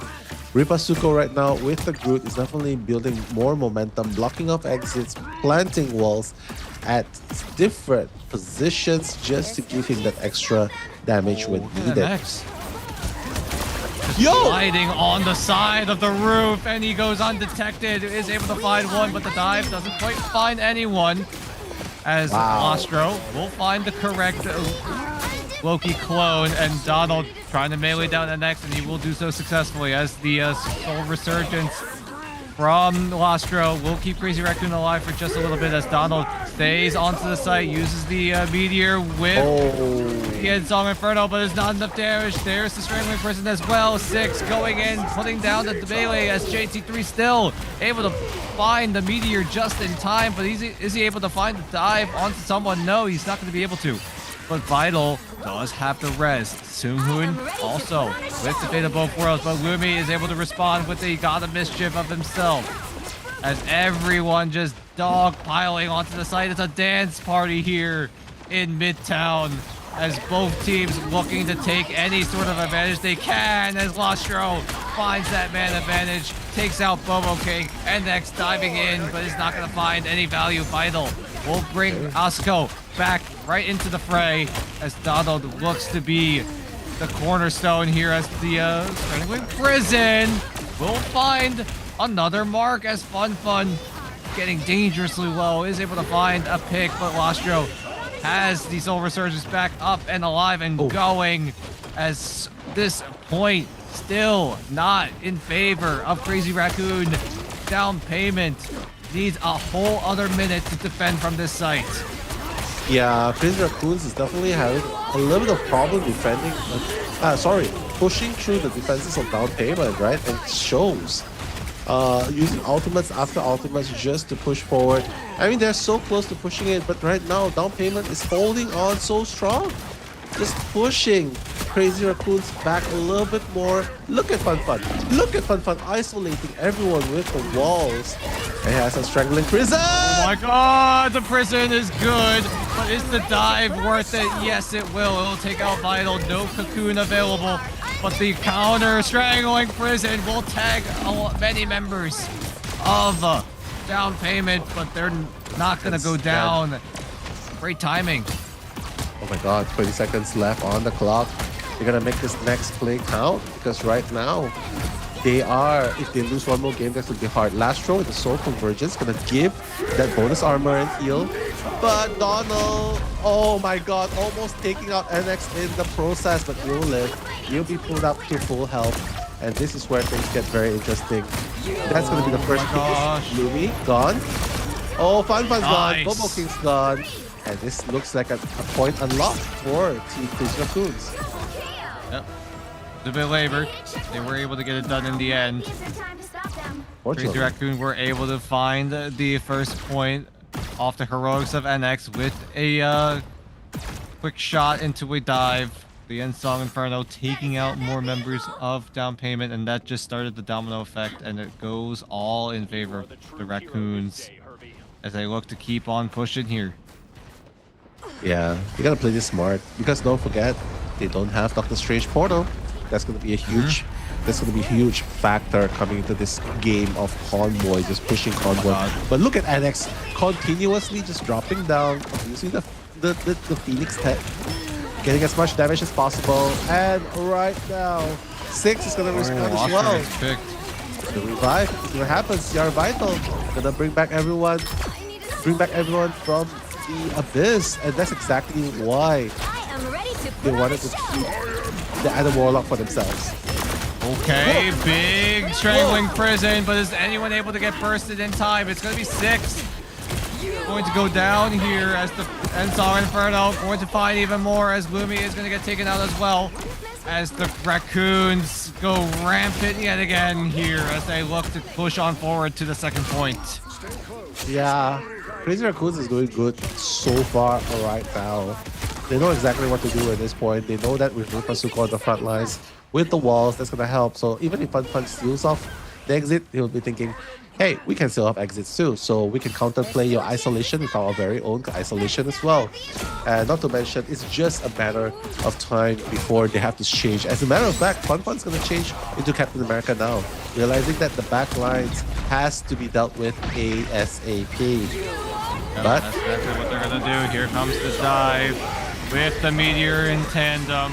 But they're not going to quite land the mark with that combo for the time being. Donald and 6, both ultimates being burned here as Crazy Raccoon are looking to find a way to break through the defense. Keep your eyes on Asuko. He has the Strangling Prison online and ready to go, and there are no counter plays as the Strangling Prison is used. But it looks like everyone on down payment were able to weather the vines that came out of Rip Asuko as NX comes down with the End Song Inferno, but it doesn't find any sort of value. Here comes the Freedom Charge from Fun Fun as Farouk Akai also has their own ultimate as well, and it's going to be another dance party, but this time on the second point. Yeah, again, fighting for the point at this crucial moment. Overtime once again, but don't forget, Soul Resurgence is available and going to be used to just keep everyone alive. Lumi has the God of Mischief to copy as well if he needs to, but the End Song 6, let's see if he'll be able to end anyone at all. But my god, they are just rotating their ultimates one after the other, but no one's going down. As a matter of fact, 6 is going to be the one going down instead. But the Karmic Revival by Vitals is going to happen right on top of the spawn. Everyone's going to come back. Seunghoon's going to come back. Not to mention NX still has his End Song as well. Oh, it's not going to find anyone, but seems like they're going to get an exchange onto down payment. And this is the strategy that down payment use. But Crazy Raccoon is having down payment have a taste of their own medicine. Yep, great push coming in from Crazy Raccoon. The Adam Warlock Doing wonders here.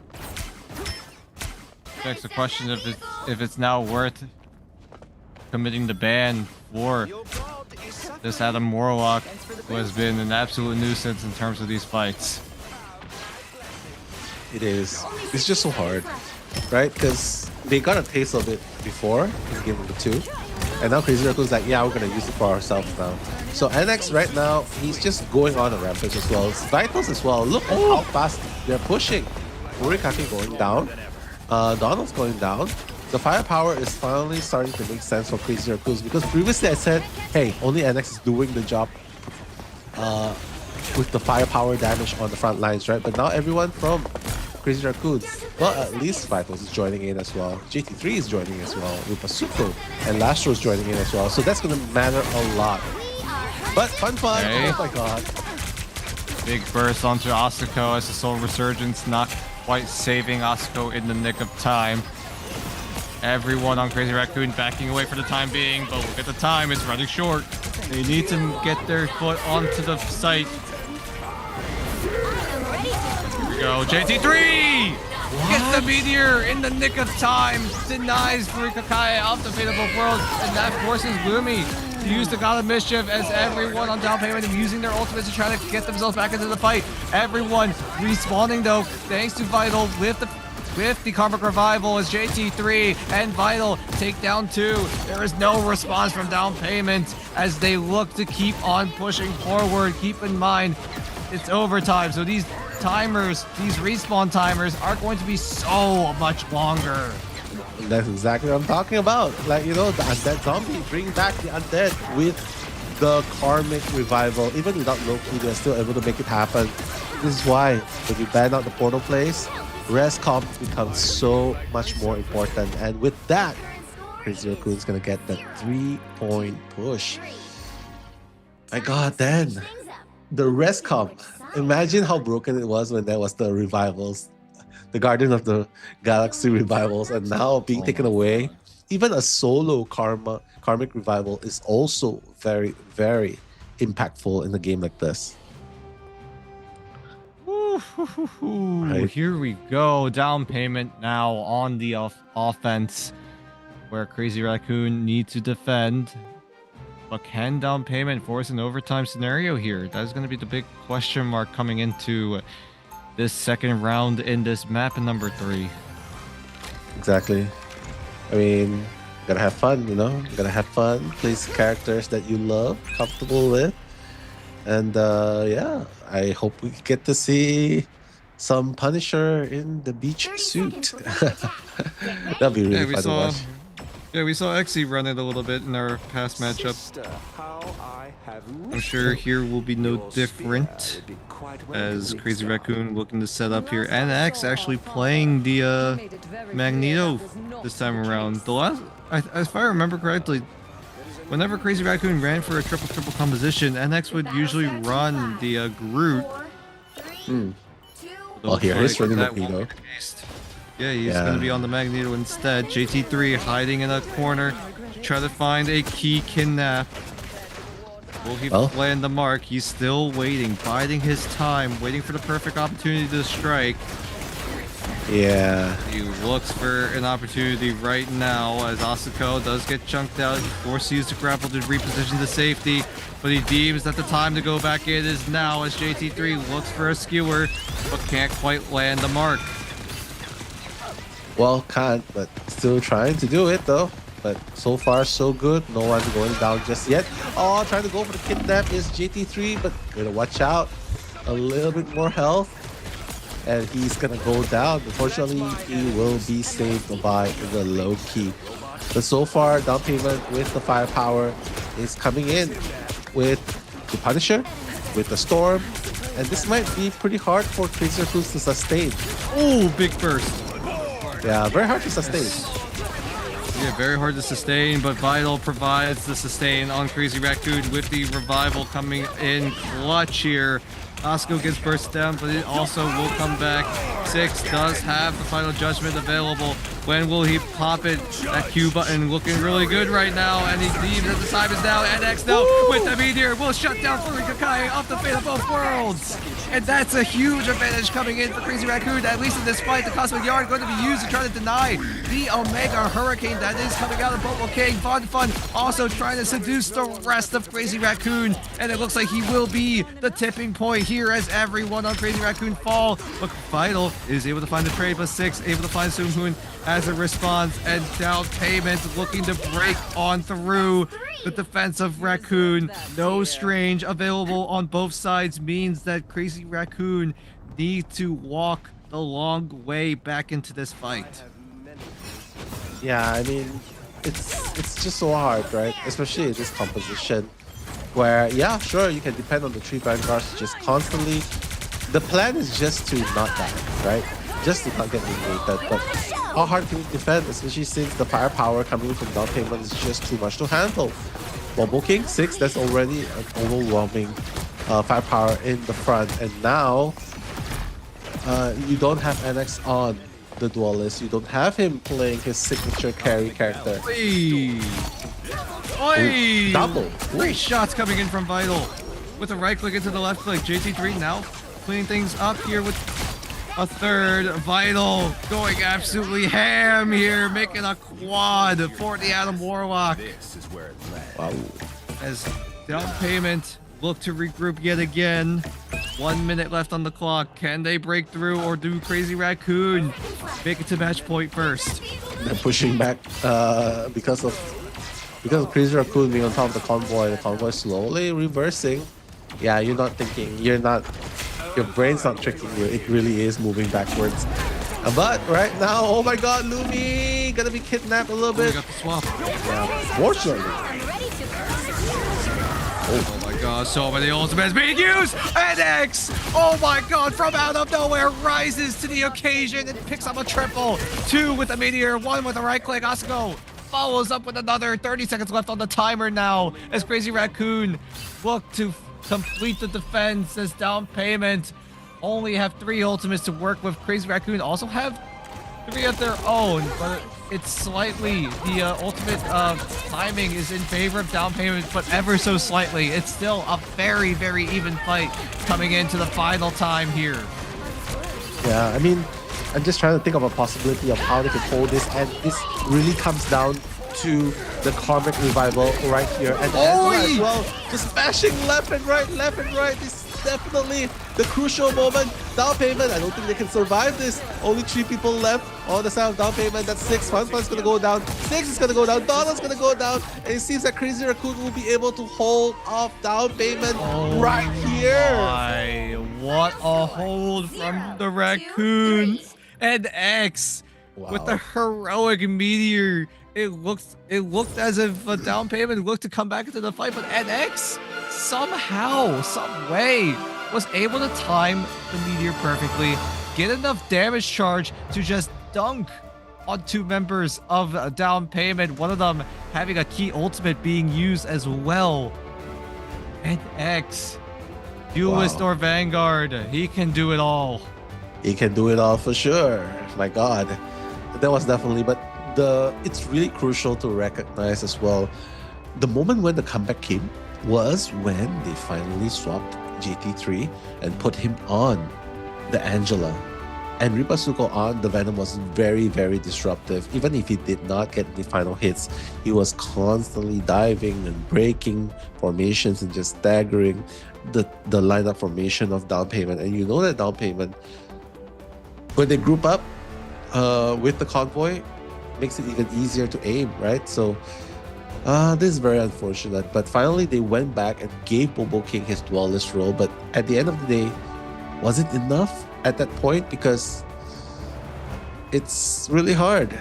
It's really hard for you to attack when you have the triple Vanguards that are just like NX. Yeah, he's the how do you put this? He's playing Magneto, but in a way where he's also playing as a damage dealer. You know what I mean? Like he's playing like he's a duelist. It felt like that, right? And the dunks were like, yeah, I just want the kills. Right? I just want the elims, and it shows, right? So ultimately, I feel like he can play flex, and that's also a strong sign of Crazy Raccoons in this, making the triple work as well. The Loki and the Adam Warlock. Ultimately, yeah, you can battle all you want, but because this is a game where you capture objectives, you don't really care if you eliminate as much as possible. You just want to grab onto the point. So I think that was the strategy that allowed them to sustain. But after all has been said and done, we're going to round number 4. So catch you guys after the break.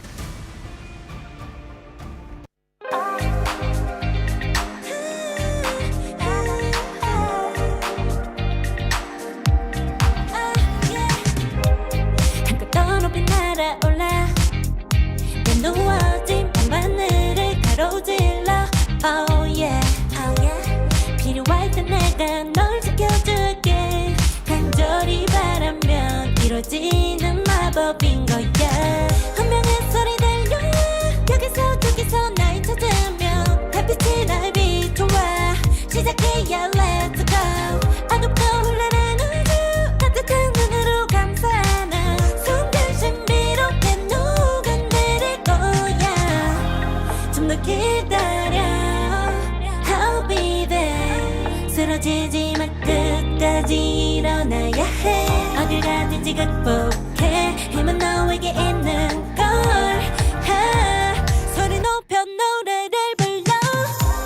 작은 걱정 따윈 던지고 최선을 다해 가슴을 쳐봐. 어둠이 떠 날 때까지 아름다운 꿈을 밝혀봐. 우리에게 달려서 그 세계 오면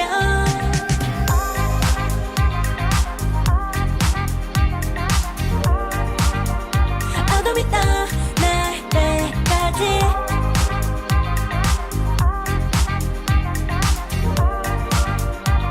세게 오면 오랜 시간 간직해온 열망 까만 밤의 빛처럼 빛나 네 눈앞에 바로 왔던 나 탑을 딱 봐도 superstar 딱 보면 모르나 널 지킬 나란 걸 더 지켜볼수록 점점 빠져들어 카리스마 넘쳐 흘러 oh yeah 운명의 소리 들려 여기서 저기서 날 찾으면 달빛이 날 비춰와. 시작이야 let's go.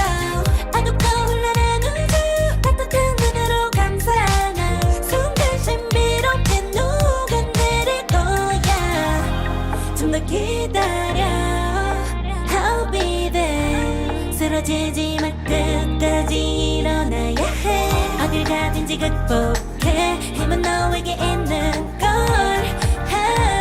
소리 높여 노래를 불러. 작은 걱정 따윈 던지고 최선을 다해 가슴을 쳐봐. 어둠이 떠 날 때까지 아름다운 꿈을 밝혀봐. 우리에게 달려서 그 세계 오면 눈이 부신 모든 순간들 지켜내야 해.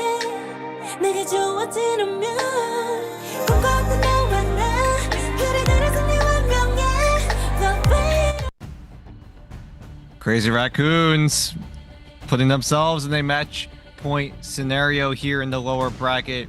Winner moves on to face XOXO1. The loser will unfortunately be packing their bags and exiting here from Ignite Stage 2. And now down payment, they have the map pick, but Crazy Raccoon have the map advantage here as down payment looking to choose to go to the symbiotic surface. Yeah, this was the map where a lot of the teams were having problems, right? So especially like in XOXO's game just now where it was so close. Yeah, this might look really hard, but hey, you know what? I mean, they figured out their formula. They probably would be able to play the way that they intended to, as long as they have NX and a secondary support farming up the elims. I think that could definitely help them in the long run as well. This feels like a proper lineup for Crazy Raccoons finally. Of course, Heian's not available, but CR Vital is so far filling that role pretty well.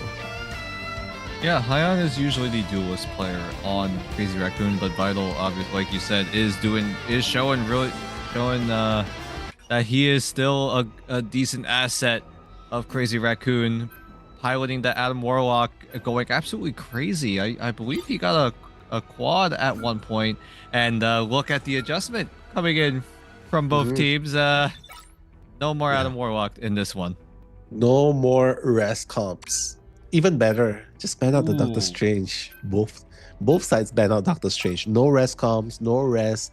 Just depend on your Rocket Raccoon and Ultron, or oh yeah, that's pretty much who you can depend on. The Rocket Raccoon, right? Yeah, but what happens here though is with both teams banning away the Adam Warlock, Crazy Rack, what's it called? Down payment will deny the Mantis and keep it for themselves. But look on the other side, Crazy Raccoon, they get the Ultron for NX. This is a composition that Crazy Raccoon love to run, love to pilot. It's gonna be that Ultron Torch team composition, and Crazy Raccoon really like to prioritize that composition. It was a very strong one back in like season 3, back in stage 1, but here in stage 2, this is probably the most comfortable composition that Crazy Raccoon wants to run, and it's what better way to do it here on the symbiotic surface. That's true. I mean, they can run it, but down payment does have dips onto the Jeff that can definitely disrupt Crazy Raccoon's team on the ground as well. But hey, at least the Torch and the Ultron will be safe from the Jeff, right? So that's one thing that we can pay attention to. But it looks like this time might not even be the Torch, then the save onto the Star-Lord. Yeah, just there's a world where that's just going to be used just in case they want to switch things up a little bit, try to change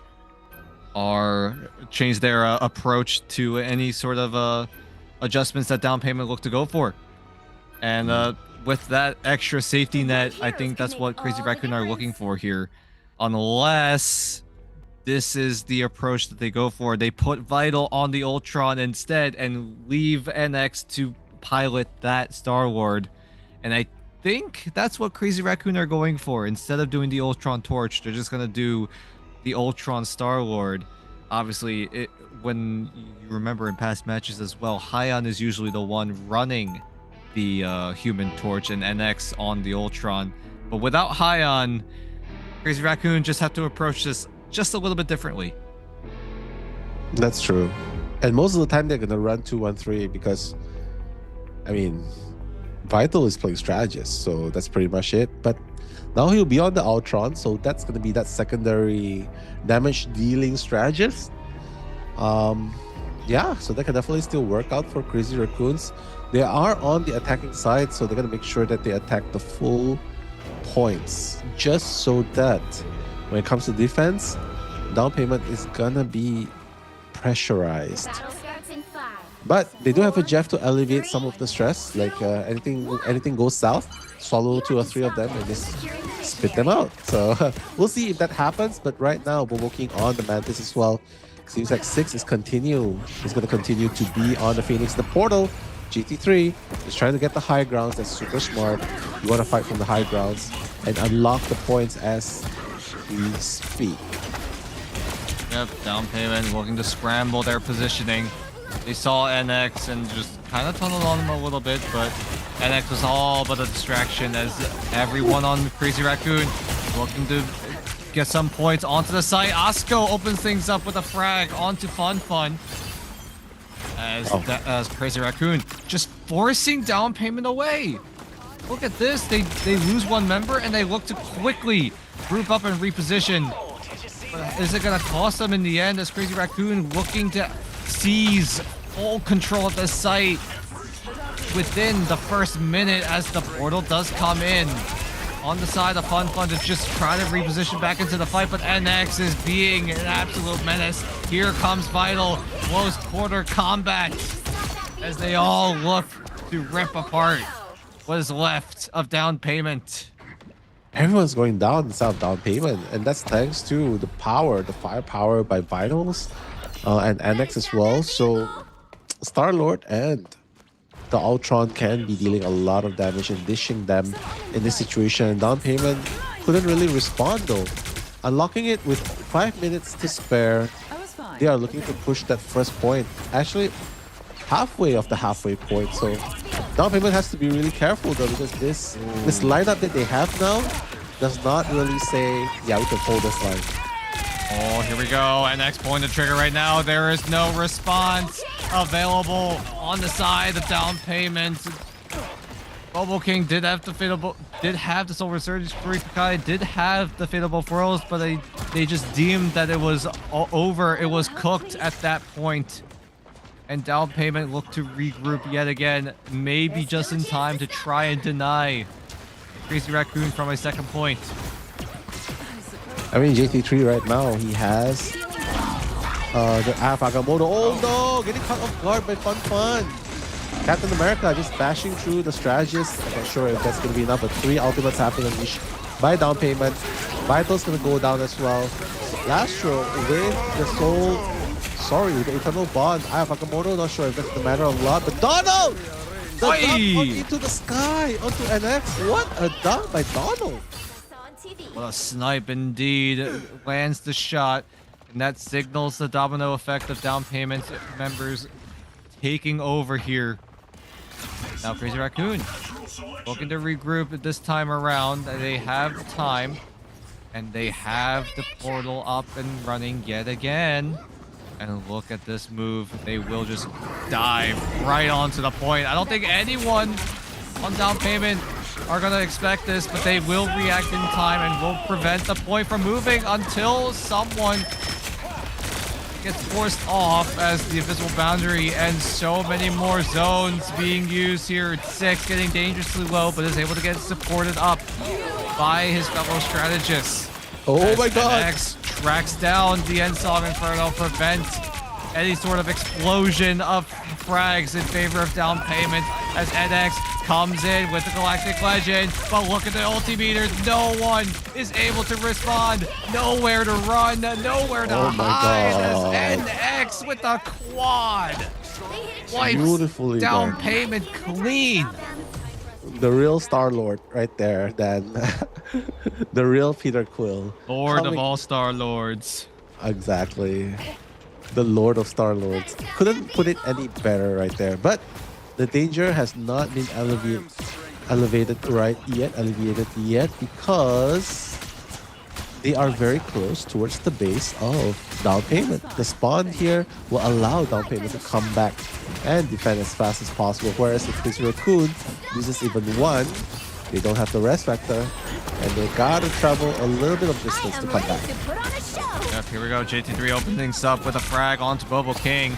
Hit of both worlds. Will buy a bit of time, maybe even force a response out of Crazy Raccoon. Crazy Raccoon, though, they do have the Eternal Bond, but NX gets lasered down by Donald. As Vital now using the Rage of Ultron, but the Eye of Agamotto does land onto Lumi, but Lumi is in the safe hands of his own invisible boundary. As Vital will find another laser, but 6 finds an angle onto Vital, will take full advantage of it. As he almost takes out NX as well, but who does in fact flip himself over to safety. Wow. It seems like they cannot find any answer for the advances of Crazy Raccoon. This is insane. They've been running through down payment in this map, and look at how close they are towards the very end. And it looks like this time, they're gonna run a Raccoon as well with Bobo King. Goddess of Death. Let's see if this is gonna matter a lot here. But the Galactic Legends in response. Both Star-Lord. Is it gonna matter here, Dan? Oh, it might just matter here as NX is able to find the frag on the tail end, but Bobo King is able to be there for the trade. But look at the rest of the Crazy Raccoons are able to secure the frags needed. They are able to secure all of the eliminations, and they will complete the triple here. And down payment now in a dangerous situation. They have to go for the triple or else they are out. They are done for in this tournament. Once they locked in Ultron and the Star-Lord, it almost feels like Crazy Raccoon knows exactly what to do. They're like, yeah, it's over. We lock this in. It's in our bag. And so far, it's been looking that way because right now, down payment without the help of the res comms, it's like you don't have a second chance. You lose one team fight, and that's it. You lose one, that's it.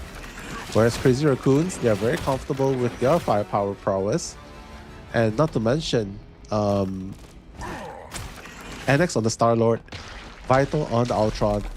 They have been killing it. They have been slaying it. Holy. Yeah. Okay.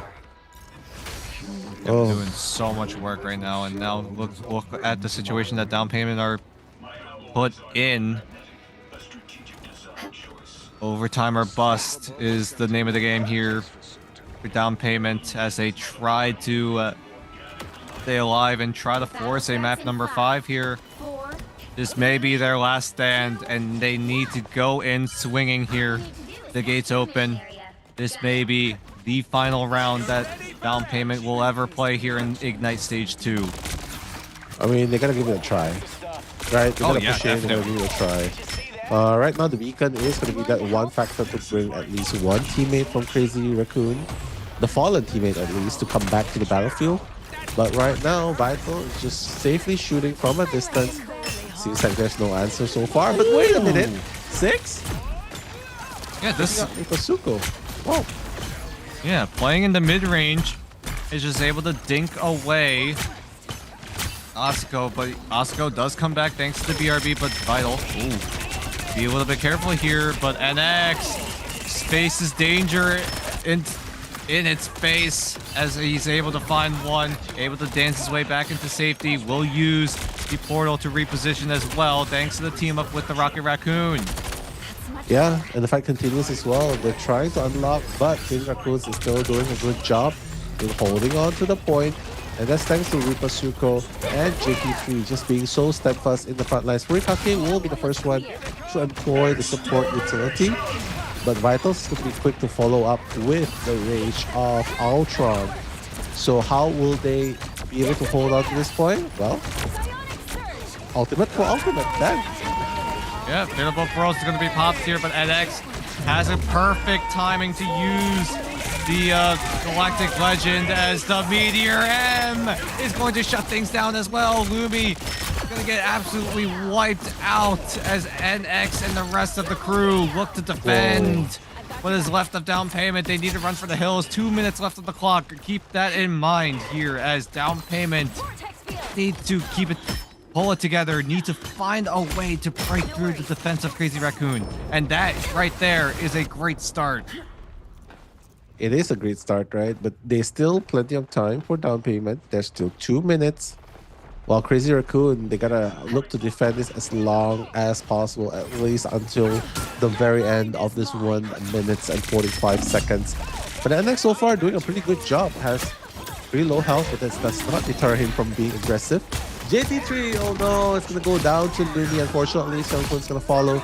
So Ripasuko, it seems like down payment might be able to unlock this point. Oh, yep. Woohee! Look at these. Oh my god, 6! Wow, the hit scan. Insane. The hit scan is crazy. How does he land these shots? 99% accuracy. Left clicks. That's probably it. But Exactly. probably with the help of the beautiful costumes, so guys, do check it out. Yeah, we love that. 6 Exactly. running. The new Hela costume. Look how beautiful it is. If you use the costume, we're gonna be able to left click like 6, just like that. Dinks away JT3. JT3 was like, yeah, over and out. Wait, I'm actually out. So, fortunately, that's going to be the target. But Vitals with the Rage of Ultron gonna initiate the damage. Bobo King's gonna be the victim right here. Good start for Crazy Raccoons. But Donald with the Groot is just brawling his way through. And Ripasuko fortunately has the beacon to come back. Gonna start off with the silent seduction. But Donald, gonna put that wall up, doesn't really matter. Ruby has the Fatal Bolt wall up for sustain. 6 as well for the Goddess of Death. Yep, 6 using the Goddess of Death to find additional damage. Bobo King just gonna seal the deal here as the Strangling Prison. Wow. will this is choke out Crazy Raccoon, but JT3 comes in with the Freedom Charge, but will get taken out accordingly. Yeah, this is definitely something that is very, very hard right now because that first point unlock was super crucial. They were able to hold on a little bit longer, but now that it's starting to move, feels like down payment is getting that momentum that they need. Yeah, but that's exactly what they're gonna look for. But Vital and NX team up to find 2. And it looks like Vital. Look at the tracking from this Ultron player as they all look to wipe out down payment yet again. Yeah, good stuff, good stuff. I mean, so far, the trade-offs has been very good. Back and forth is really, really neck and neck, right? It's just a matter of that crucial team fight, that 1 minute all the way down. Because don't forget, Crazy Raccoons pushed the whole 3 points. Down payment needs to do the same thing, and right now they are running out of time in order to make that happen. What do you do here, down payment? You need to find an opportunity to come back into this game, a way back into the series, a way back into the tournament. This may be your last stand. They need to defend here. Or I should say, they need to keep the offensive going, I should say. As Furikakai opens things up with the invisible boundary, that Cosmic Yarn by Lostro is going to be dealt with immediately. As the Cyanide Seduction is going to be ripped on both sides, but Six is going to take full advantage of it first. So many targets, needs to find the right one. Well, the target is definitely... No one's going down just yet, but Fun again on the Emma Frost. Just doing what Emma does best. The choke slam. Just keeping everyone out. The Groot coming in, Strangling Prison coming in, Goddess of Death. No expenses spared. Everything is gonna come in. JT3 coming in with the Freedom Charge as well. Wow!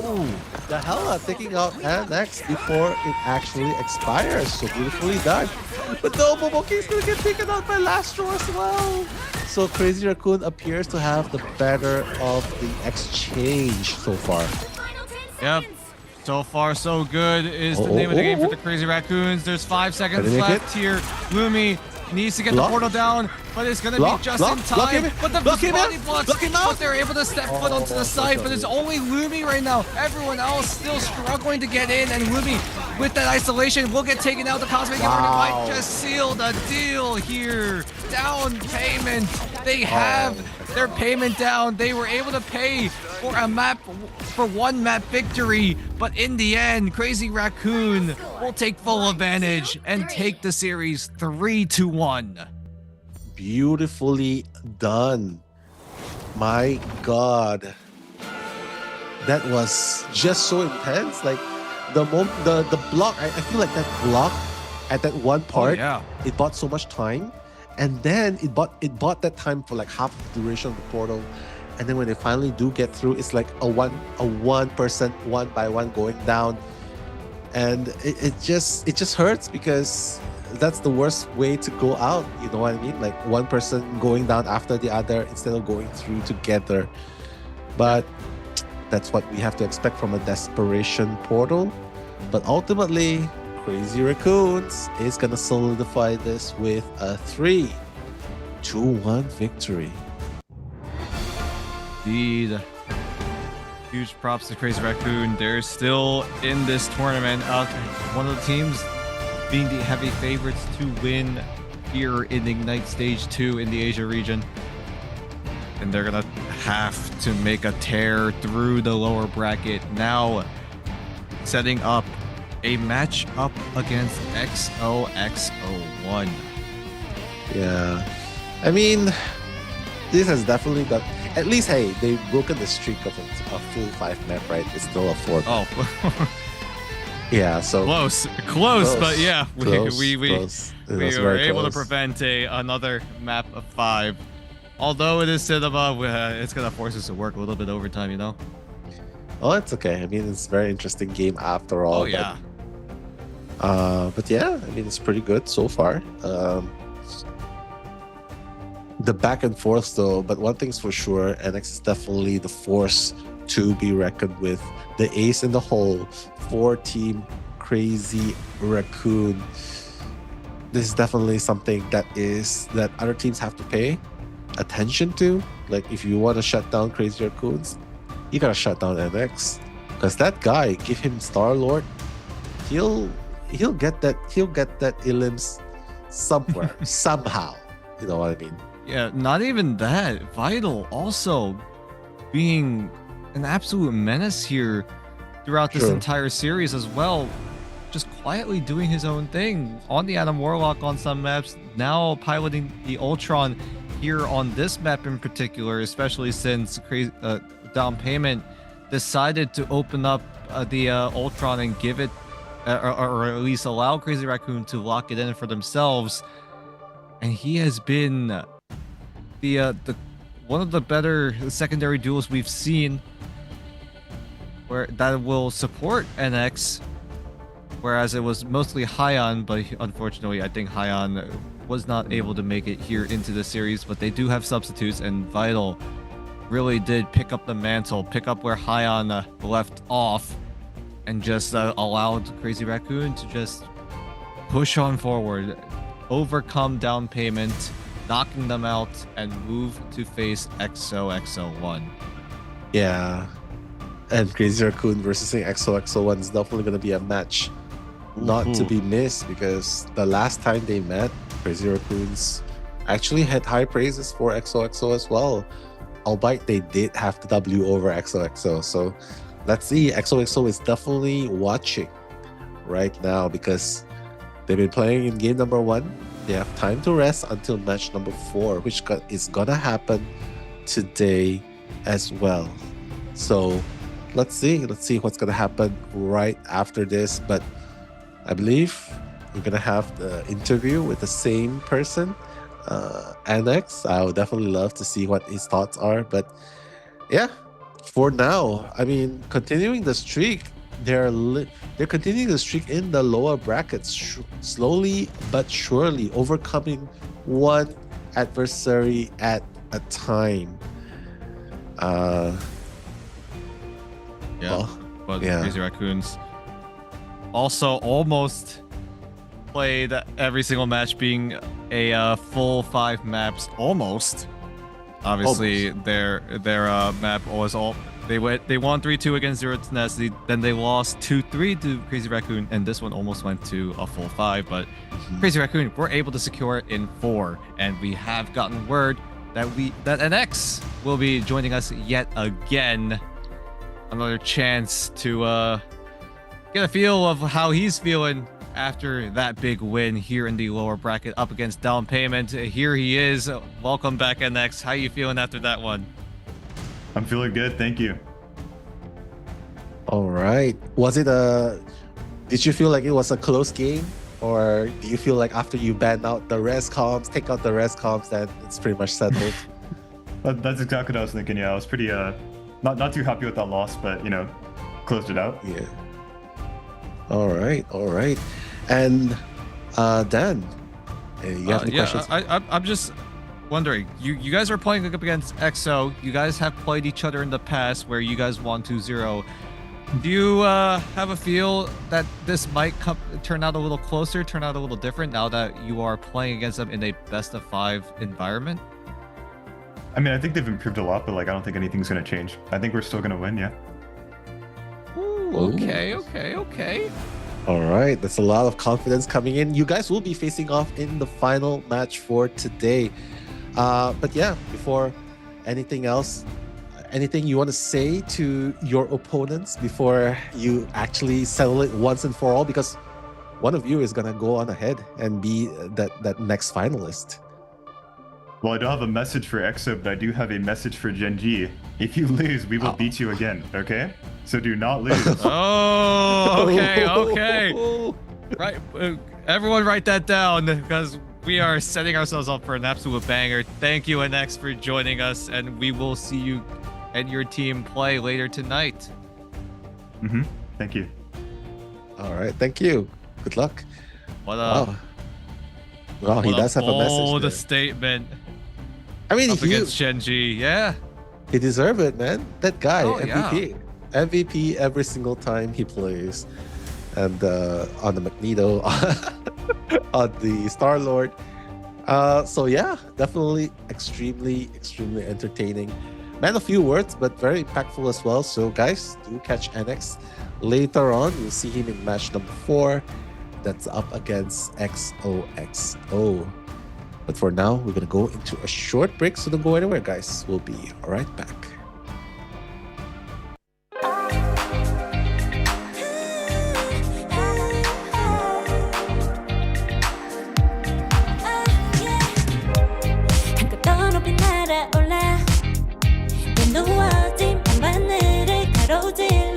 Oh yeah, 필요할 때 내가 널 지켜줄게. 간절히 바라면 이루어지는 마법인 거야. 운명의 소리 들려.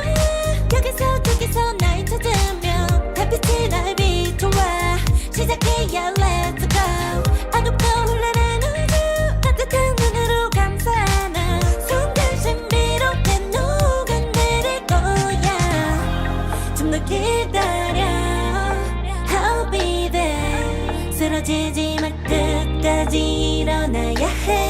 어딜 가든지 극복해. 힘은 너에게 있는 걸. 소리 높여 노래를 불러. 작은 걱정 따윈 던지고 최선을 다해. 잘 춤을 춰봐. 어둠이 떠 날 때까지 아름다운 꿈을 밝혀봐. 우리에게 달려서 그 세계 운명.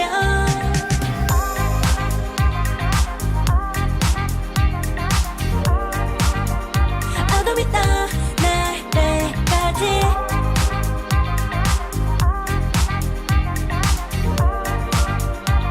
세계 운명. 오랜 시간 간직해온 열망 까만 밤의 빛처럼 빛나. 네 눈앞에 바로 왔던 나라. 탑을 딱 봐도 superstar. 딱 보면 모르나. 널 지킬 나란 걸 더 지켜볼수록 점점 빠져들어 카리스마 넘쳐 흘러. Oh yeah. 운명의 소리 들려. 여기서 저기서 날 찾으면 달빛이 날 비춰와. 시작이야 let's go. 어둡고 흘러는 우주 따뜻한 눈으로 감싸는 순간 신비롭게 녹아내릴 거야. 좀 더 기다려. I'll be there. 쓰러지지 마. 끝까지 일어나야 해. 어딜 가든지 극복해. 힘은 너에게 있는 걸. 소리 높여 노래를 불러. 작은 걱정 따윈 던지고 최선을 다해. 잘 춤을 춰봐. 어둠이 떠 날 때까지 아름다운 꿈을 밝혀봐. 우리에게 달려서 그 세계 운명. 눈이 부신 모든 순간들 지켜내야 해. 내게 주어지는 면 꿈꿨던 너와 나. 그래 너를 승리와 명예. The weight of it both the words is in our hands. 작은 걱정 따윈 던지고 최선을 다해. 잘 춤을 춰봐. 어둠이 떠 날 때까지 아름다운 꿈을 밝혀봐. 우리에게 달려서 그 세계 운명.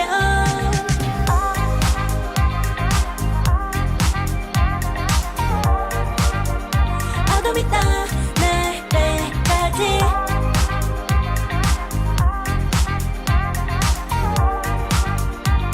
세계 운명.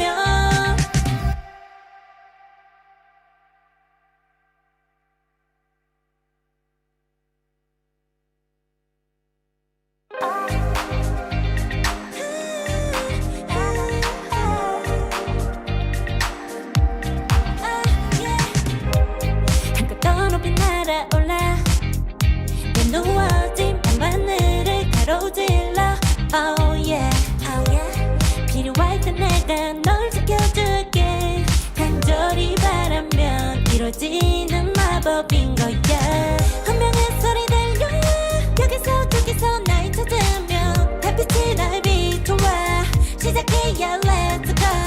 어둡고 흘러는 우주 따뜻한 눈으로 감싸는 순간 신비롭게 녹아내릴 거야. 좀 더 기다려.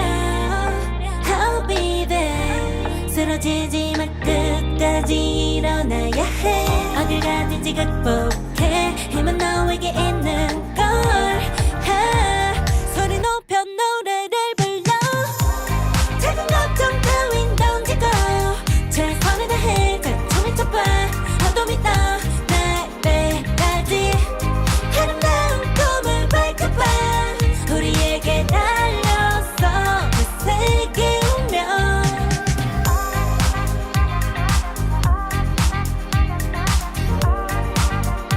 어둠이 떠 날배까지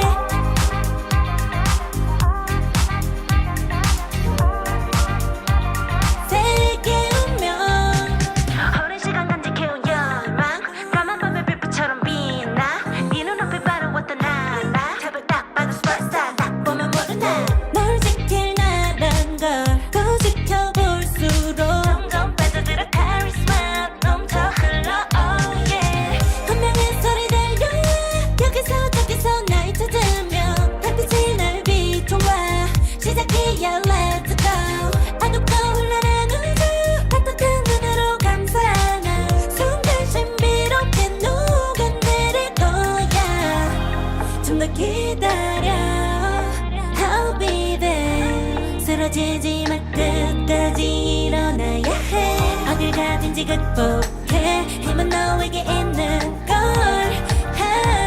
소리 높여 노래를 불러 작은 걱정 따윈 던지고 최선을 다해 자충을 쳐봐 어둠이 떠 날배까지 아름다운 꿈을 밝혀봐 우리에게 달려서 그 세계 운명 눈이 부신 모든 순간들 지켜내야 해 내게 주어지는 꿈꿨던 너와 나 그래들어서 내 운명에 The weight of it both the world is in our hands 작은 걱정 따윈 던지고 최선을 다해 자충을 쳐봐 어둠이 떠 날배까지 아름다운 꿈을 밝혀봐 우리에게 달려서 그 세계 운명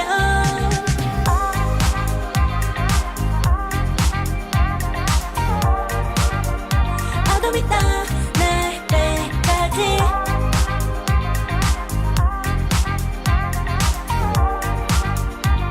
세계 운명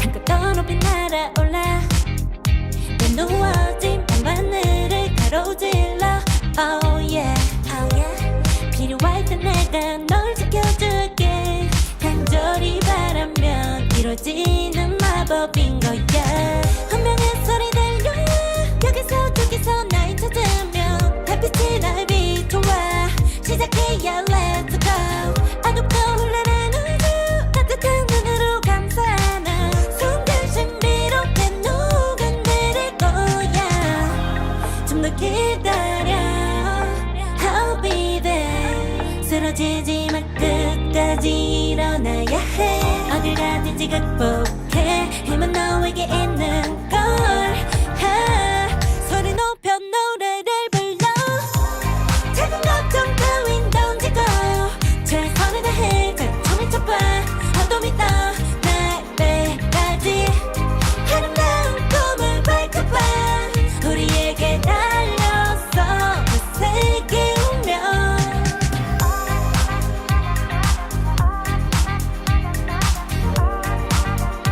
어둠이 떠 날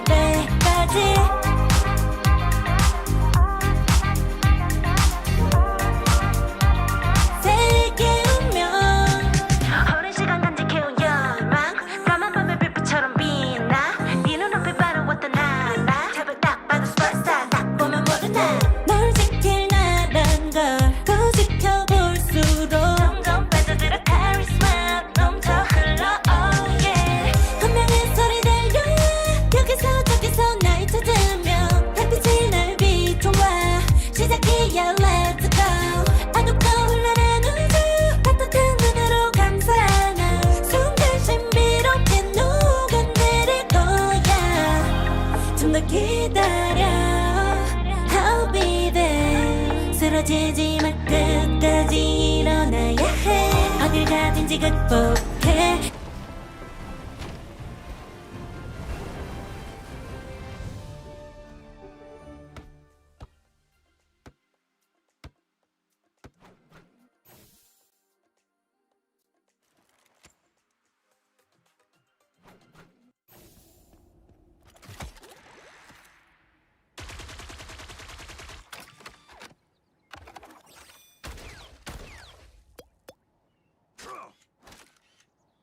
Smoke screen! I'm hunkering down.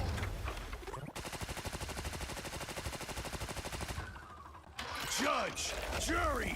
Executioner!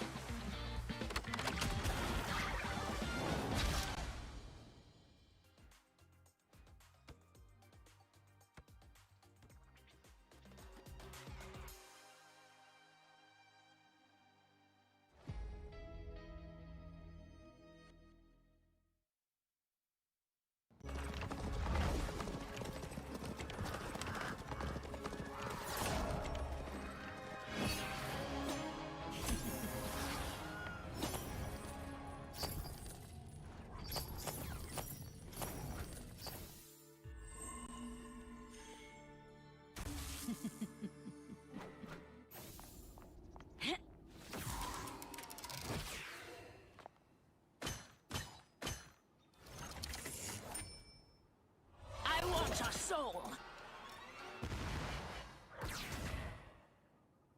Hell unleashed!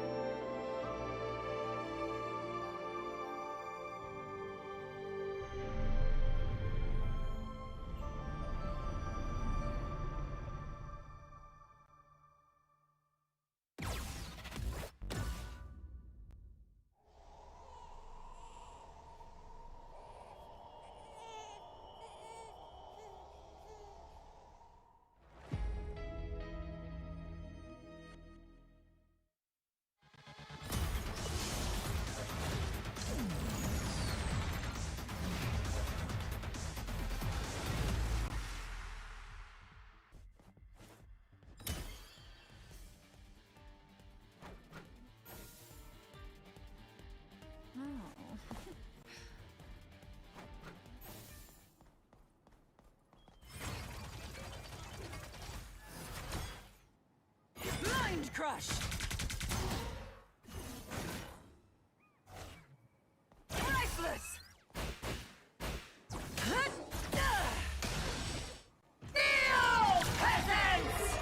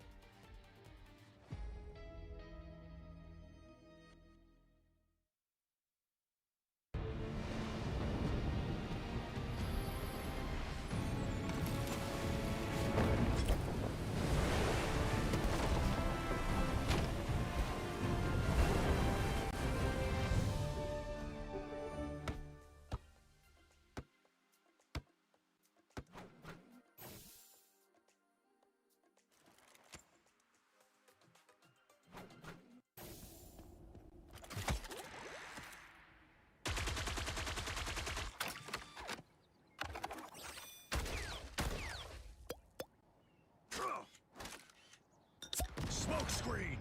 I'm hunkering down.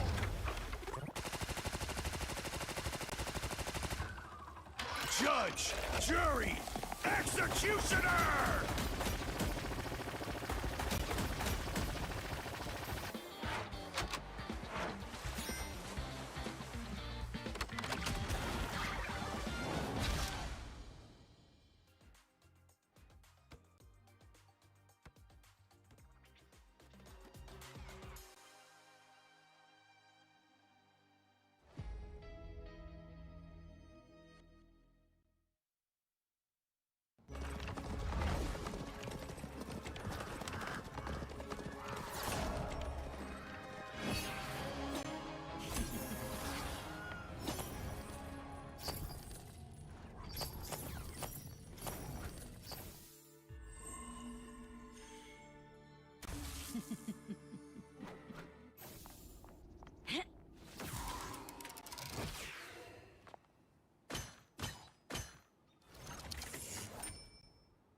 I want your soul.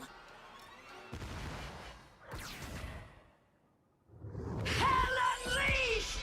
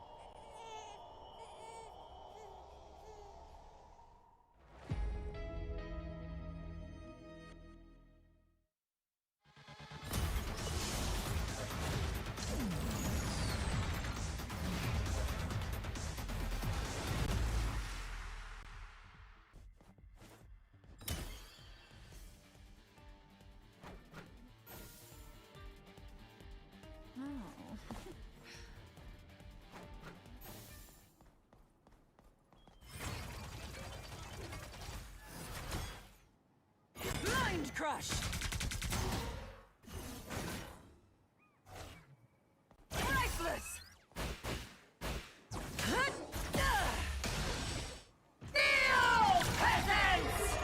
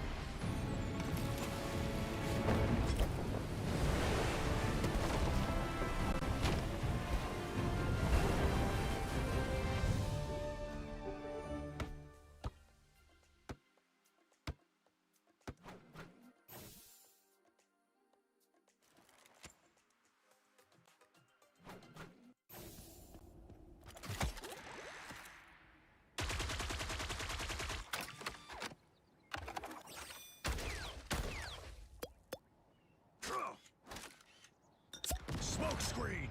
I'm hunkering down.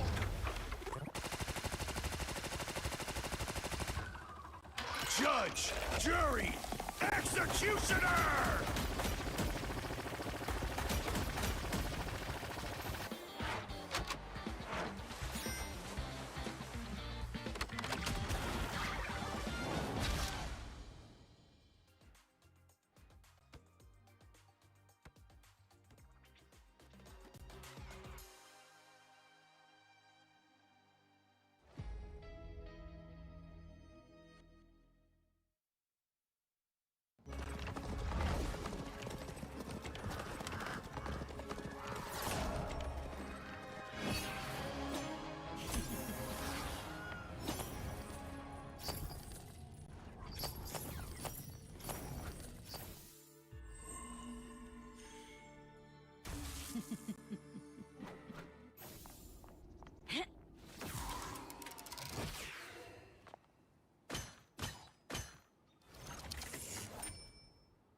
I want your soul! Hell unleashed!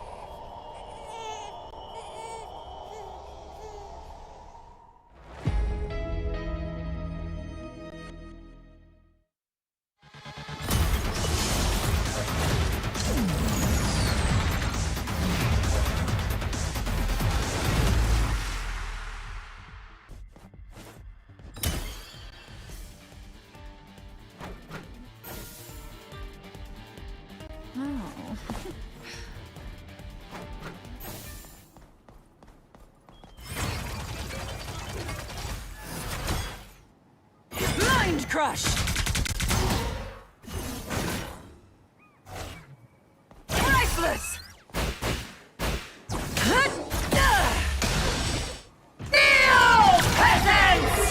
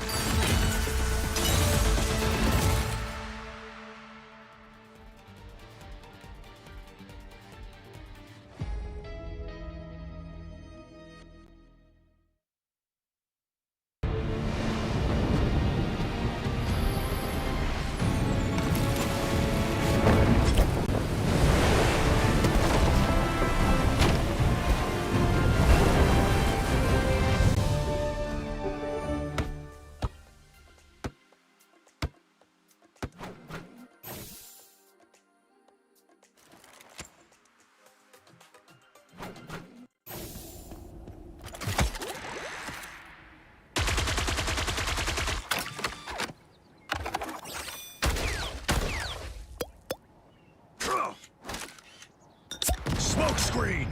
I'm hunkering down.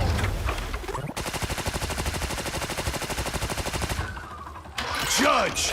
Jury! Executioner!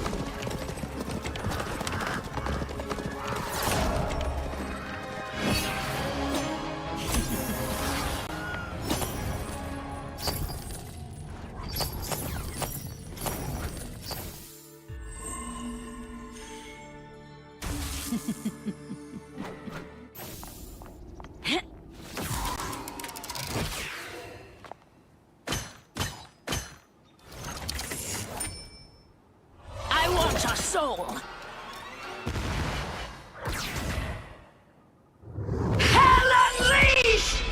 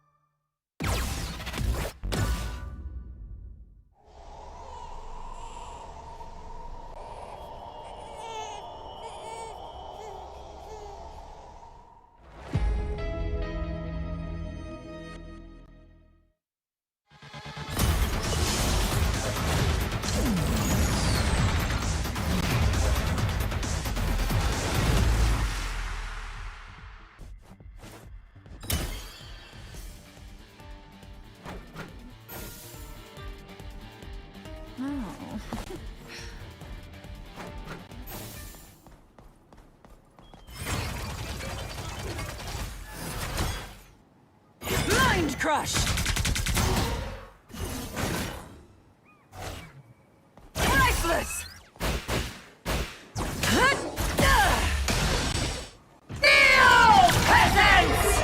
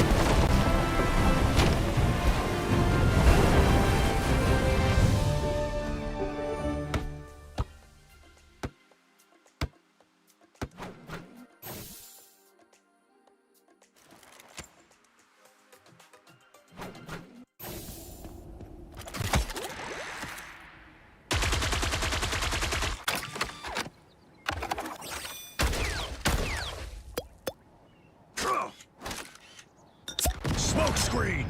I'm hunkering down.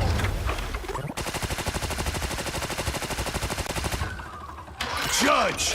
Jury! Executioner!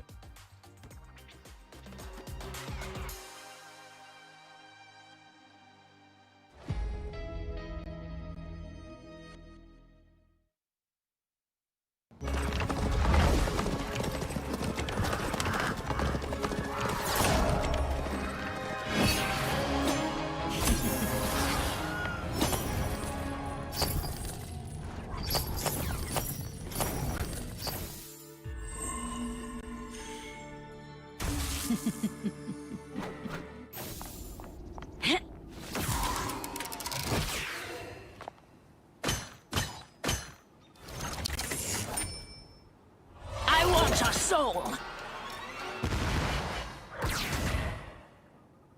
Hell unleashed!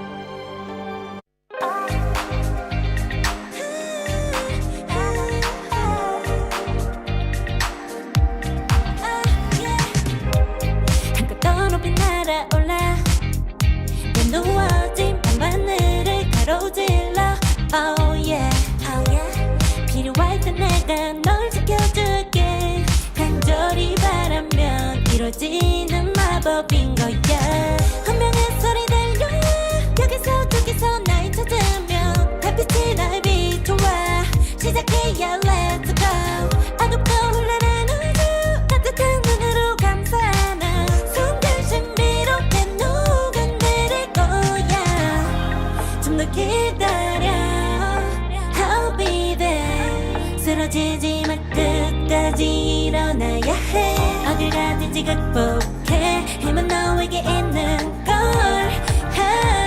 소리 높여 노래를 불러 작은 걱정 따윈 던지고 최선을 다해 자충을 쳐봐 어둠이 떠날 때까지 아름다운 꿈을 밝혀봐 우리에게 달려서 그 세계 운명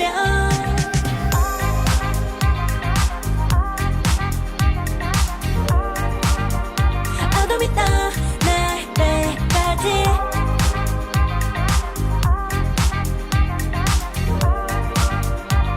세계 운명 오랜 시간 간직해온 열망 까만 밤의 빛처럼 빛나 네 눈앞에 바로 왔던 나나 탑을 딱 봐도 스파스타 딱 보면 모두 다널 지킬 나란 걸 더 지켜볼수록 점점 빠져들어 카리스마 넘쳐 흘러 oh yeah 운명의 소리 들려 여기서 저기서 날 찾으면 달빛이 날 비춰와 시작이야 let's go 어둡고 흘러는 우주 따뜻한 눈으로 감싸나 순간 신비롭게 녹아내릴 거야 좀 더 기다려 I'll be there 쓰러지지 마 끝까지 일어나야 해 어딜 가든지 극복해 힘은 너에게 있는 걸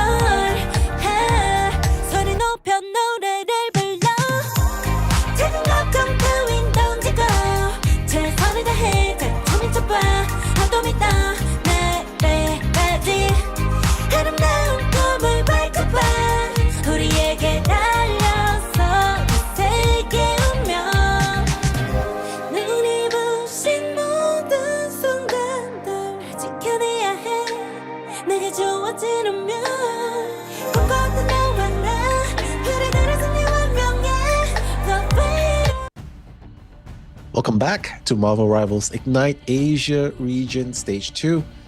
This is playoffs day number 3. I'm Nello, and joining me is the one and only Poch Spice. So how are you doing, Poch? I'm excited. This is a matchup that has Genji Revenge written all over it, because not only did this match happen in the Stage 1 finals, but this happened in the group stage, and it's Reject that always has Genji's number, so I'm super excited to see what adjustments are made.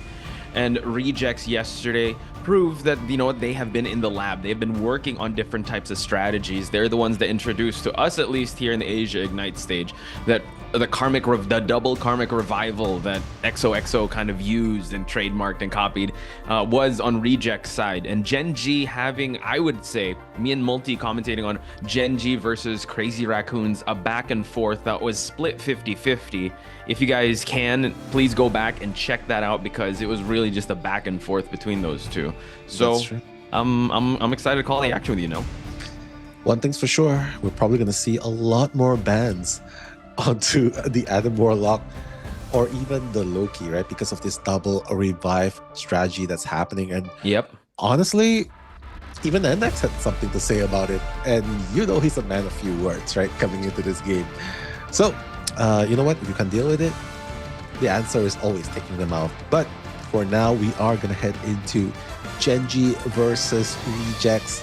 Sort of like a repeat of what happened during Stage 1. So, let's see if Genji 3.0 will be able to handle Rejects this time to be the top dog in Asia right now. Heading into the ban picks phase, Poch seems like they are not going to prioritize Adam bans. They're going to prioritize the Mantis and the Emma ban.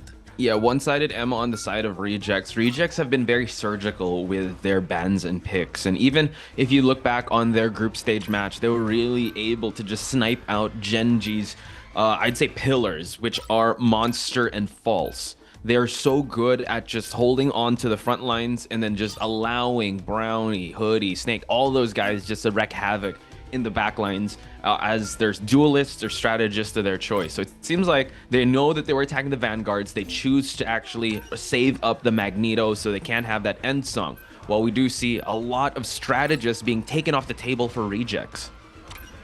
Yeah, just take out what you can't play. And honestly, even the Jeff and the Mantis have been a lot of problem, especially when you have that damage boost from the Mantis. That can definitely put a lot of toll onto the opponents, especially if you're going for the trade-off of fire powers. And the Battle of Star-Lord, or even the Battle of the Duelist, any damage boost you can get is always gonna almost tilt the favor into your team. Yeah. I was gonna say, if you're gonna battle Star-Lords, I'm looking at Finale and Brownie because they have been MVP consistent with the Psylocks, the Star-Lords, whatever duelist you're able to use. Seems like we're gonna lock in with the Luna Snow being almost like A-tier priority when it comes to locking in, because a lot of these triple strategists can't really work if you don't have that anchor healer, which is going to be that Luna. However, I always say whenever you dominate the skies, you already have an advantage, and Genji has that with that lock-in of that Ultron, and having that Magneto as well, and a Phoenix on the table could spell disaster for rejects. However, rejects, having that Emma Frost and also that Luna could help out when it comes to holding map control here in domination. I would love to see a Namor here, honestly, because if they have Ultron and they also have that Star-Lord running rampant in the skies, I mean, a little bit of anti-air character like Namor and the Hulk tandem could go a long way into deterring the Air Force power coming in from Genji Esports, right? But here, apparently we're going to see Genji Esports coming in with a Adam Warlock, Luna, and of course the Ultron strategist lineup at the backlines, whereas for rejects they're gonna go with the 2-2-2 strat. So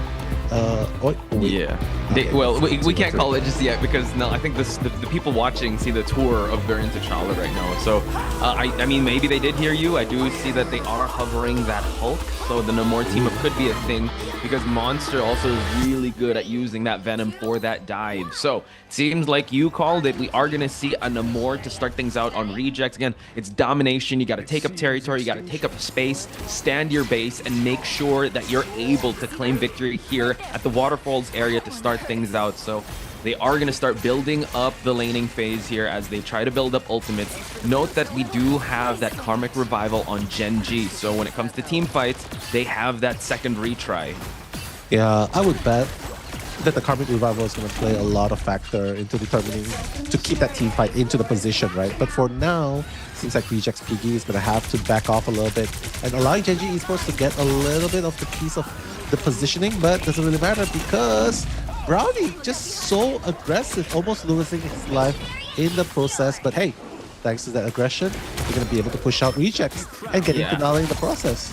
True, screen is lighting up blue here. Genji gonna try to capitalize onto not just gaining the space, but also gaining the team fight here. Rejects are gonna have to regroup and reconsider their options, as yes, having an anti-air type squids is good, but if you're having someone like Monster diving your backlines, constantly eliminating any setups that you have, could be a little tough to deal with. Note that they do have the Phoenix, so that they're the ones doing the wipes of the space here, but Genji now far camping this area. Yeah, the Phoenix tech, of course, has not been patched just yet, but so far it's been dealing a lot of damage, especially in close-up draws, right? But now, Rage of Ultron by Snake, going to be dealing that damage into the front lines of rejects. Oh my goodness, Piggy almost losing her life in the process, but doesn't really matter because the support heals are coming in really strong. For the Proteus is not going to find anyone, however, but everyone else seems to be building up the ultimate. Brownie taking out Gargoyle in the process. 5v6. Oh no! Falls with the meteor is going to take out another 2 of rejects, make that 4 down on the side of rejects, and Genji Esports continuing their dominance already at 65% off. After that Brownie Star-Lord, just coming on in, getting the elims as well as False coming in with the Meteor, and they're really cementing a huge statement. Rejects are going to have to adjust. Still, though, they are sticking to this type of it's at the lineup, which I feel like they can do that if they're able to dominate the first map or able to dominate, or they already have taken up space. But if you're pushing into it, it's going to be so hard because you have divers like the Star-Lord, like the monsters, Feast of the Abyss here, trying to actually get a good pick off. We do see the Blessing of the Deep just to keep everyone up, as well as the Invisible Boundary. They're already here, and now some pickoffs on the side of Reject. Genji cannot hold anymore. Tanks are falling left and right, but we do have that retry, and Brownie also has the Galactic Legend with that Karmic Revival insurance, making sure that they still hold this overtime and take up this space. Rejects has played the Adam combo before, the revival before, so let's see if they finally like have a taste of their own medicine, because this rest strategy is actually helping Genji to come back and retake it at 100%. Look, no challenge whatsoever from Rejects. For a moment, you thought that Rejects was going to take over, but that Karmic Revival just proving that, you know what, if left unchecked, it's just going to allow Genji to come back. Hey, you use up your resources, we're going to come back for a round 2 battle. And that's where Genji wins, comes on top. And with a game like Domination, that Karmic Revival can just really weaponize the pace and really put your team off sync, even though you do lose that team fight. You have that Resurrect. Again, it's really hard to pull off, but these guys are professional. They know when to pull off the Karmic Revival. They know where to put it exactly and make sure that they're going to jump out with a Luna Snow ult. They're going to come in with a Feast of the Abyss. And in this case, it was Brownie with that Galactic Legend to pick up the pieces after Rejects have already spent the checks that they cashed, and they had no more money left in the bank for them to be able to survive. So now the question is, Nell, can Rejects adjust here? Because I like the idea of the Namor Gamma Squids. However, they couldn't set up early enough, and now it seems like they're going to go for a dive comp with a Phoenix in the backline. Yeah, I mean, if you can't beat them, just join them. Use the same duelist that they're using. Brownie has had so much success with Galactic Legends, and the firepower is definitely not lacking in the front line. So having Finale on the Star-Lord might actually be more useful than Namor, sure. Gargoyle as well onto the Phoenix. Let's see if that's going to be the difference maker that they need to come back in this second round. Mission area is going to unlock very, very soon, and you can see that Rejects is already setting up position onto the point. But it seems like Genji is not going to give up without a fight. Yeah, Piggy yesterday was just so good with the Angela, but on this Emma, it's a one-sided Emma, by the way, can be the difference maker, but Gargoyle lost in the shuffle there. Monster able to get a monstrous dive to just pick off Gargoyle before he could get set up another snare, forcing out Felix to dance the night away along with Izayaki, and now we're still battling tooth and nail to control this area. Monster after the Feast of the Abyss, while Finale holding on to the Galactic Legend, but as I say that, he takes to the sky and forces out the Invisible Boundary, getting quite low, and we have one pick-off. Brownie gets taken out of the equation. Well, we do see the Finale is already done with his Galactic Legend, and a Feast of the Abyss, we snap away, but Hoodie goes to the Cocoon, and Felix gets taken out in the process, so now still fighting till the very end here. No one has taken control of the area now. Yeah, and the Karmic Revival as well, just trying to bring everyone back into the action as well. Galactic Legends gonna clear out so much value coming out of that ultimate. Brownie just making sure that they get what they came for, and it's exactly what they want, the position, just fighting back with it. But Rejects is not going to give up without a fight, and with that counter aliens as well, seems like Karmic Revival round first attempt in this map is not going to quite work out for Genji, as Rejects firepower just proves to be way better, especially by changing into the Star-Lord right here. Yeah, they were ult tracking very well. They knew where the Karmic Revival was at, and they had their own divers of their own. So, I mean, Hulk can dive, but, I mean, we are going to see some changes onto Venom, so there's going to be a lot of priority on this Venom. A snare here just to get the back lines distracted here. We're going to swing back just to make sure we have that sustain, just so that we can hold and make sure no one's going to retreat here from the side of Genji, but False already trying to claim up some space here. Rejects now just really need to hold possibly till the 50% mark for them to push for another ult trade-off between the two. Yeah, the action just continues, right? Just building up the ultimates that they've used up moments ago. But Brownie so far just making sure that he keeps the pressure on and just catch anyone that's off guard. And in this case, it seems like he might actually lose quite a bit of health trying to wreak havoc in the battleground, but everything's being thrown in.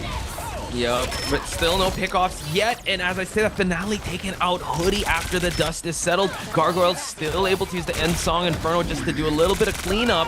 Monster already on the feast of the Abyss. We try and hide because finale is taken to the air once again. And he is the first to stumble here in these House of Cards. They were able to actually claim up some space, but Rejects take it right back. Give that 5% tip. Don't forget to tip your waitresses, folks, and that is what Rejects did, and now they're holding up the space once again. Yeah, probably needs a little bit more than 5%, but hey, they're gonna take whatever they want. Like, 5%? What is going on? How dare you Scrooge? How dare you? Don't eat out anymore. But seems like even with the help of Magneto, right, doesn't seem like there's a counter towards Finale Star-Lord because they forced out Falls to use up the Meteor Ramp, and when that's gone, Finale is free to take the raids, and unfortunately, it might actually cost them the game here because it's already at 99%. That was crazy. As it hits that 99%, Finale got dangerously low. They do have a Karmic Revival to work here. They're probably ult-tracking that now. Brownie starting things off with the Galactic Legend. Psionic Seduction, though, to respond. And we do have the Rage and also the Karmic Revival on Gen G's side. Gargoyle staying so far away, so hard to eliminate, so hard to KO. But Piggy still going for the Carbon Crush and now able to take out False. Maybe the first domino piece, the first House of Cards to fall, and they weren't able to hold strong enough. We tied things up now. Smart going. I think they considered, but finally decided that, yeah, we'll probably just save Karmic Revival for the next game, which is going to be the third one. Imperium right there. Yeah. I think that they know that they kind of figure it's pretty much too far gone. Can I just give an update onto the predictions in Twitch chat? Because it's 56% to 44%. Nell, don't look. Who do you think's 56%? Oh, you looked? Did you look? I know I didn't. Oh, okay. Probably Rejects? No. It's Gen G that's at 56%. So I'm not sure because the scoreline of the points is 169,000 to 132,000. So even if it is quite close, people be parlaying a lot of their points, so hopefully y'all won't be in channel point debt by the end of this. And it's really hard to call. Me and Nell were there during the grand finals of Gen G versus Rejects. This is as close as you can get, and it is showing here as we're already pushing for that map number 3 here in Domination. Yeah, this is definitely another lesson to be learned outside of gaming, right? Predictions. Don't predict or gamble everything in one go. Hey, you won though. You got like 14K, man. I know, but I only... No, we don't say the next part. You don't say the next part. We just 14K, baby. Okay. But right now, they're going to continue on the skirmish right into the battle area. Mission area has already been unlocked. And honestly, it's just a matter of time. Like, they have the Karmic Revival, so they can definitely win the first team fight. Even if they did lose, doesn't matter. They can rotate in time. So I like the plan of Gen G.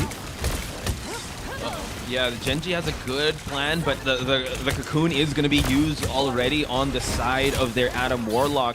And even though Finale was taken out at the start of the skirmish, he comes back to the team fight to fight another round here. Beast of the Abyss, but we try and keep everyone alive as the fate of both worlds is going to sustain. And nice ult by the Meteor Imp to just distract and eat away on this the Galactic Legend. And now it's Brownie's turn to try and swing for the fences here to get some elims. It's going to be False to take out Piggy, as well as Snake with the Rage to try and get an elim onto Gargoyle, and he's able to find his marks. It seems like Gen G have already won this team fight without using that Karmic Revival insurance. Nice going by False as well, just pushing in, moving forward. It's like, you want to try and seduce me? No, thank you. I'm going to rush right into you, deny your seduction. How dare you? Jesus Christ is king. Send you back to Jesus. I mean, send you back to the spawn. The spawn. Yeah, of course. Yeah, how dare you? No psionic seduction for you, madame. But we keep on going. Already into the fray is Finale. He's been so good at diving, but I think Gen G have already got that timing down of how he is able to play this tempo. Izayaki now just trying to disrupt the backline. Nice freeze for him to be able to waste the swing and I would have to say Marvel a little too overextended. We trade off though as Finale is also taken out of this next team fight. Brownie up top here has a really good angle set up, trying to go for the strategist, trying to build up that ult. We do have Karmic Revival, but it seems like they're actually staggering a little bit. They're not going for those elims, and now no more insurance, no more retries. You have to go back to the counter and buy more tokens to press start again on the side of Gen G. You know, let's see if they actually need that token or not, because so far they seem to be holding on pretty well. Do have that 4 ultimates ready to use. It's just a matter of time before that first ultimate is going to be used. But Udi being lost in the process as well, that's going to make the fight 5v6. And look at Gargoyle using the Phoenix Tex, and now the end song going to take out Felix in the process. This is already going to be a 5v6. Yup, and add more numbers to the board because Finale is going galactic here as he just takes to the skies, and now it's going to be a problem for Gen G as they lose point, but still it's at 89%. It's all good. Rejects now have to climb from 0 to 100 if they want to be able to claim this first domination game. So far, Gen G still has time. They put some money in the bank for them to be able to cash in. Now Rejects just setting up a good flank here as Marvel wants to dive to the back lines here. Has to be careful not to get spotted out too, because, you know, a character that big, almost anyone can spot you out of the blue, right? But now they're just pushing slowly but surely, just maintaining their momentum, making sure that they cannot make any more mistakes after this, because one mistake is going to cost them the game. And game 1 is obviously very important to them to set the pace. But Brownie, oh my god, coming out of the blue, Galactic's Legend taking out 1. Dobby. Yes, I'll take Finale as well, says Mr. Brownie. And in the process, the trade-off's going to happen, Monster's going to fall, but it's still going to be 5v4 at the moment. 5v4 and Gen G has already claimed the point, so now a desperation touch from Marvel, but Snake is on the case here. Piggy is going to have to force the overtime, able to do so, but the numbers advantage is there. Marvel's already switched onto the Doctor Strange. He's going to have to portal in, and as they do, they spill on in right to Snake's trap here. You don't trust a Snake hit while Snake is in the sky, and now Rejects, the numbers game, are not working to their advantage. Gen G are holding strong as the overtime meter is slowly dwindling away, and Gen G claim victory. Wow. Gen G coming on top of Rejects in this first match. And that hopefully shows, right? A desperation portal, sometimes it works, sometimes it doesn't. And in the case of Gen G, the ability to just catch them off guard one by one, just focusing them down in less than half a second right there, just allows them to just eliminate Rejects one by one, and ultimately holding on. Because if you look at the final hit scores, Rejects are not losing out. Yeah, I would say though the portal was I mean, you have to, right? You just force that overtime, which Piggy was able to do. But the fact that they were able to stagger, Piggy came in so late, like to that elim to get back to the spawn area, and it was just the timing that was really off. Gen G was just so on point. The fact that they lost the spawn area at 88%, it was already kind of hard for Rejects to not lose a team fight because Karmic Revival was there, because they got the timing of Brownie got the timing of the Galactic Legend, and he had Snake also in the sky. I always say that once you're able to have that Ultron, you have that extra advantage in the sky. It's so hard. I know we talked about how it's so hard to miss Venom because he's so big and chunky, but yo, I would say, you know what, Ultron is the skinny boy. Like, it's so hard to hit him. He's so elusive, and he also has that hit scan. So this is going to be possibly a long series, so Rejects will definitely adjust in the process. Definitely. And if you notice, they did not even rely on the rebirth that they actually came up with, right, in the first place, in order to win the Loki and the Adam Tandem, right? So they're not even using it here. So maybe because it's being banned. So fortunately, Gen G Esports knows what's up and being like, yeah, you know what? We don't want to deal with it. We're going to hold on to it ourselves. And ultimately, that's what tilts the game into the favor of Gen G Esports. Yeah, I think that the pacing was definitely on Gen G's side, and they just had that insurance. They didn't necessarily have to use it, but the fact that it was there makes Rejects kind of second guess their offense should they go all in with the ult exchange.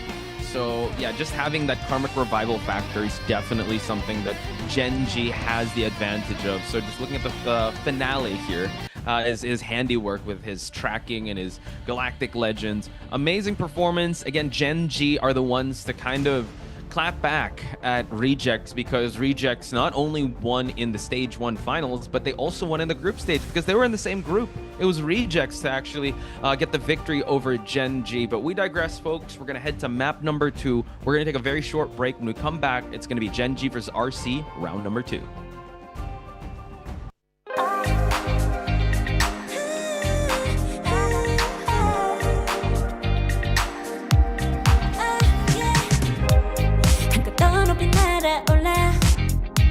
누워진 밤하늘을 가로질러 Oh yeah, oh yeah. 필요할 때 내가 널 지켜줄게 간절히 바라면 이루어지는 마법인 거야 운명의 소리 들려 여기서 저기서 날 찾으면 달빛이 날 비춰와 시작해야 let's go 어둡고 흘러는 우주 따뜻한 눈으로 감싸나 순간 신비롭게 녹아내릴 거야 좀 더 기다려 I'll be there 쓰러지지 마 끝까지 일어나야 해 어딜 가든지 극복해 힘은 너에게 있는 걸 소리 높여 노래를 불러 작은 걱정 따윈 던지고 최선을 다해 가슴을 쳐봐 어둠이 떠날 때까지 아름다운 꿈을 밝혀봐 우리에게 달려서 그 세계 운명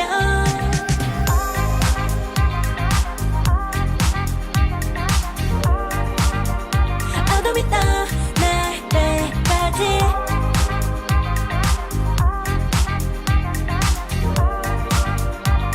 세계 운명 오랜 시간 간직해온 열망 까만 밤의 빛처럼 빛나 네 눈앞에 바로 왔던 나 탑을 딱 봐도 superstar 딱 보면 모두 나널 지킬 나란 걸 더 지켜볼수록 점점 빠져들어 카리스마 넘쳐 흘러 oh yeah 운명의 소리 들려 여기서 저기서 날 찾으면 달빛이 날 비춰와 시작이야 let's go 어둡고 흘러는 우주 따뜻한 눈으로 감싸나 순간 신비롭게 녹아내릴 거야 좀 더 기다려 I'll be there 쓰러지지 마 끝까지 일어나야 해 어딜 가든지 극복해 힘은 너에게 있는 걸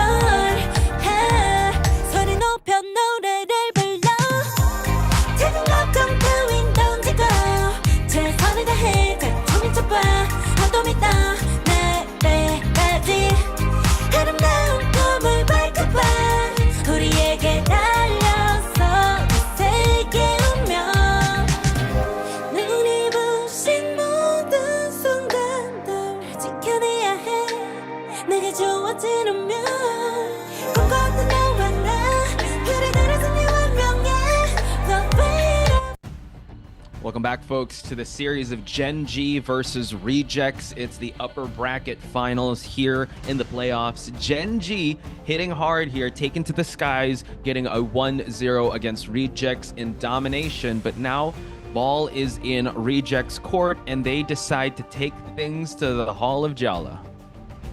Well, I mean, this is where things get really interesting. They have a history back and forth, winning one map, and then the other map, the defense, the attack and the defensive side, right?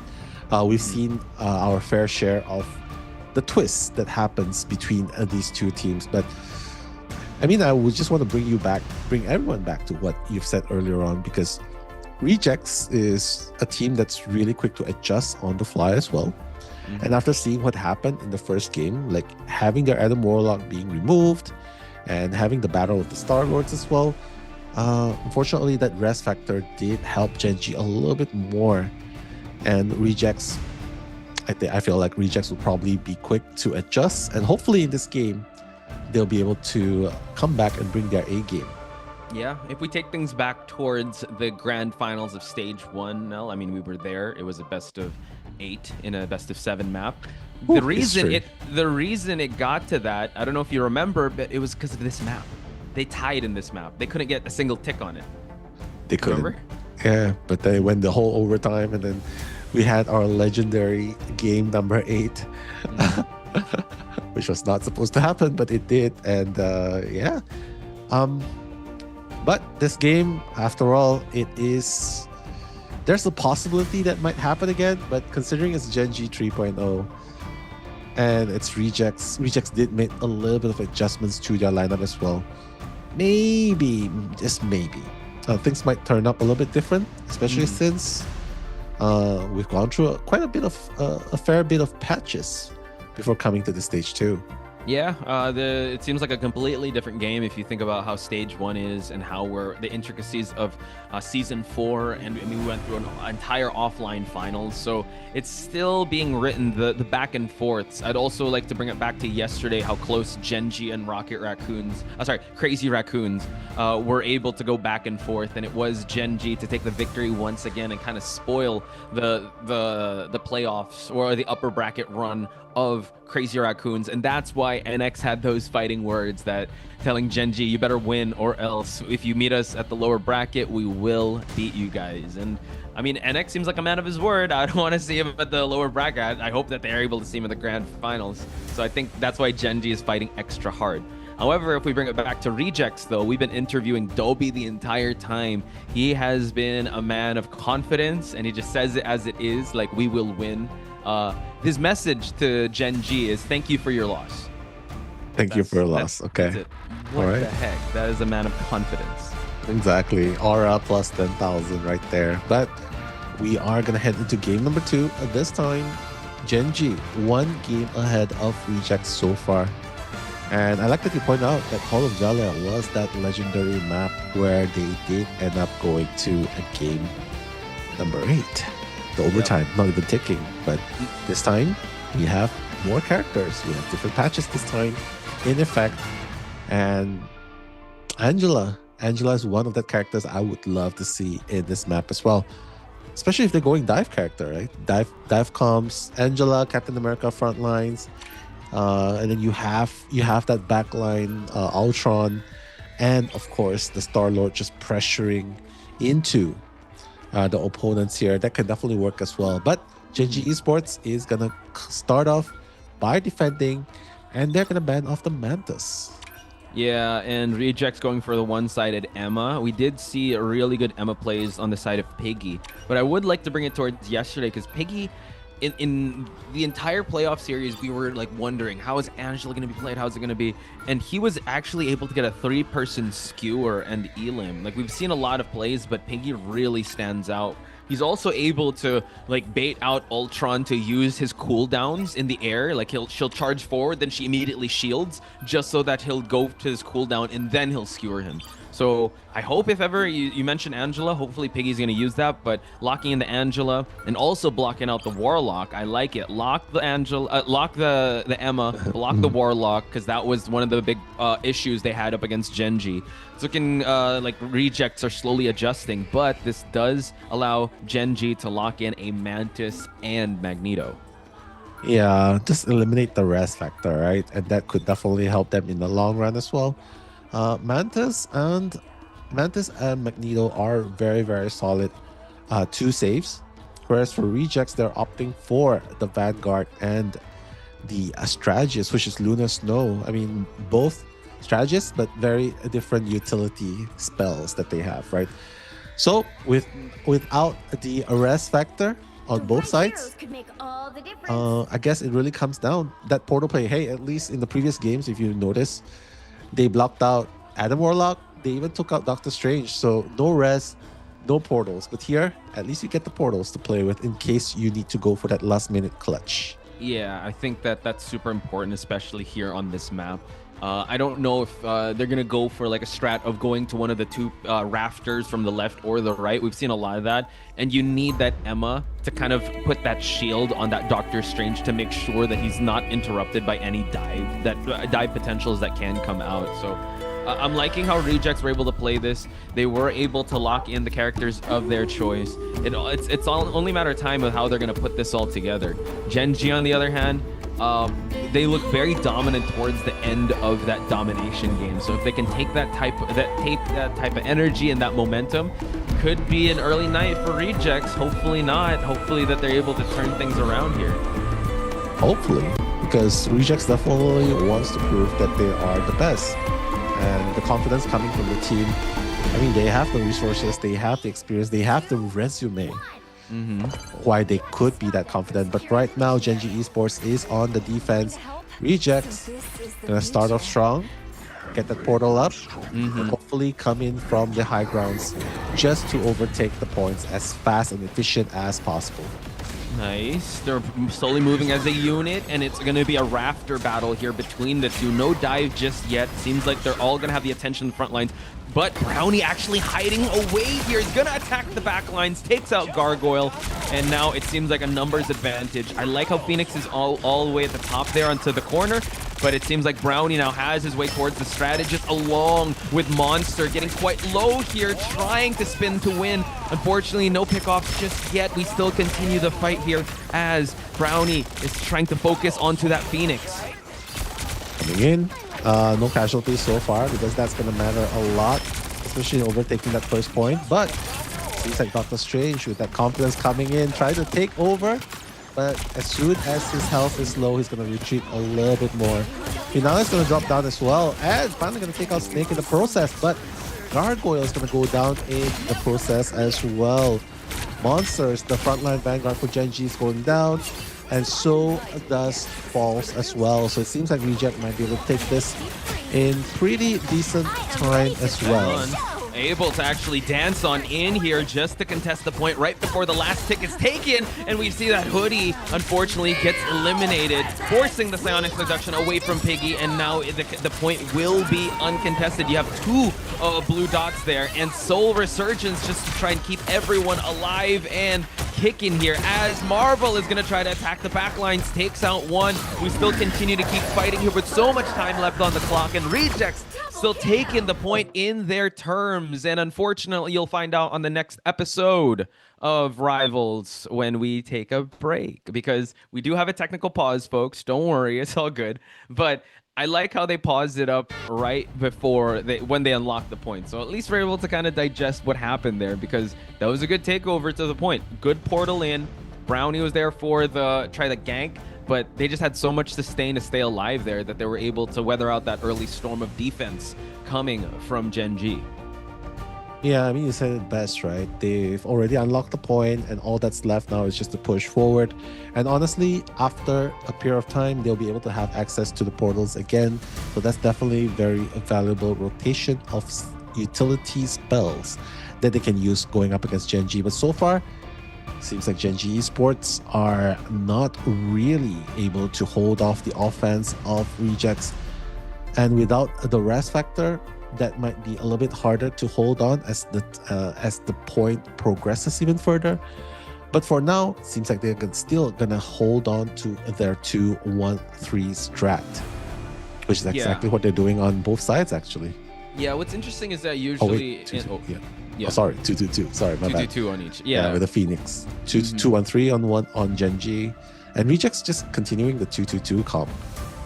2-1-3. Yeah. 2-1-3? Really? 2-2-2, right? Because Star-Lord and Phoenix 2-2-2. Yep, on Reject side. What's interesting, I thought Gen.G was actually going to go for more Vanguards, because we usually see triple in these. Well, it's usually Convoy, right? This convergence, you have to unlock the point. But I thought that they would go. I mean, they do have this sustain, but I think it's just the pickoffs, the 1v1s that Rejects was able to win. They were really able to set up shop at the right side of the rafters very well, and they were able to get better exchanges off of that. And considering that they still, Marvel and Gargoyle were able to dive towards the backlines and just get rid of that triple strategist was key for the first of the house of cards to fall down into place for Rejects. Now, I mean, they just unlocked the point. They still got to push. They have not gained any points just yet, so we can't call this series as fast as we could see it. So there's still a lot left in the tank for Gen.G. They can adjust, and I'd say the uphill push is going to be very defense-sided, and it gets a lot harder once we start to get towards the hall already, when the spawn gets a lot closer towards the defensive side. Yeah, I mean, firepower aside, just coming in as well, the strat that they employed, right? Genji Esports, I feel like if they have a little bit of rest factor, that could definitely help them as well. Although we don't really see they utilize Rocket Raccoon into their composition as well, right? I mean, that would be a really interesting take to see. But just building on the point that you mentioned, a triple Vanguard, triple support. I talked about this with Dan moments ago, and I did tell him, I just said, yeah, you know what, I'm not really a fan of triple Vanguards, triple supports, unless if the Vanguards are not really static Vanguards, they're moving, brawling Vanguards, then that would definitely help cover the lack of damage department that they're clearly lacking in, because triple, you can counter it with overwhelming firepower, burst down the back lines, and that's going to be a problem for the triple lineup. But we'll see. Genji Esports continuing this 2-1-3 against the 2-2-2 composition. Rejects has already unlocked that first point. Bass is gonna be unleashed. Yeah, and just to also add to that, once the point is unlocked or once they start pushing, that's when they start to switch away from that triple. So maybe they're still just going to change out 2 of their Vanguards here and not try to go for that triple or either to hunker down. So I agree with you. They need that mobility for that triple. And hey, Angela was actually real famous yesterday with that triple, along with the Venom and the Captain America. So they're just mobile Vanguards here. But now, speaking of mobility, it's Bass that's climbing up these alleyways of the Hall of Jala, and we shall see how the defense side will hold up as we switch on over to the Magneto. But in the fray goes Snake back to the spawn area. We do have 1 check to pass for Hoodie, and Piggy actually takes out Felix, so no defensive hold just yet, and Rejects reaping their pound of flesh here in this exchange as they push towards the halfway mark now. Yeah, this is exactly what we're fearing, right? Like, once you get the engine started, once you get the ball rolling, it's really hard to defend against Rejects. And look, even with plenty of time to spare, 5 minutes on the clock, Rejects clearly still has 3 ultimates available to use. This is going to be a problem for Genji Esports, because this lineup, yeah, I mean, it's really hard to stop, especially during this corner. Probably needs to start adjusting right here. Yeah, big problem if they cannot stop Bass from moving. But once it gets kind of closer, you will have to, and you get the elims and you win a team fight. It's going to be really hard. But this is the chance for Brownie to force out a defensive ult, but he takes out Izayaki, unable to get to that invincible boundary in time. But the Maelstrom of Madness takes out Hoodie, and we have all the Psionic Seduction just to get some CCs going on as Felix dances the night away for the sustain. Gargoyle trying to actually get to a better spot here, and as the bubble disappears, we're going to get a push onto him, and this is going to allow Bass just to climb up a little bit more in this Hall of Jala. Yeah, so far so good though, because now the Soul Resurgence, they're going to be able to sustain, at least even when Brownie's gone. But Monster is going to go down in the process, making the fight a little bit harder for Genji Esports to defend. With a solo Vanguard in the front lines, yeah, that's not going to be enough. Rejects, Piggy is just moving forward. Everyone's moving forward. They're just rushing in, even without Bass. They're just pushing in because they know they can. But Snake's going to punish that impudence by a Gargoyle. Yeah, so this is where it gets very tricky, right? You push a little forward, you don't want to lose too much because it will stagger your team to death. Bast is getting quite close here, so now seems like Genji would start the battle in their exchange as False takes out Dobby. We also have Feast of the Abyss, but False is lighting up the feed alongside Snake, and we also have Monster taking out Piggy, so the hold holds strong here for Genji, rejecting Rejects, advances to park this Bast statue. Yeah, I just love this play by Monsters, right? Realizing that, you know what, you have shields, doesn't really matter because my tendrils are going to go right through your shields. So counter play in some parts, but wait a minute. He's like, oh, okay, trying to scout because information is power. So right now, you just got to be sure not to lose your life in the process. So I'll use that from now on. If I push it a little too ahead, guys, I'm scouting. Don't worry. And then I die, and then I go back to spawn. Yeah, I'm doing my job. You guys should do your job. Getting no information, bro. Yeah, exactly. I'm away from the line of sight. I'm like, where the heck? But anyway, speaking of heals, we actually have Felix dancing to heal everyone up. Gargoyle has already switched up to the Bucky, but unfortunately, right as he got that check mark, he wasn't able to. He got eliminated, so unable to use the Kraken Impact. So second hold is very good on the side of Genji. We hit the 2-minute mark of this game. Reject still has some time to adjust. They will have all their ultimates ready to work with, as well as a portal, but I think maybe they'll save that portal for a desperation play. Yeah, maybe that's the play they need because they still have less than 2 minutes on the clock. I think they're confident they can just walk right up. But right now, the double... All the ultimates are going to be unleashed right here. And it seems like Reject's going to get the better of the exchange. Genji Esports falling one by one, and apparently it might be a team wipe. Yeah, the invisible boundary did just keep Hoodie alive, but now staggered back to the spawn point you go. Rejects are going to climb the Statue of Bast a little bit further here with some time left on the clock. We have Finale setting up a gank here, and now it just seems like they will set up some angles from afar. Gargoyle still yet to use that Kraken Impact, while Piggy has that Psionic Seduction, trying to go for a gank, but still gets denied. And Feast of the Abyss away from the runes, and he's actually able to take out Izayaki. Trade for trade. Brownie overextended, and now we have the invisible boundary. Dobie takes out Hoodie. It's a back and forth, but it's Rejects to kind of hold strong here as they try and get everyone off the point for them to park the statue. That's insane. They're pushing effortlessly right here, Botch. And with 40 seconds to spare, they are just taking out. Look, Monster in crowd control. He could not get out of there at all. The choke slam definitely mattered when it mattered the most. Definitely put into good use. And Marvel as well. Insane no Storm of Madness. And that's a 3-point push. You got to give it up to Genji. They had really good holds, but when they were able to actually win that team fight and they were able to actually force out the invisible boundary, and the invisible boundary unfortunately wasn't able to save up most of the team members of Genji. That was the first of the domino pieces to fall. Then there was also that excellent Feast of the Abyss that was positioned far away from the Loki lanterns, and from then on it was just a quick march all the way till that 3-point game. So Rejects really hungry for things to tie up one apiece.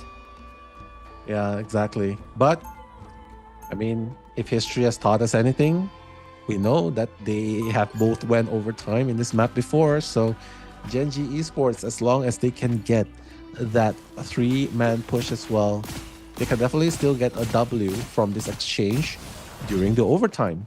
Yeah.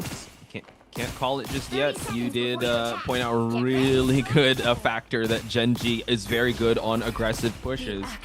So what are the adjustments? Oh, portal play here, Nell. Marvel is actually waiting to see if he can block out. And we've seen this also. They were able to actually block out the team of Genji to start things out. So the timing needs to be impeccable here. So shout outs to Prod for giving us a heads up that there will be a big portal play on Marvel's side. If you guys were joining us yesterday, Prod was the real MVP, showing us the match of the century with a Jeff versus Iron Fist. And now portal play, oh my god, able to actually get an elimination of Monster, and that is gonna be a big stagger on their side. Huge, definitely huge right there, and that's gonna buy more time right there. Cheeky portal. Cheeky portal indeed. I would not want to fall for that, but hey, you can feel bad not when all the teams here are super high tier and professional teams. But coming right in, Finale and Marvel just blocking the advances of Genji Esports. Unfortunately, Monsters and Brownie are both suffering from a lot of damage right here. No one to heal as well. Yeah, they're kind of overextending there. Again, Phoenix is just so good at those stacks. I mean, you gotta enjoy the melee attacks with the stacks, because like you said, it's gonna get patched out in the new season. So it is gonna be very apparent here. So team is still quite separated. They have not gotten any elims just yet. Dobie is actually pushed far away from the ramp area because they have used up the portal. They already went towards the rafters area. So the real estate advantage is on Genji's side as Marvel gets taken out. And now it is a 5v6. 5v6, yeah, make it a numbers game, right? That's what it's all about, you know, make it a numbers game, focus down one person, and then from there you can start as soon as the first piece falls, the next is bound to follow. But right now Gen G Esports looking pretty strong, just attacking this point. Rejects though, and Song is going to be employed, and unfortunately not going to find anyone, but it does help Marvel take down Brownie. Ooh, okay, trade for trade here, but in once the dust is kind of settling, it is Gen G to actually get the victory in this team fight. And now they're not going to switch to that Strange. They've already used up their portal, and this could be a point unlock on Gen G's side. Again, Felix was able to sustain every one of the Fate of Both Worlds there, and we've already start pushing the statue of Bast as Monster already starts camping up ahead. Yeah, Monster, again, intel, knowledge is power, and that's exactly what he's doing, scouting out the position of the opponents, and that's how they can strategize where they're coming from and respond accordingly. So right now, so far not being spotted so far. Monsters, Brownie, both of them are eyes. They have eyes on Rejects, and Rejects though is gonna get dived from the back lines. Okay, the walls, you got to be able to break that just to be able to get the tendrils going on. It's going to be a 1v1 with Finale able to get the victory over Brownie. Stay tuned for the rematch of the duelists here as they hold strong here. And note, Rejects actually had a flawless push of the first half here. So now Gen G facing that adversity here. Getting a 3, make that 4 Elim on their side. Now, it seems like they'll be sent back to spawn as Bast is going to get parked here in the alleyway of Jala. So Rejects doing a really good job winning the team fight, yet still holding on to their ult economy, Nell. I mean, that's really good, right? Considering they're defending, and the more ultimates you hold on to, the more opportunities you can have in order to respond. And the one that forces the ultimates from the other side first, that's the one that has the advantage coming in.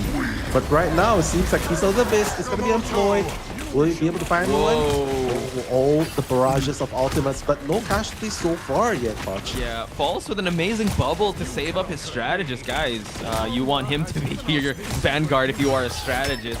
Once he got Eye of Agamotto and able to save up, and yeah, just a barrage back and forth of ultimates. False now taking to the skies to try and get a dunk going on, but we do have a Phoenix ult by Finale able to target lock, heat-seeking missile towards Felix. Monster also gets taken out by Strategist. Strategists are running wild, and Marvel adding to the board here, and it seems like Gargoyle cleaning up shop. Another successful hold by Rejects.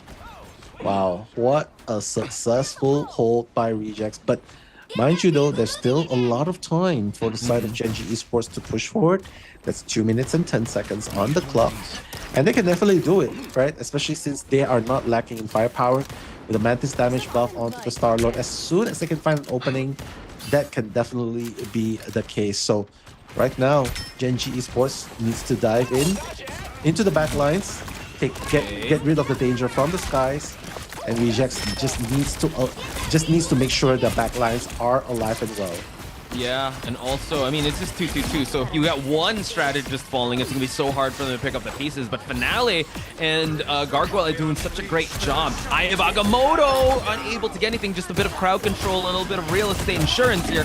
Finale taking out Felix and also adding on to Snake. Kraken Impact takes out one. We get more out of the game, says Gargoyle. Another successful hold in Nell. I don't know what happened. Snap of the fingers. Now we're at the final seconds of this push. Kraken Impact was what happened. You know, again, how could we miss? You know, I just miss Season 1 where Kraken, every single time Kraken impacts up, again and again, is definitely that morale for them to keep going on. And it seems like this might be the case for Rejects as well, because they are so far successful in putting a hold onto Gen G Esports in this very spot. Yeah, they might have to force this overtime here, and it seems like we are going to get at least one defensive ult hold by Hoodie. But man, Gen G just seems to be ahead of the punch here when it comes to just ult economy. They can engage in their terms, and they're positioning very well with this 2-2-2 lineup. People say, yes, triple strategist, but the foundation of 2-2-2 still holds strong, but Brownie finds the crack in the armor, taking out one. That is Izayaki. We get a pull away from the Groot, and you are unable to move, says Gargoyle. Yeah, monster down, and now they have to play with the deficit. No rest factor in play as well, and Song will be able to find Gargoyle. Beautifully done, but still, they also have Finale also has one, and Song in his vicinity, right? In his use as well. Overtime's gonna get triggered, and let's see if Reject is gonna be holding on strong to this point, or will they say, you know what, let's build up our ultimates and let's just fight in a later point. Oh, Strangling Prison as well as Soul Resurgence, and that might answer your question here, Nell. Gen G's gonna be very aggressive to try and push this overtime. Takes out Gargoyle once again, but this forces the Fate of Both Worlds to pop out. Brownie, oh, the backlines is not gonna be safe. Another end song in the process. Unable to take out anyone, though they still remain alive. They play patty cake, but you can't play patty cake for so long. Now Gargoyle's trying to save up the backlines, while Finale is gonna try and stack up everyone from the backlines on the side of Gen G. It is still a 5v5, but slowly the defenses are falling. Gen G want to march this statue down, and they're going to take it with authority here as they're able to unlock the checkpoint. Finally, right? So Gen G Esports making it count when needed, and that's exactly what they are doing. So far, they're pushing in, but mind you though, time is always gonna be a factor for them pushing in. Yeah, it will be, right? Because Rejects were able to actually make it work at the nick of time, and the fact that they were able to hold was so good. Now they have less than a minute to work with to be able to get that 3-point game. As Dan says, 3 or bust. Brownie now in a 1v1 Phoenix versus Phoenix, but we switch things up because Snake comes on in to rescue his own teammate here to make it a 2v1 to take down Finale. So are we going to see any switch ups to any 2-2-2s? We're going to get another Strangling Prison, but Izayaki is taking out Brownie. So we continue on here. Felix and Falls. Oh, wow. Death marks on all sides here, but unfortunately unable to get any Kraken impacts going on. Hoodie's the only one that can only hold this area, and it seems like Rejects are slowly building up their ultimates, and now that's the first of the ultimates to be spent by Gen G. Snake already has his Soul Resurgence, but Brownie taking out Gargoyle could be a big factor, ladies and gentlemen. Snake and Brownie tandem here, gonna try to find some pickoffs, trying to go for some holds, but the T-post is not gonna last too long. Snake gets taken out. Snake takes out Izayaki, Piggy, and now the feed lights up blue, folks. Rejects now slowly falling one by one, and Gen G are trying to march their way down to take this statue back to the Hall of Jala. We're seeing some switch-ups here. We're seeing Izayaki with the Loki. It's still not done yet, and we cannot celebrate if you are a Gen G fan. They need to try and push. Oh my god! The Fog able to actually get an engage going on, and that was actually quite close. It could have been the spell Doom on Brownie's side. Gargoyle still trying to build up his Kraken impact, and Izayaki might want to be able to copy any of the ultimates just for him to be able to add more firepower or defense. Trying to get a kidnap, unable to get it. We have 2 duelists trying to hold down the fort while we get a psionic seduction right in the middle, and it's Finale to be able to clean up shop here, and Gen G slowly falling apart, and there you have it. Rejects able to take map number 2 in the mix here. What an incredible back and forth. You got to give it up to Gen G, but it just seemed like the reason Rejects chose this map is because they were so good at holding. They were so good at pushing also. Both attack side and defending side. They were very confident. They were very comfortable. And now we tie up the series. This could be, I would say, a barn burner of a back and forth between the two, because right now it just seems like they're just on an even keel. Gen G having an amazing start with the domination map, while Rejects now fight back. 1v1, one point after 1 point. Amazing back and forth here. I would have to say MVP by Marvel, well earned. We know Doctor Strange got that buff. He's not necessarily known for that dive, but he was so, when they were pushing, no backline was safe. Always the Maelstrom of Madness, 6 seconds already. You don't get that anti-heal anymore. You get it right back. You get those final hits. Also on the other side, the Vanguard monster, my goodness, with that Venom, that might actually have a respect ban moving forward here, because he did get that MVP. The Groot walls were also quite good. The Strangling Prisons, mean, we did talk to him before. He had an amazing showing with that Doctor Strange. So it's just an overall great performance. Snell experiencing a little bit of technical difficulties. He got sent back to spawn. So we're going to take a very short break, folks. When we return, it is going to be map number 3 in this series. So don't go anywhere.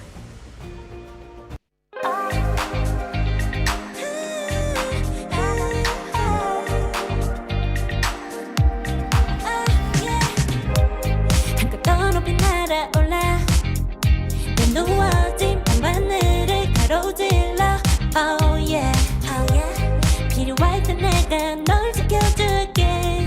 간절히 바라면 이루어지는 마법인 거야. 운명의 소리 들려. 여기서 저기서 날 찾으면 달빛이 날 비춰와. 시작해야 let's go. 아무도 흘러는 우주 따뜻한 눈으로 감싸나. 순간 신비롭게 녹아내릴 거야. 좀 더 기다려. 쓰러지지 마 끝까지 일어나야 해. 어딜 가든지 극복해. 힘은 너에게 있는 걸. 소리 높여 노래를 불러. 작은 걱정 따윈 던지고 최선을 다해 가슴을 쳐봐. 어둠이 떠 날 때까지 아름다운 꿈을 밝혀봐. 우리에게 달려서 그 세계 오면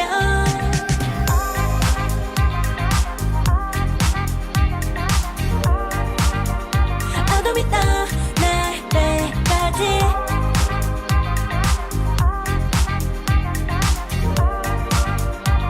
세계 오면 오랜 시간 간직해온 열망 까만 밤의 빛처럼 빛나 네 눈앞에 바로 왔던 나 잡을 딱 봐도 superstar 딱 보면 모든 널 지킬 나란 걸 더 지켜볼수록 점점 빠져들어 카리스마 넘쳐 흘러 oh yeah.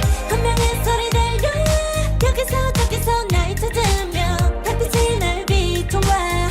시작이야 let's go. 어둡고 흘러는 우주 따뜻한 눈으로 감싸나. 순간 신비롭게 녹아내릴 거야. 좀 더 기다려. I'll be there. 쓰러지지 마 끝까지 일어나야 해. 어딜 가든지 극복해. 힘은 너에게 있는 걸. 소리 높여 노래를 불러. 작은 걱정 따윈 던지고 최선을 다해 가슴을 쳐봐. 어둠이 떠 날 때까지 아름다운 꿈을 밝혀봐. 우리에게 달려서 그 세계 오면 눈이 부신 모든 순간들 지켜내야 해. 내가 좋아지려면 꿈꿨던 너와 나 그래들의 승리와 명예. The weight of it both the world is in our hands. 작은 걱정 따윈 던지고 최선을 다해 가슴을 쳐봐. 어둠이 떠 날 때까지 아름다운 꿈을 밝혀봐. 우리에게 달려서 그 세계 오면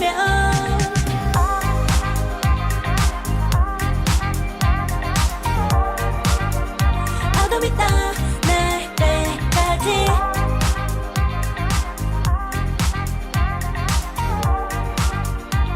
세계 오면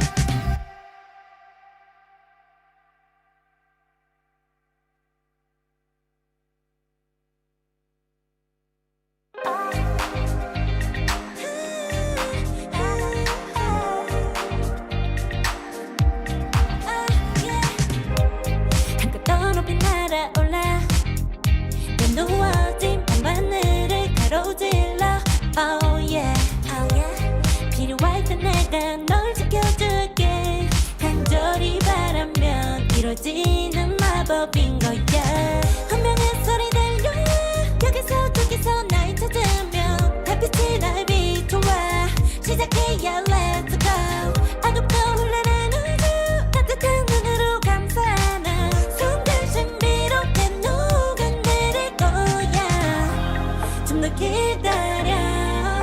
I'll be there. 쓰러지지 마 끝 언제든지 일어나야 해 어딜 가든지 극복해 힘은 너에게 있는 걸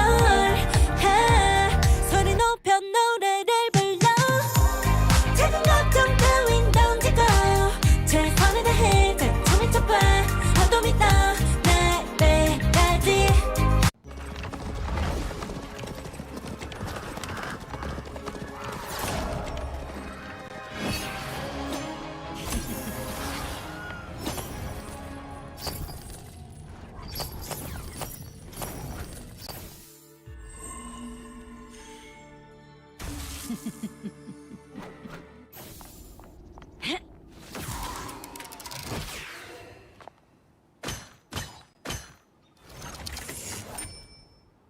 I want your soul. Hell unleashed!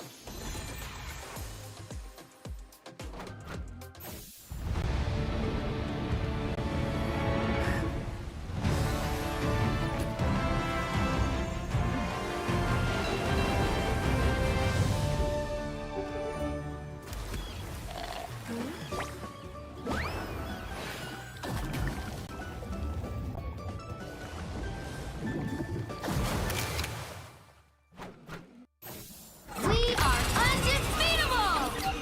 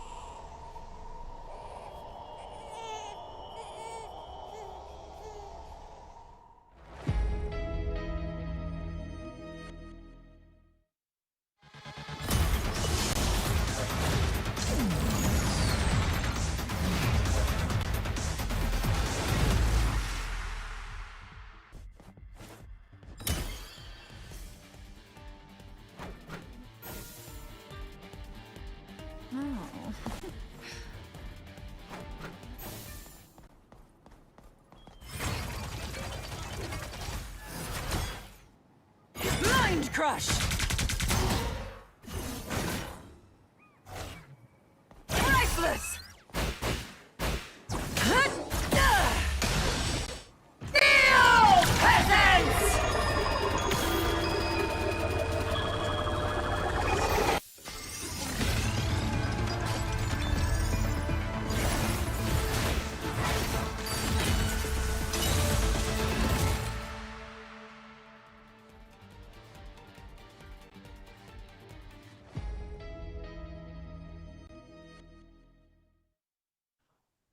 What in the world do we have here? We have a wild multitudes to join us on my left here. In the multitudes of madness, we have multitudes to come on in. All 4 casters in one day. What is going on? Again, big shout outs to Nell for powering through, wishing him well. He's experiencing some recovery issues, so hopefully we'll get back to 100%. But Multi, we have ourselves a banger of a series. I hope I saw you in chat. You were watching Gen G versus Rejects, locking horns, and Rejects clap back to a 1-1 series right now.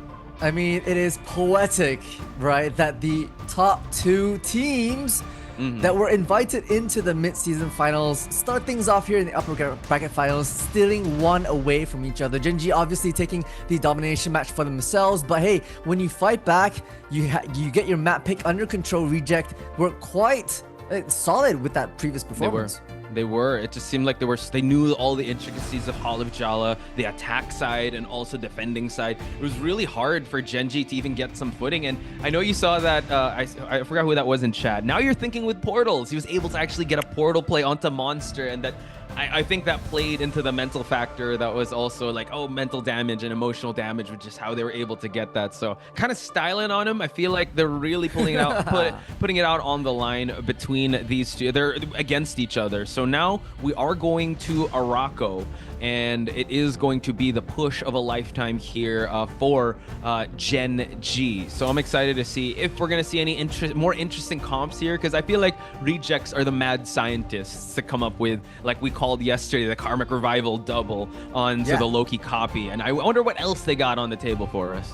Oh, honestly, we kind of talked about this yesterday, right? Like, these teams aren't yet at the grand finals, and they're starting to pull out interesting strats that they probably were in the lab cooking up last week, and we've already seen some of them. But now it's interesting because number 1 versus number 2 in the upper bracket final, still not yet at that tail end. Do you pull out all the stops? Because already we've seen, the copies on strategies, right? Speaking of copies, those Karmic Revivals, that new strat just doubling down in today's games. And I don't know if you want to show all your hands up front, but I feel like you might be forced to, because best of 5. Are we going to see 8 games today, Posh? Oh, I don't know, but I did tell you that my caster's curse of overtime games is kind of rubbing off on you. So I don't know if you're supposed to mask up if you're next to me, because we might go the full OT today, folks. So keep it locked here, because we are heading to Araco. It's going to be a convoy. Gen G will be on the defending side, while Rejects are going to push.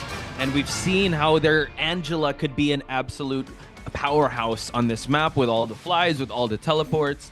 There have been also a bit different priorities here and there with certain other heroes. Is there anything exciting that you want to see here, Multi, in this matchup? Well, we've already seen Angela be an absolute dominating force in the first phase, right? Because there's so many abysses and edges that they can really do that displacement move with a well-placed Angela, and they're coming in, swooping in from God knows any corner, and that's the power of a good Angela, right? Like I feel like it is an off Vanguard, right? You can't really take that front line, and that's where the triple for Gen G might come in very useful. They've run this a few times. The Araco's sense of coordination, despite the teleports and the high verticality angles, they're moving like a hive mind, and that's what I'm scared to face Gen G here in Araco.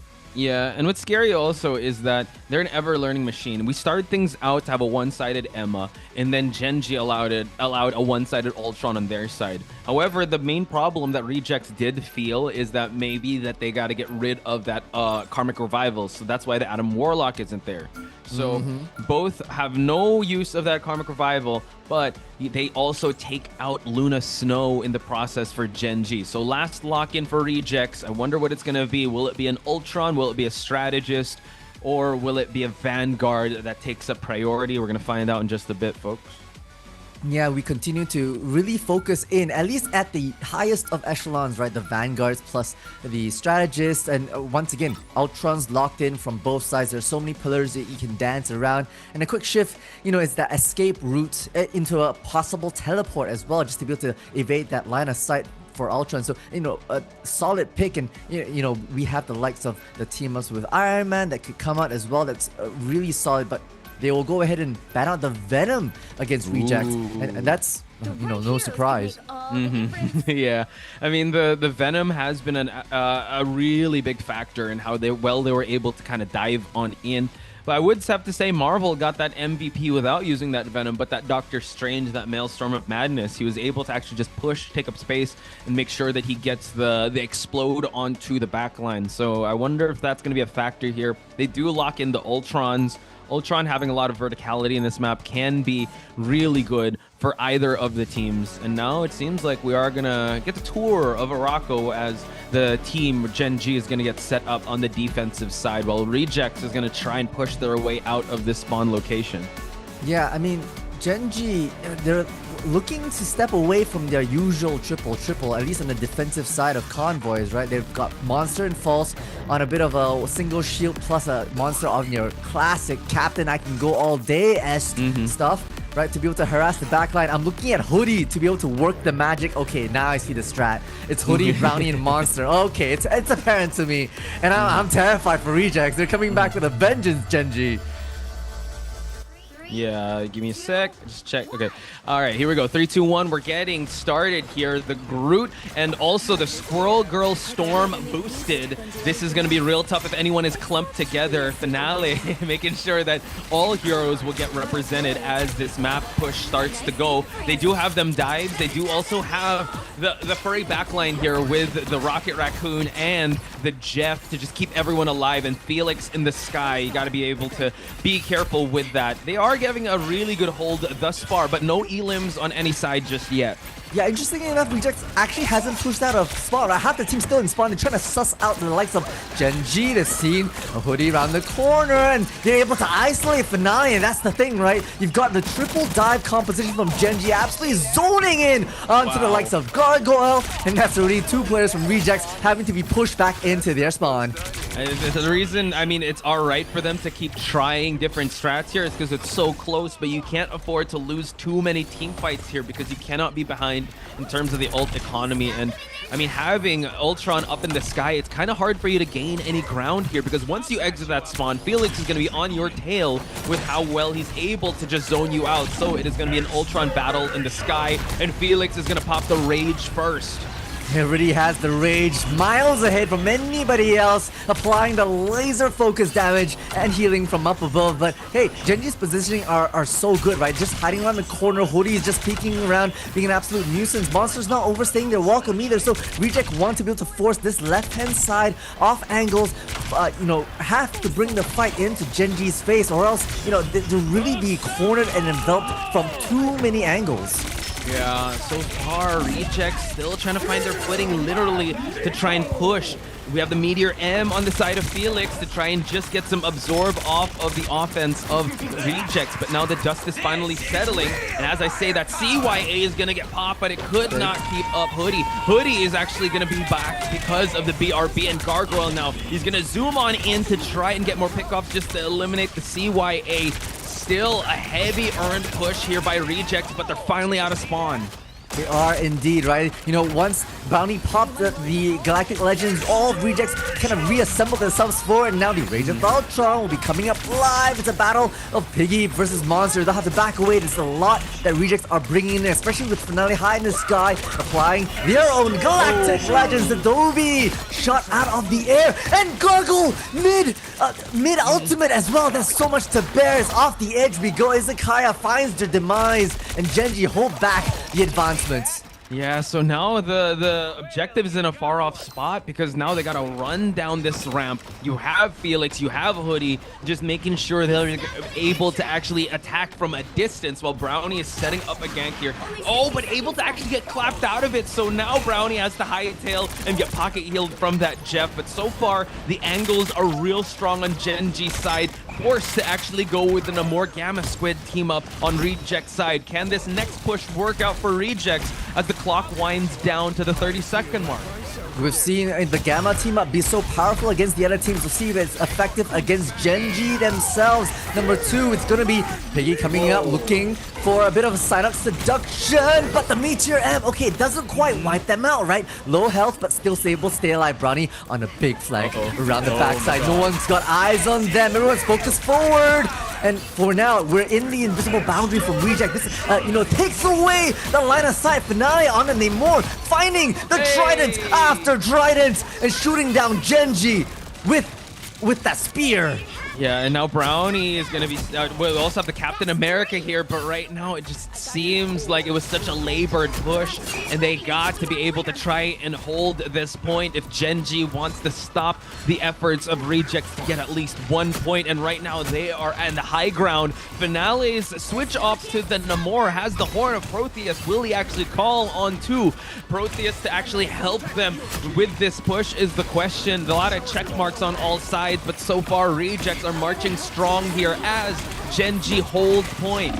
Okay, strategists are being dealt with, forcing the fate of both worlds after Monster's intrusion onto the backline. Now the freedom charge from Monster just providing so much healing. There's double healing as well from Hoodie, who can't get out. Finale's locked onto them, but holy Genji fire back. Snake, Monster, False, Phoenix, it's a team effort. They're all taking dubs for themselves, and the overtime clock is draining away. Reject have nobody left here apart from the Incredible Hulk, who, aren't going to be able to stay much longer in the Hulk mode. It's the transition that catches them out, not a point given to the side of Rejects. I was gonna say Rejects had a really good engagement there that countered the It's Jeff calling to the Horn of Protheus, because I'm the king of the sea, but it was quite unfortunate because after that, it was the Jeff that got eliminated, but after that, Genji slowly but surely whittling away the offensive sound of Rejects, and now all that Genji needs to do is walk up Arako to that first checkpoint,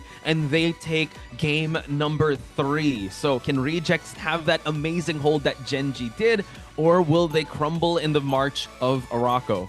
It's just a couple blocks away to your nearest convenience store that, Genji's wanted to make that push. I feel like the effect that, it was a good change onto the Gamma kind of team up for the side of Rejects, but it came a little bit too late, They basically was burned away a couple minutes right at that front end, and then it just took too long to round the first 2 corners of the first phase. Yeah, it's really tough, right? So I wonder what the adjustments are going to be made, because you have to admit that Rejects switched towards the Namor a little too late, and the adjustment on Genji was just quite strong. They knew they had to do the cleanup of the Gatom Squids. They knew that they had to go into backlines. Dobie changing things up. We've seen this before, right? A late change up, and they're late to the party. Hopefully this won't bite them in the end, but let's find out, folks, as the clock winds down, and Genji is going to push and push strong. Yeah, Rejects on the triple, Dobie onto the Rocket Raccoon just to get a little bit more BRB essence and possibly some CYA for, target acquisition cancellations. But okay, it's just a battle up here. Monster's already up top. The freeze is beautiful to just buy a precious seconds, but onto the hunt we go! And the revenge elimination onto Monster. You get what you deserve. We talked about this. Peggy on this Angela since yesterday has been crazy, but speaking of crazy, Brownie taking out Dobie in the backlines. What did this rocket ever do to you? And False continuing on to add more to the board, and we try and go for Finale as well. So Genji, excellent push, excellent hold, excellent stagger onto Reject. I feel like Genji are everywhere on this map right now. They're any and everywhere. Rejects turning the corner. That's another blue player round to be able to have to face. Now Rejects, having a bit of a hard reset is important because you got to be able to group up. But Phoenix ready with the Rage of Ultron, the first one on the first half to get their ultimate, and similarly on their attacking side as well to just apply this forward pressure, just letting, this backline, this tree move along itself. Yeah, you're right. They're just overwhelming offense. I know it's a 6v6, but right now they're moving as an absolute unit to just cover any bases, cover all ground. And as we are talking, it's slowly building up the objective to move towards the win condition here. Gets the Elim onto Finale, has the Galactic Legend to work with. Dobie now in big trouble after the CYA is going to be cleaned up. A Legend is Galactic in the air, and his name is Brownie, and he's trying to get as much as he can, forcing out the Meteor M from Gargoyle, but it still takes no one. Still no one as well. Marvel has to use the Freedom Charge for the long-term sustain, and their counterpart Monster just absolutely whittling down this backline and gets Izakaya for a second time. It's too much to bear. Piggy tries to, even the odds on the strategist line with Phoenix going down, but it's a lot that they'll have to fight back so far. Par for par, 5-on-5 right now as they're looking for their next elimination. Yeah, Piggy seems to be very uncontested here alongside Gargoyle, taking out one of the strategists here. They're slowly but surely having an amazing hold, but the question is, how long can they do this? Because can they do this all day? That is the big question. Can this Captain America hold strong here? Rejects finally able to gain some ground here and plant 10 toes deep here and stand on business. But Genji slowly recuperating. You can't count them out just yet. Once they come in, they're going to come in strong with those ultimates. Yeah, and that starts things off, right? Ready is going to be the spin to win, supported by the Rage of Ultron to get Finale out of lock. Fortunately, we've got the BRB, so Phoenix is going to come back with a vengeance here. Snakes supporting that with the CYA Cosmic Yarn amplification for the support. It's a lot that they're, bringing to the plate here. Yeah, now Dobie was a CYA to keep everyone alive, but they cleaned that up right away. Reject still able to hold strong here. It's trying to take the battle into this small, tiny column here, but now it seems like they're going to spill on outside. Meteor M is going to be used by Gargoyle. He is quite low, but can he sustain here? Have a pool of Jeff here. It's snack time, but Felix takes out Gargoyle, so that's one Vanguard down. Last 30 seconds on the clock, and they're still holding it. Finale takes out Brownie. 1-for-1 trade-offs left and right here as we trade hands. Felix is taken out. Marvel's pushing forward, and now it's Genji to make the move here. The Heaven's Retribution was so important, and now the dire circumstances. Meteor M barely up, right into the face of Felix. A Finale. Yeah, so now Monster taking out Izayaki. It's a constant ebb and flow of back and forth, but the waves of offense coming from Genji might be a little too strong, playing a little patty cake, but the freeze could be the game changer. Piggy goes for the skewer, and Finale trying to dive for the backlines here. He's still far from being a legend, but we still continue to get the elimination. And Rejects now continue on, gets the skewer away. We continue to keep fighting. It's still a back and forth. Ooh, Marvel super low and will be taken out, but the trade is there from Finale. So far, it's even Stevens 5-5. As Monster tries their best, has the Freedom Charge, can pop it at any time. There we go. Assemble, says Captain America. Onto it, but Brownie's immediately taken out. Yo, Felix out. He's taking people out of the objective, and Gargoyle with the biggest CC. This could be it. No, we still keep the sustain onto the Jeff, and now the Eye of Agamotto neutralized. Jeff is going to have a healing pool in here just for them to hold the point, and now we get a Maelstrom of Madness to take out Ultron. The timers are going to be a big factor on both sides, but Genji are the ones that have to pay for this. No, it seems like Finale now is going to be sent back. He's going to have to fly his way back as Brownie is the one that's taken to the skies. A nice cover here on the strategist. Multi, we keep on going. This overtime is not giving up just yet. Yeah, Brownie's trying to hold back the choke points, right? Prevent anyone from moving out from the 3 places they can come out. It's the Retribution! And Gargoyle finds one in the midst of it all. The BRB will bring it back like it's never happened. Meteor M high in the sky falls looking for one. Too much sustain from Izakaya to make a difference.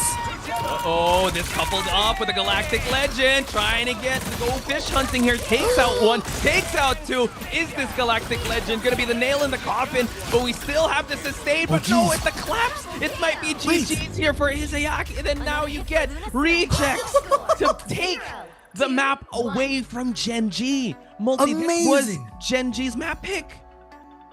I'm shocked. Honestly, I did not see that going. The way that Genji were so domineering on their defensive half, and then they just came out swinging round on their attacking half, right? You just see every single corner, anywhere you turn, it was Rejects finding themselves in a 1vx position against the side of Genji. But they hold down, they double down, and in the cluster, in the parade square, that is the final push towards that first point. Reject hold firm on their defenses. It's just the tale of different halves, right? Genji were able to hold strong right next to Spawn, but once they were able to bust out of there, they were able to at least push towards the first checkpoint.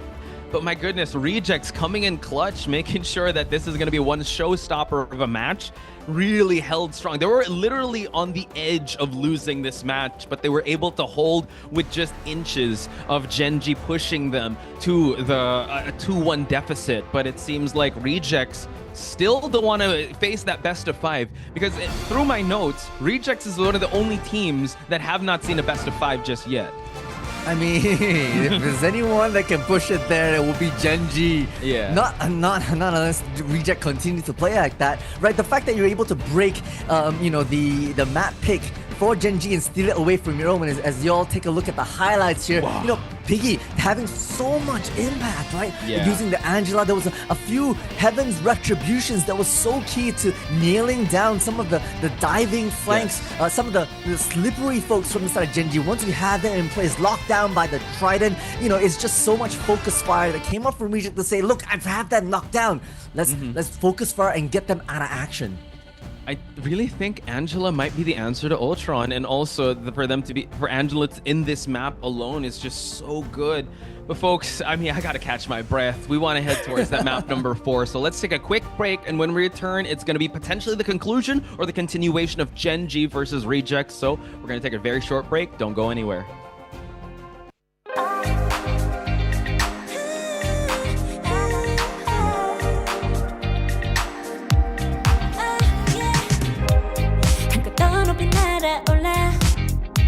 누워진 밤하늘을 가로질러 Oh yeah, oh yeah. 필요할 때 내가 널 지켜줄게 간절히 바라면 이루어지는 마법인 거야 운명의 소리 들려 여기서 저기서 날 찾으면 달빛이 날 비춰와 시작해야 let's go 어둡고 흘러는 우주 따뜻한 눈으로 감싸나 순간 신비롭게 기다려 I'll be there 쓰러지지 마 끝까지 일어나야 해 어딜 가든지 극복해 힘은 너에게 있는 걸 소리 높여 노래를 불러 작은 걱정 따윈 던지고 최선을 다해 자충을 쳐봐 어둠이 떠 날 때까지 아름다운 꿈을 밝혀봐 우리에게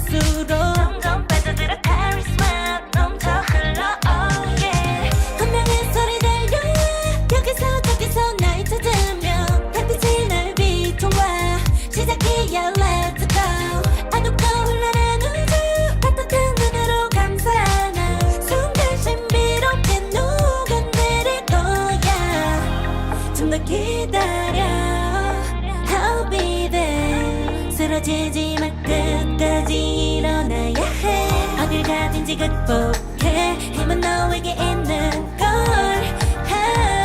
소리 높여 노래를 불러 작은 걱정 따윈 던지고 최선을 다해 자충을 쳐봐 어둠이 떠 날 때까지 아름다운 꿈을 밝혀봐 우리에게 달려서 세계 운명 눈이 부신 모든 순간들 지켜내야 해 내가 좋아지려면 꿈꿨던 너와 나 그래들어서 내 운명에 The way This is definitely living up to the hype, the series that we've always waited for, the rematch since stage 1. Rejects taking it 2-1 so far in this best of 5 against Gen G. We got a hot one, Multi, and we're heading towards a domination map. We're going back to Krakoa, I believe. Yeah, that'll be interesting because once again, Genji feel very good on domination, right? I can't remember the stat, but their domination win rate has been spectacular, and they feel really good to be able to take the fight perhaps into Rejects.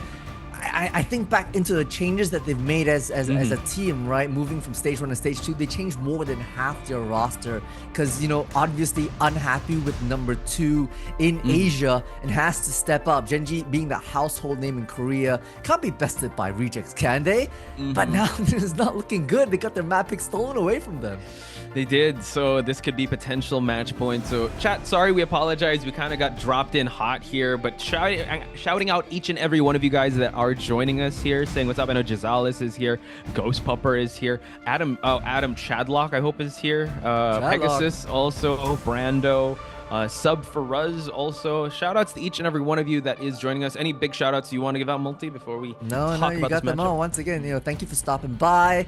And hey, Asia be Asia, we might get kicked over to the off this mainstream because EMEA. Hey, I don't care. We're here for cinema, and that's precisely what these two teams are delivering. Yeah, we had a trilogy yesterday, and now this one is the sequel. We're gonna have the whole Marvel Cinematic Universe of Marvel Rivals Asia here. Hope you guys can head on over to the Asia. It's at Twitch, if ever. I think the VODs are still gonna be up on YouTube, but if you guys are just joining us here, I'm gonna apologize.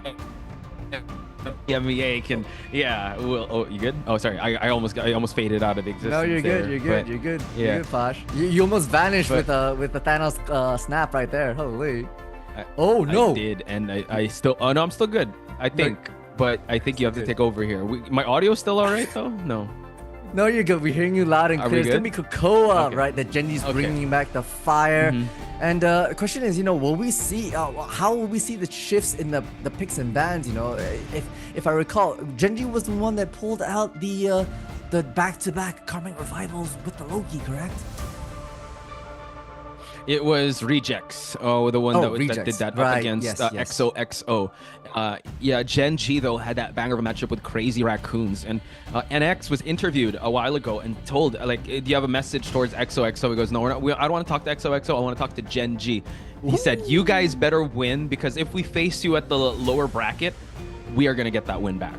So. Oh snap! Oh snap! Yeah. Fighting words. Yeah, so NX, a man of his word. I think Gen.G got to be sweating or shaking in their boots to not want to face the wrath of Crazy Raccoons. If they can get the dub here and now, they might as well here. And we're going to Krakoa, domination. They did get that victory in game number 1 here, but one of the biggest factors of that was because Rejects were kind of experimenting with different lineups, and it was the Warlock that did help out Gen.G at the end for domination.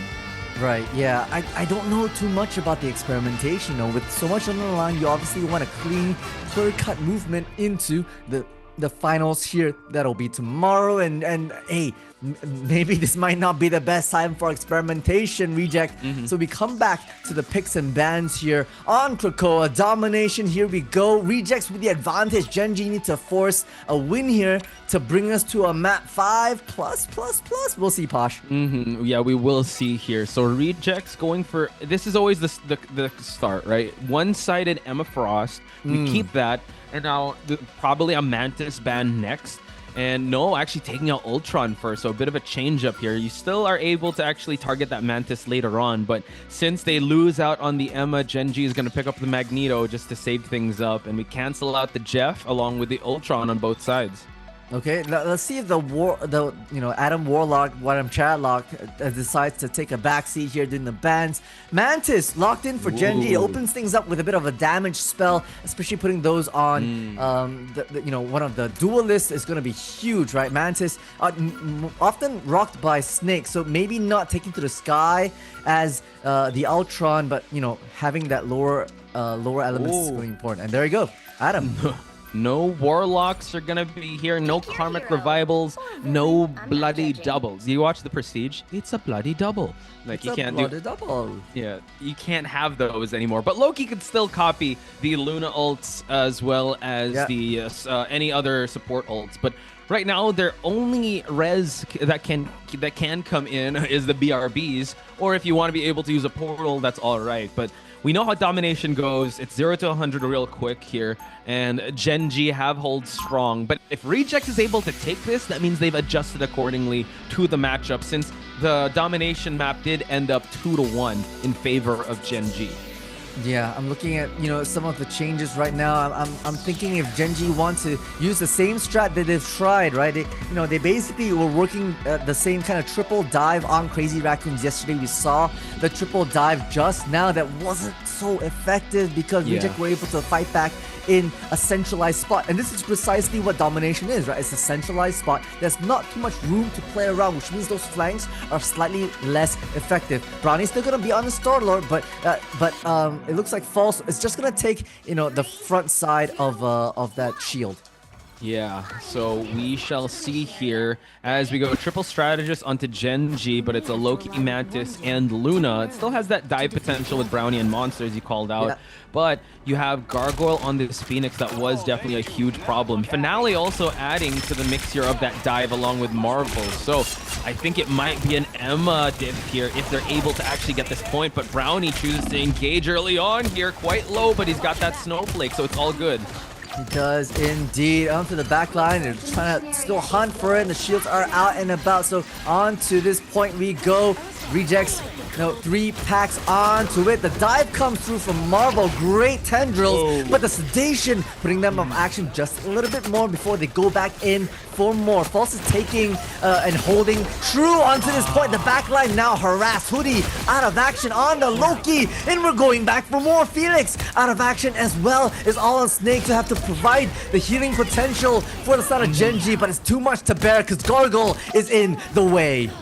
The way that the sequence of events was a perfect storm. Yes, the sedate did happen, but he was able to swing himself away. And he also noted that the Loki runes were gone. So that's that is actually Marvel's time to be able, that green light for him to actually dive on in, because the lamps won't save that Loki. So right now, Genji have to take over and flip this spot.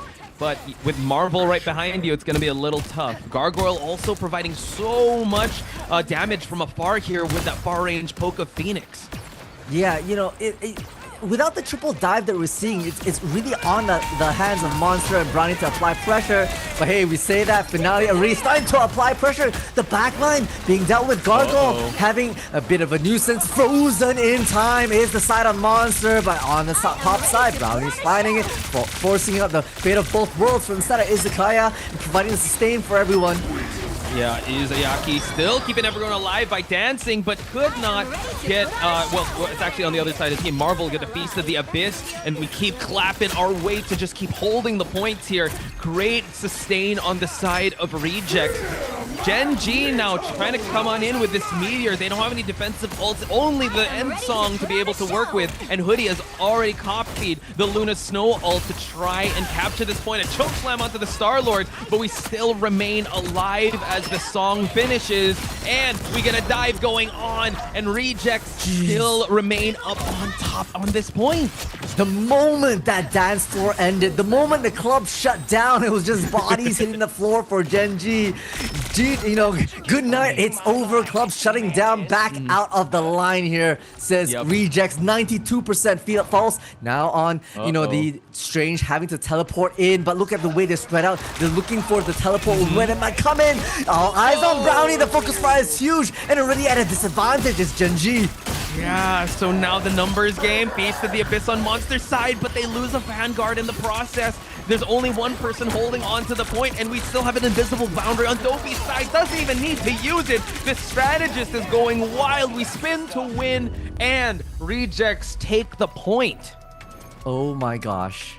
Unbelievable from the side of Rejects, right? The momentum that they carried forth from basically map 2 as well as the stolen map 3 moves into Cradle of Krakoa, and the timing was impeccable, right? They're waiting out the ultimates, they're counting down the 10 seconds of that Fate of Both Worlds, and bam, Marvel goes in for the dive, and then it's a dismantlement of Genji.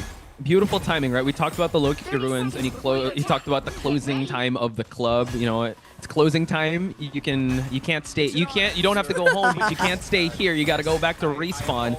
That's what Marvel is saying. So now, I wonder what Genji's gonna do. They have a really good lineup, but it just seems like they're kind of beaten to the punch with the far-off poke of Gargoyle, and you have Finale and Marvel just constantly diving in your face. So the sustain of this 2-2-2 is still quite strong compared to how Genji is rocking it.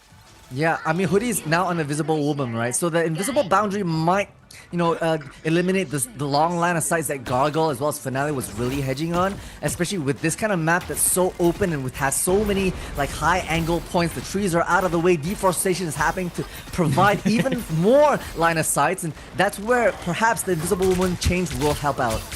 Yeah, it could possibly. I mean, they're running the triple strategist, Snake being the duelist, right? So you're just chasing out the Star-Lord here. Piggy just making sure he's already in the area. Beast of the Abyss to try and find the backline, and he finds Snake in the garden. The Snake in the grass is taken out by this Beast of the Abyss. And Finale now trying to attack the backline, forcing them to retreat as Rejects once again claim the first point here. And now they're going to stagger up this strategist.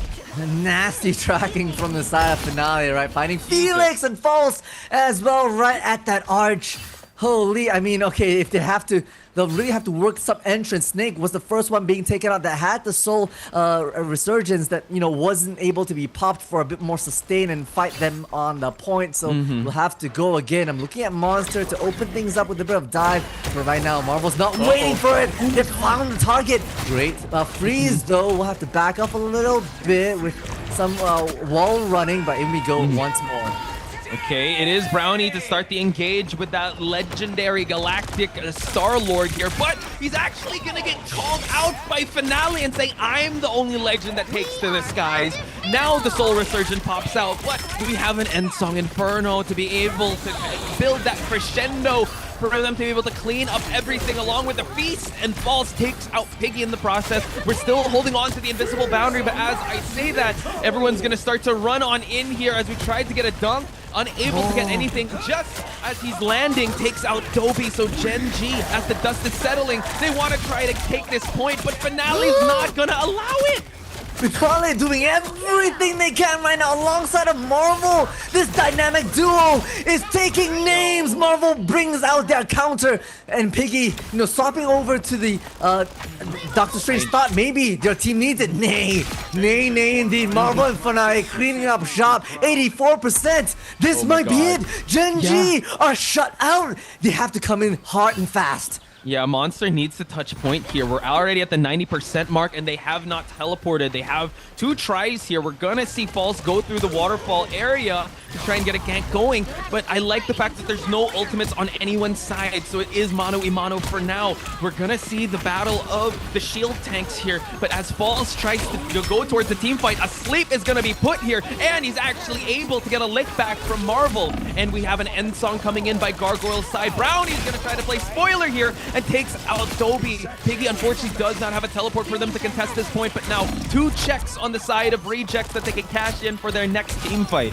I mean, might as well give it up for Gen G, right? They've consumed a fair number of items, cooldowns to be able to make their way onto it. I felt like the strategy for Reject was to hang back into that central tree pillar. And yes, there's a bit of hiding spot, but it's the side of monsters as well as Snake and Brownie just able to penetrate into the defenses of Reject and eliminate them one by one. So yeah, I would just wonder, right? Because you said Piggy did teleport a little too early, and he hasn't swapped to the Emma Frost. He's still holding on to the Strange. I wonder if that is going to be a difference factor here. Monster just trying to make sure he has a good side. They run into each other, and he doesn't able to get the backline. There's only one room for one Venom, and it's this Beast that takes out Dobby in the process as we get an excellent freeze, but that's not going to be enough. This Monster is running rampant, and now he's able to get a big team wipe on the side of Rejects. Beautifully done, right? I have Agamotto coming in to maybe try to catch someone supporting Monster, but it's all this single symbiote doing everything with that huge feast, the buffet, eating well indeed. Puggy's, off to Doctor Strange after that eye, right? Onto their signature Emma that they have been doing so well on, and that, hopefully will give them the advantage back onto this. Oh my god, we get another feast! Oh god, on Marvel's side this time, but this forces Snake to actually go for the Soul Resurgent. Piggy now throwing hands. These diamond hands are gonna catch the Magneto, and now we see that the dance floor is back online to keep the sustain onto Gen G. We have Gargoyle up in the air, T-posing, slams on down to take out Gen G's 2, and now the Meteor M to be forced onto the invisible boundary, but now we have Brownie up in the air with a Galactic Legend. We still stay alive though, says Gen G. They're still pushing the point.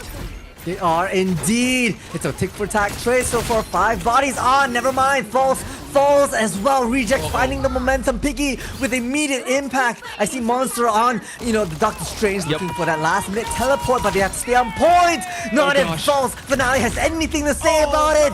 They pop the Galactic Legends. Rejects steal away this from Genji and take control of the upper finals. And there you have it, folks. Rejects. You'll see them tomorrow in grand finals. Genji have to fight for their lives, and they will be one of the two representatives in the Marvel Rivals offline. My goodness, Rejects just not taking names and making sure that no stone is unturned, that they are the undeniably best team thus far in a best of 5 up against Genji. Still hasn't hit that 5th map is Rejects, like you called it. They're able to securely, find themselves in a 3 or 4 match shutout, right? With a reverse sweep, giving a bone to Genji that was domination, perhaps luring them into a false sense of security. Oh, map 4, you want to go back to domination? Ain't no way we're gonna shut that down. Yeah, I just think, man, Rejects just are allergic to that map 5. They're just like, we're just gonna end it here and now. One early night in the office. We still got tomorrow to worry about, so we might as well be able to clean up shop here. But my goodness, domination, the way that they played this first map was just picture perfect, chef's kisses, certified fresh on Reject's side. However, when it got to the map number 2, Genji actually started fighting back. They were actually able to get really good exchanges. But once, it might have been the Emma Frost difference, really, because Emma Frost takes up so much space. Since the beginning of this series, they've always had the one-sided Emma forcing the monster onto the Venom shore, but they're able to deal with that very well with good pickoffs and good guarding of the strategists by their duelists and vanguards. No, it's true. Monster on the Venom did so much to, feast hard, eat good on the bodies of Reject, but there's so much to have to bear to carry the rest of that team. I'm looking at Brownie and False, 2 final hits for the side of Brownie. False did a bit better on the Magneto with 7, but there's much to be had, much to be left desired here for Genji in the performance. Yeah, I think maybe they best of 7, lucky number 7. Maybe they just need to force more maps, because that will be the grand finals. But now we can potentially, if Crazy Raccoons win against XOXO, they will be the winner of that is going to be facing Genji, and that either of the two are fireworks, right? You're gonna have a rematch between them and Crazy Raccoons. That's good, but XOXO being Thailand's finest, the Seoul Thai team to come in here could make a huge name for themselves if they're able to bump themselves up from 4th place to 3rd place, or at least battle for 3rd place in tomorrow's game. So I mean, GGs are going to be called again. Kudos to Genji for giving us an amazing showing, but we got to give our flowers, we got to give our congratulations to Rejects. And I'd say Dobby, not a prediction, not a prediction what he said yesterday, but a spoiler. What the heck? A spoiler, a foresight perhaps from the side of the Dobby. Absolutely crushing it here on the Invisible Woman as well. I mean, all these players from the side of Rejects were playing out of their minds, like you talked about it, a hive mind per se. Gargoyle finding their picks at the right time in the right moments. And hey, even at that tail end, when you thought that Genji were able to flip the script, it was Finale who popped up a nice 3 elimination wipe with the Galactic Legends. Marvel was right there with it. It forced Piggy on the Doctor Strange to maybe teleport in and support the team. They didn't even need it. It was like, bro, you're late to the game, bro. What's going on? Yeah, but I do feel like Mother Base is telling us that we will have an interview with one of the Rejects players, so let's get into that. Also, big shout outs to Leg Day that says EMEA is going to start in 1 hour, so we still got time, but let's head into the interview. So shout outs to Leg Day. Thank you so much. We apologize again for going overtime, but right now, Dobby, there you are again. Congratulations. Hello, I'm back. I feel like, you're back. We always talk. You're a caster now, Dobby. Congratulations on having so many interviews.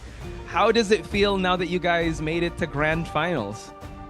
Oh, it's very good. We qualified to Atlanta. I think it's best. Yes, you did. Congratulations on qualification, as well as the top 2 teams will be able to make their way over to the US to play in the grand finals here for Marvel Rivals Ignite. I gotta ask, Adobe, you lost the first domination against Genji.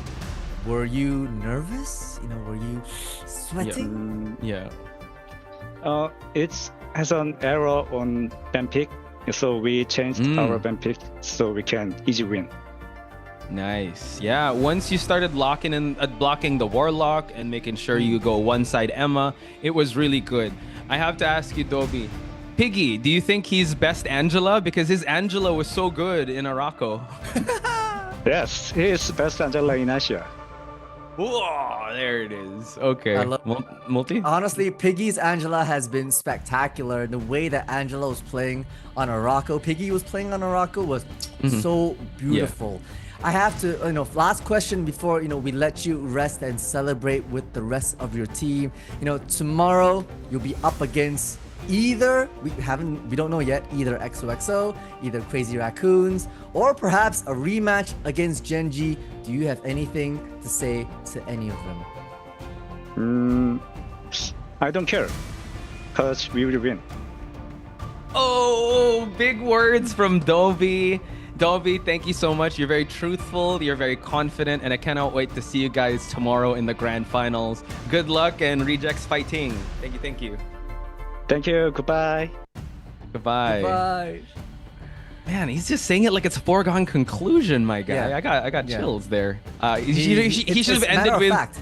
he should have said, "We will win. I am Dobby." I am Dobby. Just Aura Farm. This is the time to Aura Farm, right? You've made it into Atlanta. You've basically done a reverse sweep onto Genji. It wasn't even close, to be honest, right? The last time Genji and Rejects matched up in the grand finals, or the finals rather, during stage 1, it was no more than a 2-point difference before they fought back. So the fact that Reject were able to pull ahead 3, stealing not 1 but 2 map picks away from Genji is a phenomenal response. Yeah, so folks, we still have to set our expectations for the next match. So we will take a very short break, but high stakes implications coming up hot here. We got XOXO on one side, you got Crazy Raccoons. We'll be right back, folks. Don't go anywhere.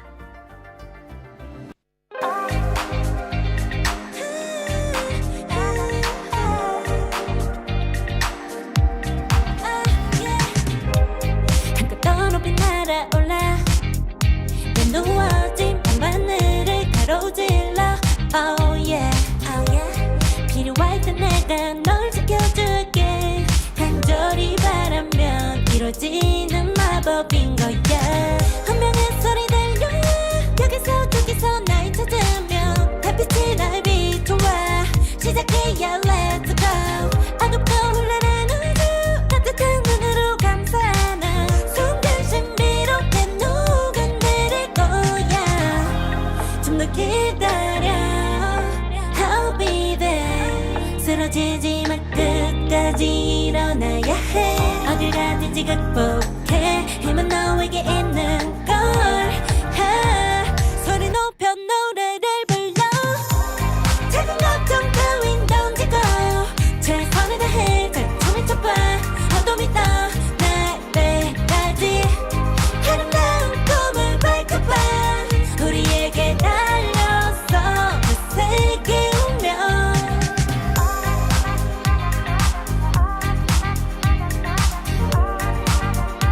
어둠이 떠 날 때까지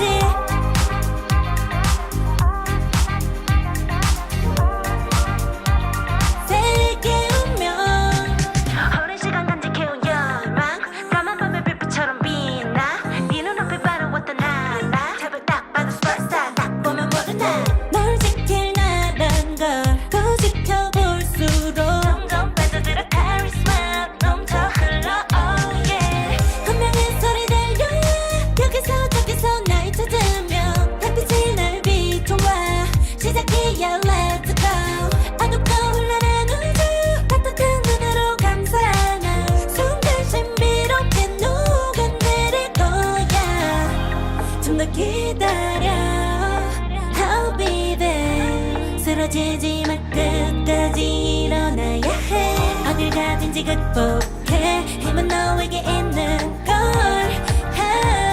소리 높여 노래를 불러 작은 걱정 따윈 던지고 최선을 다해 잘 쳐봐 어둠이 떠 날 때까지 아름다운 꿈을 밝혀봐 우리에게 달려서 그 세계 운명 눈이 부신 모든 순간들 지켜내야 해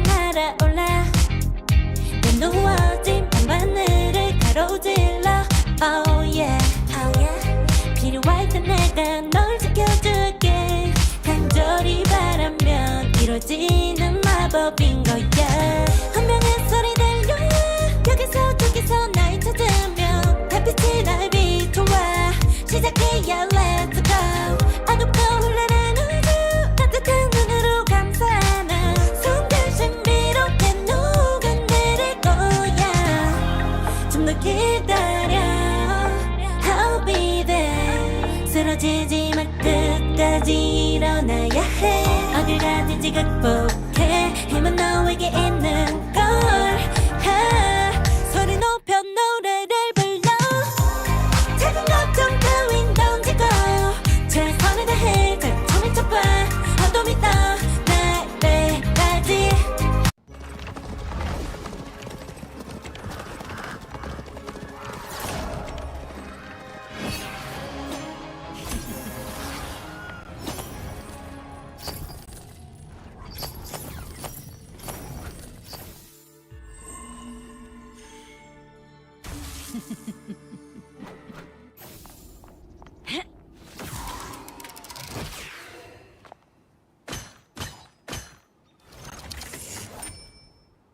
I want your soul. Hell unleashed!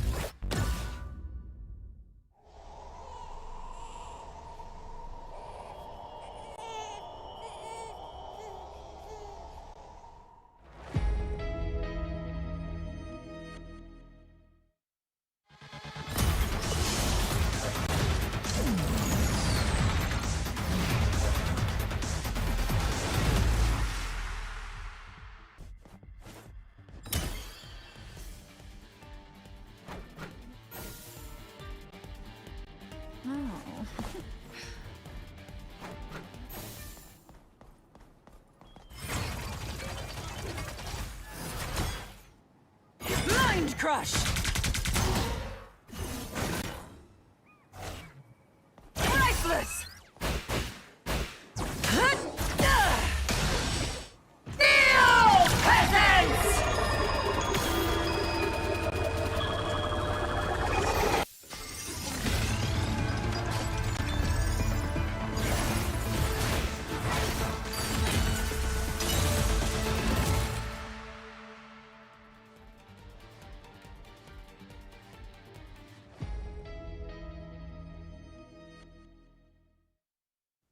Ladies and gentlemen, it is main event time, and high stakes and high rewards is gonna be on for all or nothing. Basically, is on the table for XOXO and Crazy Raccoons. Multi, let's talk about it because the winner of this is heading towards the battle for third place tomorrow.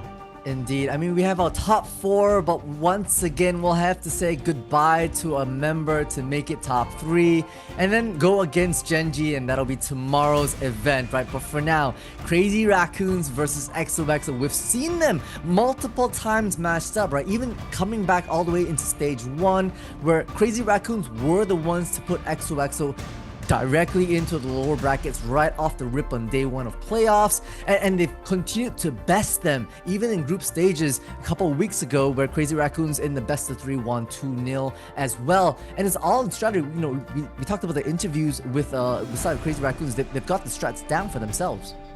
They definitely do. So I'm excited to see that. I'm actually looking at the brackets right now. The last time that XOXO and Crazy Raccoons faced each other was actually in the group stage. So Crazy Raccoons' run so far was against Z10 and then Genji, and then Genji sent them down. XOXO also fell to reject, so that's why we had that amazing banger of a best of 5. And right now it just seems like in a best of 2 at the very least, Crazy Raccoons has XOXO's number, and that number is Spider-Man. You ban that. You ban all the dive. But since then, though, we talked about the levels to the game. Talk to me about that, Multi. I mean, you're right? That was the strategy that Crazy Raccoons walked into it. We called it during the stream. We interviewed NX, and they said that, you know, it really felt like, you know, NX wanted to play against Sung Woo, admits that they're probably one of the best duelists in Asia, and because of that, hard respected the Spider-Man ban against Sung Woo. But hey, since then, we've seen this duelist take on more roles and actually do very, very well on the Vanguard pool as well. Yep, Captain America, Venom, onto that Hulk. But if you guys tuned in earlier today, we had a little bit of a treat. We saw a little bit of Sung Woo Spider-Man in domination. Tried to keep rocking it, but he admitted in map number 3 he had a bit of blunders. He even admitted, yeah, I went 3 and 16. It happens sometimes. If you dive or die, it happens. But they were able to tighten things up. They had a bit of a roster shakeup. I think On Your Left was subbed out for Rez towards the end. One thing I do want to note too is that in that earlier match, they actually went anime as hell. They learned from their adversaries' rejects and copied, literally low-key copied the strategy. I mean, if you have the team of mischiefs, it's XOXO. They copied the double karmic revival and used it the next day. Yeah, well, I mean, watch your opponents, right? Keep your friends close, keep your enemies even closer, because they're gonna reveal strats that you've never even heard of, never even seen of. And you're gonna be able to bring the fight into it. And okay, unfortunately, I feel like it's gonna be used a bit too much now. And I wouldn't be surprised if, you know, Adam Warlock, Adam Chatlock is now banned out right off the rip for all dominations moving forward. But hey, you know, XOXO, a team of misfits, like you called it, the Thai team really giggling amongst themselves, to be honest, right? I feel like every time I interview the likes of XOXO, they're all up in arms. They're having the time of their freaking lives, and I'm loving it. Definitely in high spirits. And I just want to exclamate that the the Karmic Revival copy strat, it's really hard to pull off, and they were able to pull it off today, I think twice, and they tried to do it again for the 3rd time, but they shut it down. They're like, no, we're not gonna do this anymore. So Z10 kind of caught on. They're like, okay, I guess we can kind of copy this homework for so much. You know what, the teacher's gonna notice it's ChatGPT, or like we copied it from someone. Just change it up a little bit. But this scares me, Multi, because they're known as dive or die, right? But when we were commentating their match, it was dive or fly. Yeah. And now they're copycats. They're mimics of sorts. Now they can copy whatever. So whatever you face off with, whatever competition they went through, they just apply it right away and they get stronger and stronger. However, Crazy Raccoons, though, a powerhouse of a name, a team, NX, Haiyan, or now Vital in the mix. It's still going to be an uphill battle. Might go all the full 5. We just have to find out. They're absolutely right. Like Crazy Raccoons, XOXO, yes, they've deepened their strategy to include a slew of flyers taken to the skies, applying those long-range pokes, but Crazy Raccoons is very familiar with how to counter that. They've brought the heat in terms of their flyers. Heian, a huge, very deep duelist pool for themselves, is unfortunately being subbed out for Vital as far as I'm aware. We'll have to see as the servers are being lined up, but with so much synergy between NX to be able to do those target picks as well as very, very clear map understanding in order to sandwich a lot of the opponents. That's how Crazy Raccoons were able to best teams time and time again, shutting them down very, very early in the game.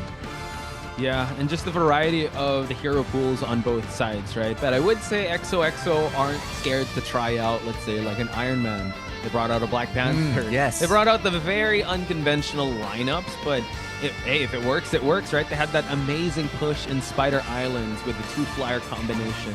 And you also have to be very... I know Marvel Rivals is rated G for everyone, or E. I'm not sure, E for everyone, as people say. But there are jump scares if you face XOXO because of the portal dive strategy that they do.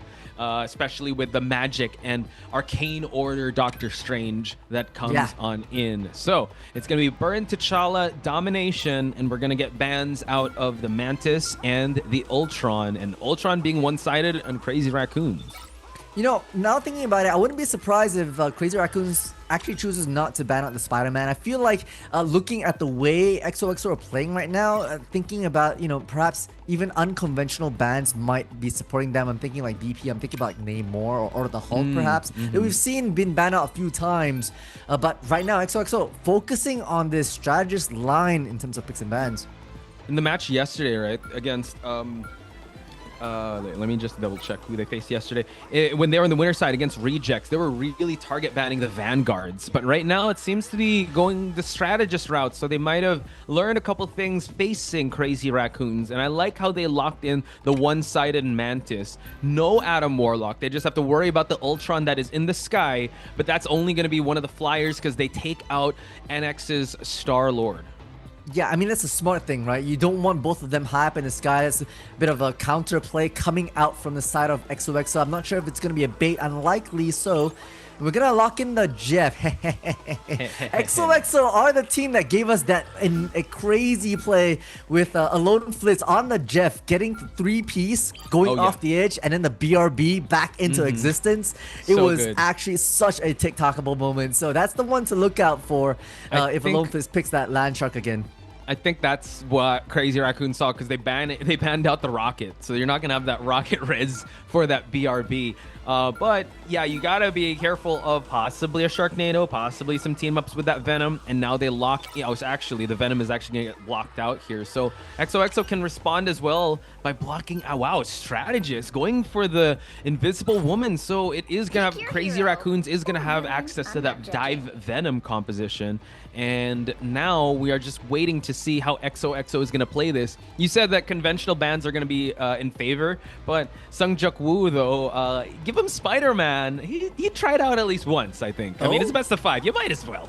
We're teasing. We're being teased right now. The hover for the friendly neighborhood Spider-Man from the side of Sungjuk Woo. I'd love to see some web swinging action. I've got to talk about the final lock-in for Crazy Raccoons as well, right? You've already been taken away that Star-Lord, and NX wants to be able to hold on to a comfort pick that is Phoenix that, is pretty good on standard against standard opponents, but this is against XOXO, right? They play as fluid as Crazy Raccoons, and it's not the grouping that you necessarily want to see having those sparks transfer, and it might render this Phoenix a little bit ineffective.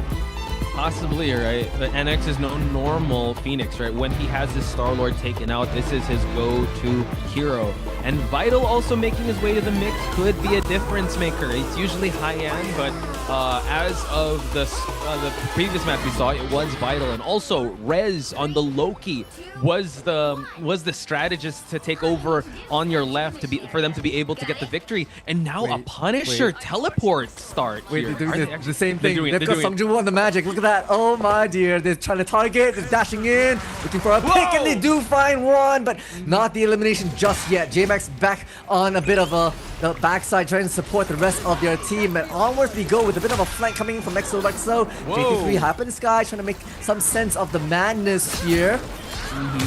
Eye in the sky, but now a big pickup on JT3. No, Alonefield's able to jump out at the nick of time. NX now trying to go 1v1 with Cap, and NX comes out on top, and now the feed is lighting up red here as Crazy Raccoons are slowly but surely enveloping the offense here and now taking over the point.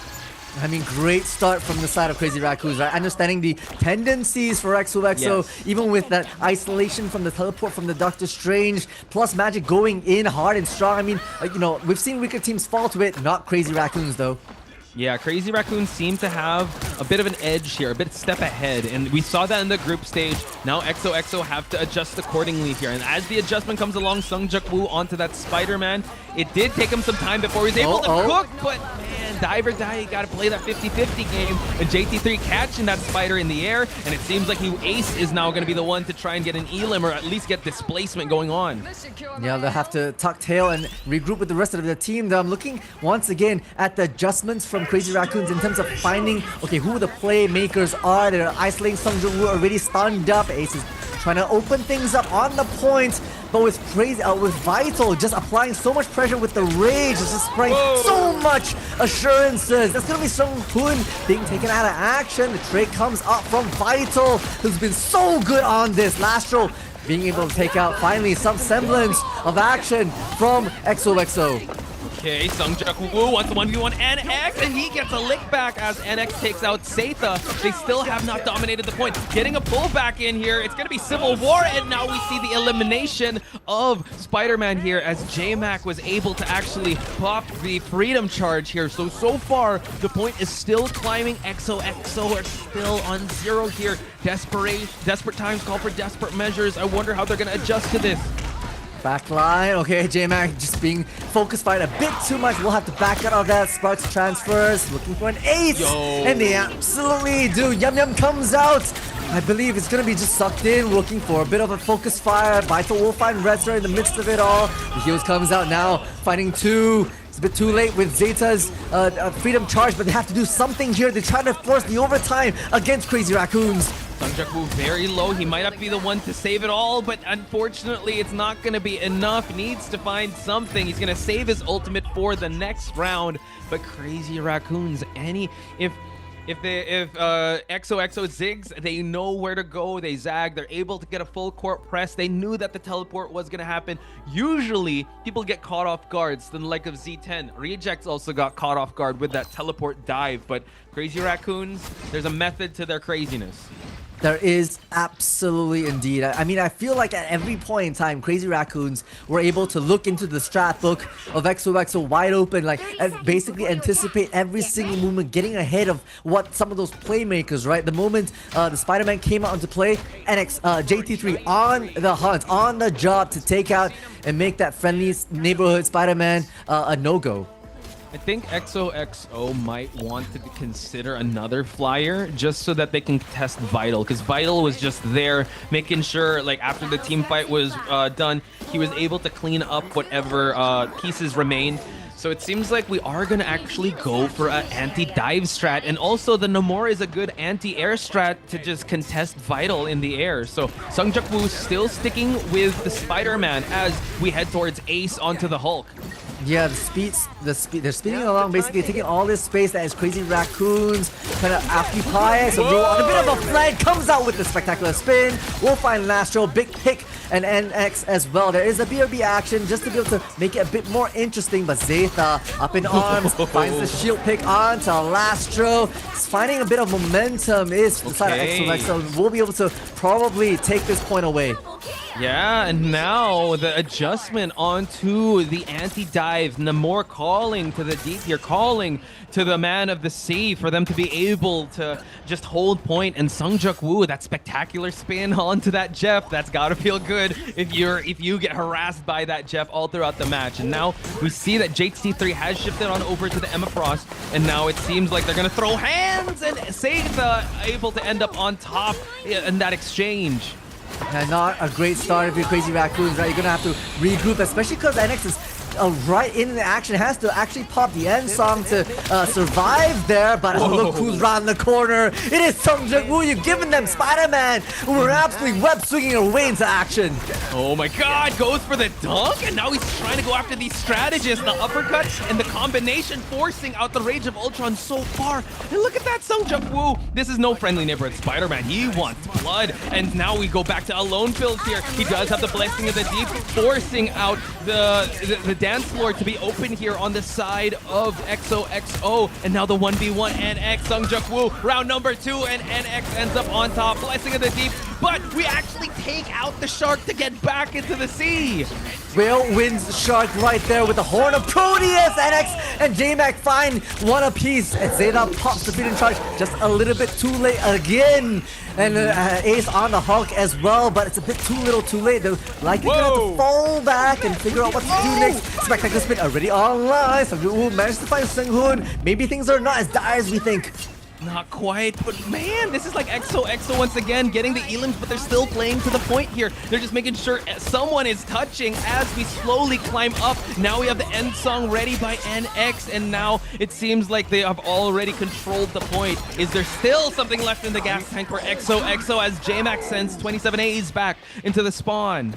I mean, fair, right? They were throwing bodies just to be able to buy a few more percentages for themselves. They're really just shy of 90 before Crazy Raccoons were able to flip the script onto them. High ground is the aim of the game here, as you know, the demolition has already occurred, and we want to be able to break down a few more poles for themselves. Is Rocket doing here? Uh-oh, NX making sure, but no, gets spotted out, has to reposition, and now had the end song for the end game to take out Rez, so it's a 5v6.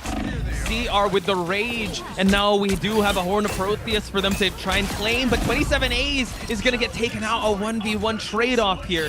CR Vital still uncontested in the air. Alone Field's getting quite low here. Lastro making sure he's getting everyone healed up as we try and push this point past the 50% mark if you're Crazy Raccoon. Crazy Raccoons kind of scattered, right? They're trying to basically move around as individuals looking for a bit of a pick, but now on to the point we go, just trying to suss out where XOXO might be. There's still, XOXO is still rocking, you know, the name more with Spider-Man just around the corner to be able to open things up and find the individuals, but Ace to start things up on to Song-hoon. JMac finds their demise as well, and suddenly tides to turn against Crazy Raccoons.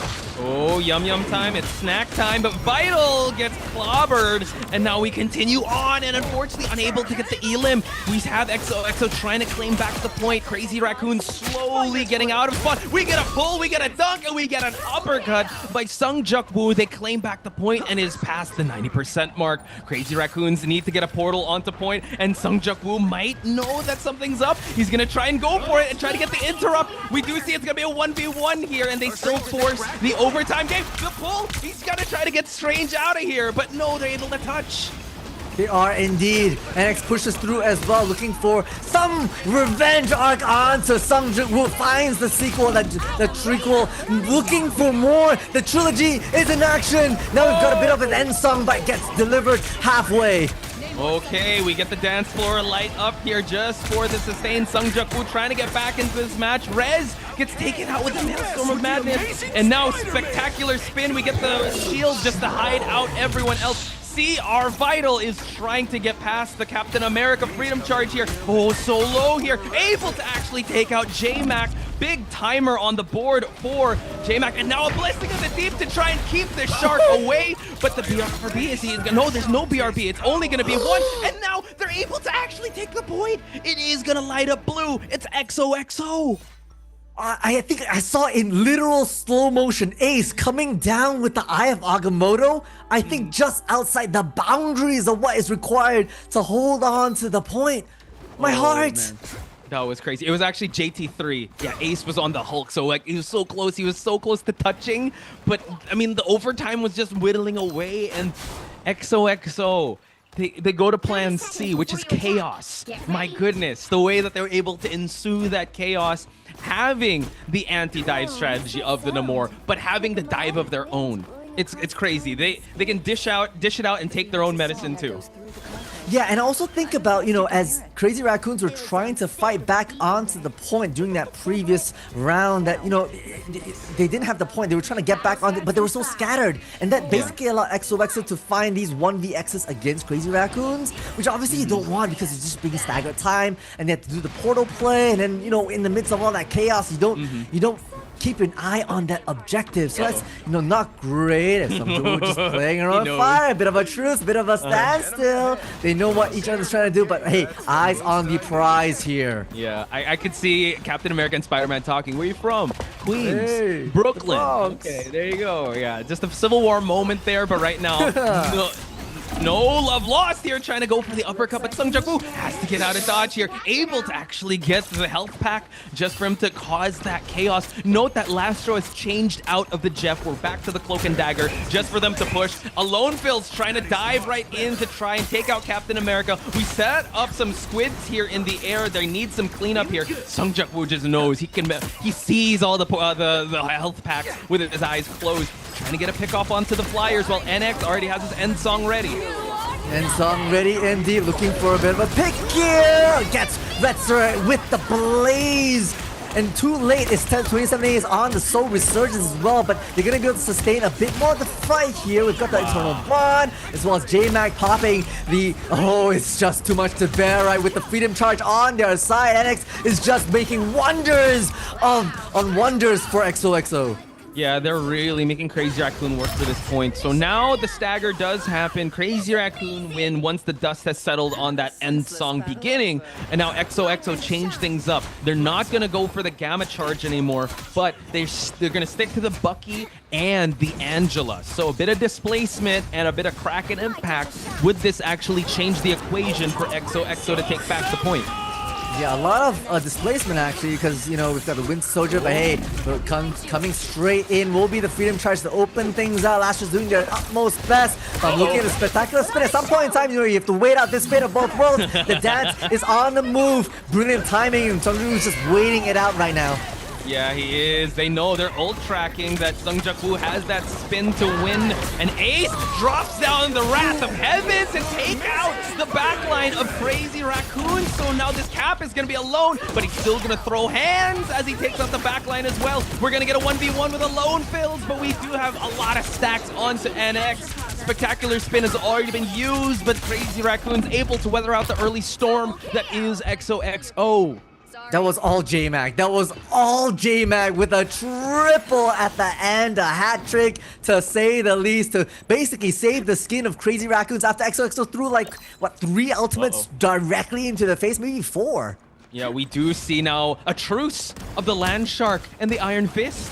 XOXO calling on to Iron Fist and Jeff here. So taking out, not even using the Bucky anymore. We are going to change things up as Alone Phil is on the Jeff here. They need to put boots to the ground here as they try and clap their way to get the point back.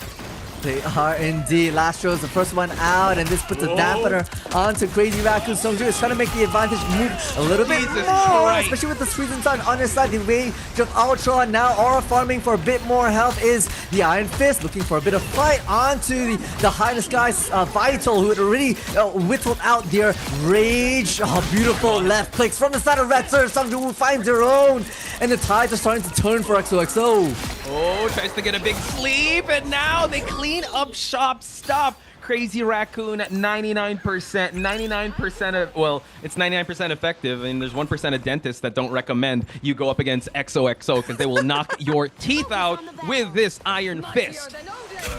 Not bad. That was a good save. That was a good save, Posh. That was ridiculous. I love the banter right now as XOXO not wanting to give them any space, right? Has a Freedom Charge that could pop pretty early to initiate the brawl as quickly as possible. Vital's hopping onto the Winter Soldier just able to maybe pull Sungjung away from certain angles, Zeta away from certain angles, so away we go. Still on the Phoenix is NX finding the spots! Vitals on another one as well. Yeah, after we drop Heaven down, they still get a 2-person pick-off. We still stay alive as Ace goes for the Doctor Strange, but Sung Juk-woo gets taken out by the Winter Soldier, and now it seems like Crazy Raccoon are going to force that overtime. Rez tried to keep his friend alive here, his fellow strategist, but now it just seems like the dance is going to try and hold the point for XOXO as they add some percentage, but NX is out for Strategist Blood, and now we go for the Kraken Impact. We get a big Yum Yum. It's snack time, and Aloneville's able to actually take Vital out of the equation. A 3-person swallow, and we get the Elim. It's totally fine. Unbelievable performance from the side of Aloneville, right? That is an absolute game changer as the Magic is now online looking for a bit of action around the corner. It's still within the control of XOXO, and they're finding the momentum within themselves, especially these left clicks. Everyone's so sharp with it. So, hey, back into the point we go. Pressing the issue is Zeta wanting to give them zero space, but I hear a teleport from J-Mac coming in.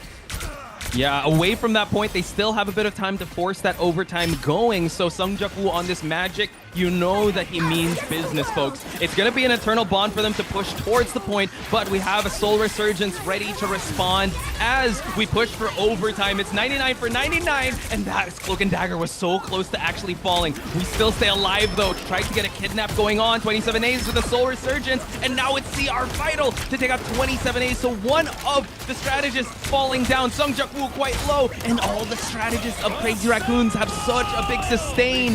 Freedom charge by Seitha. Will they able to get it? Ace gets taken out of the equation, Multi. That's a big one as well, right? Without Angela, you don't have the air superiority. So Crazy Raccoons looking for pick after pick. Bucky in action. NX finds another. Crazy Raccoons looking to shut this down. Hunting for the Lunas. No! J-Mac with an explosion of the maniacalness. J-Mac, Vital, all clicking heads. Ace unable to get back in as the first pick. It's gonna be Crazy Raccoons that takes this first map. Dude, how is it that we are blessed up with another banger of a match? XOXO taking Crazy Raccoons to that limit here in domination. It really feels like they're both fighting for that urgency. And it was a coin flip at that point. Like, it was just really hard, but man, Vital really taking his shots, and he really cleaned up a lot of those final scrambles. NX, though, was consistent all throughout. Here we have it, 24 final hits, 42 total eliminations. At one point, it just seemed like XOXO were just running towards the point, and NX was just taking them out one by one. But they were still playing to that point in the waterfalls area. They still took it to that map number 3, or at least the domination map number 3. So, man, I don't think we're gonna finish in an hour, man.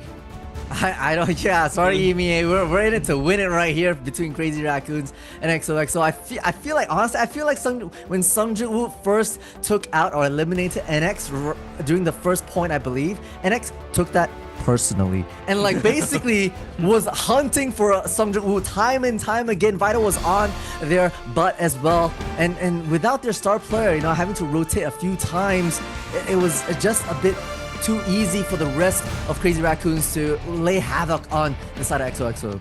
Yeah, I think if we revisit the picks and bans, I think Sung Juk-woo having no Venom really dampened it, because when he's on that Venom, you have Aloneville's on another dive, and then they're able to actually run a really good comp. But the Mantis worked out quite well. I just really think Crazy Raccoons having that,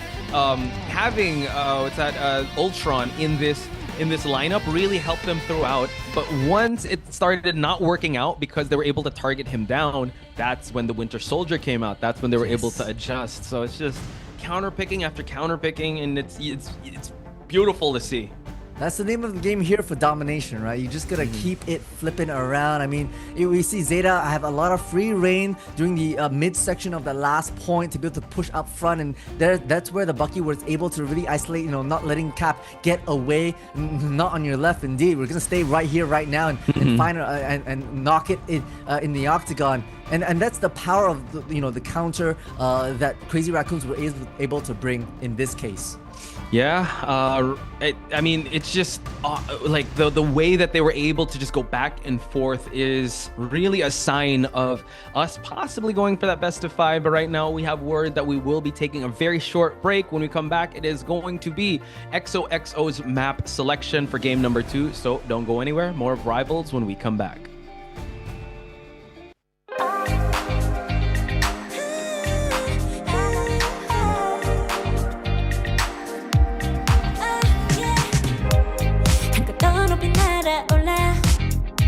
누워진 밤하늘을 가로질러 Oh yeah, oh yeah 필요할 때 내가 널 지켜줄게 간절히 바라면 이루어지는 마법인 거야 운명의 소리 들려 여기서 저기서 날 찾으면 달빛이 날 비춰와 시작해야 let's go 어둡고 흘러는 우주 따뜻한 눈으로 감싸는 순간 신비롭게 녹아내릴 거야 좀 더 기다려 I'll be there 쓰러지지 말 끝까지 일어나야 해 어딜 가든지 극복해 힘은 너에게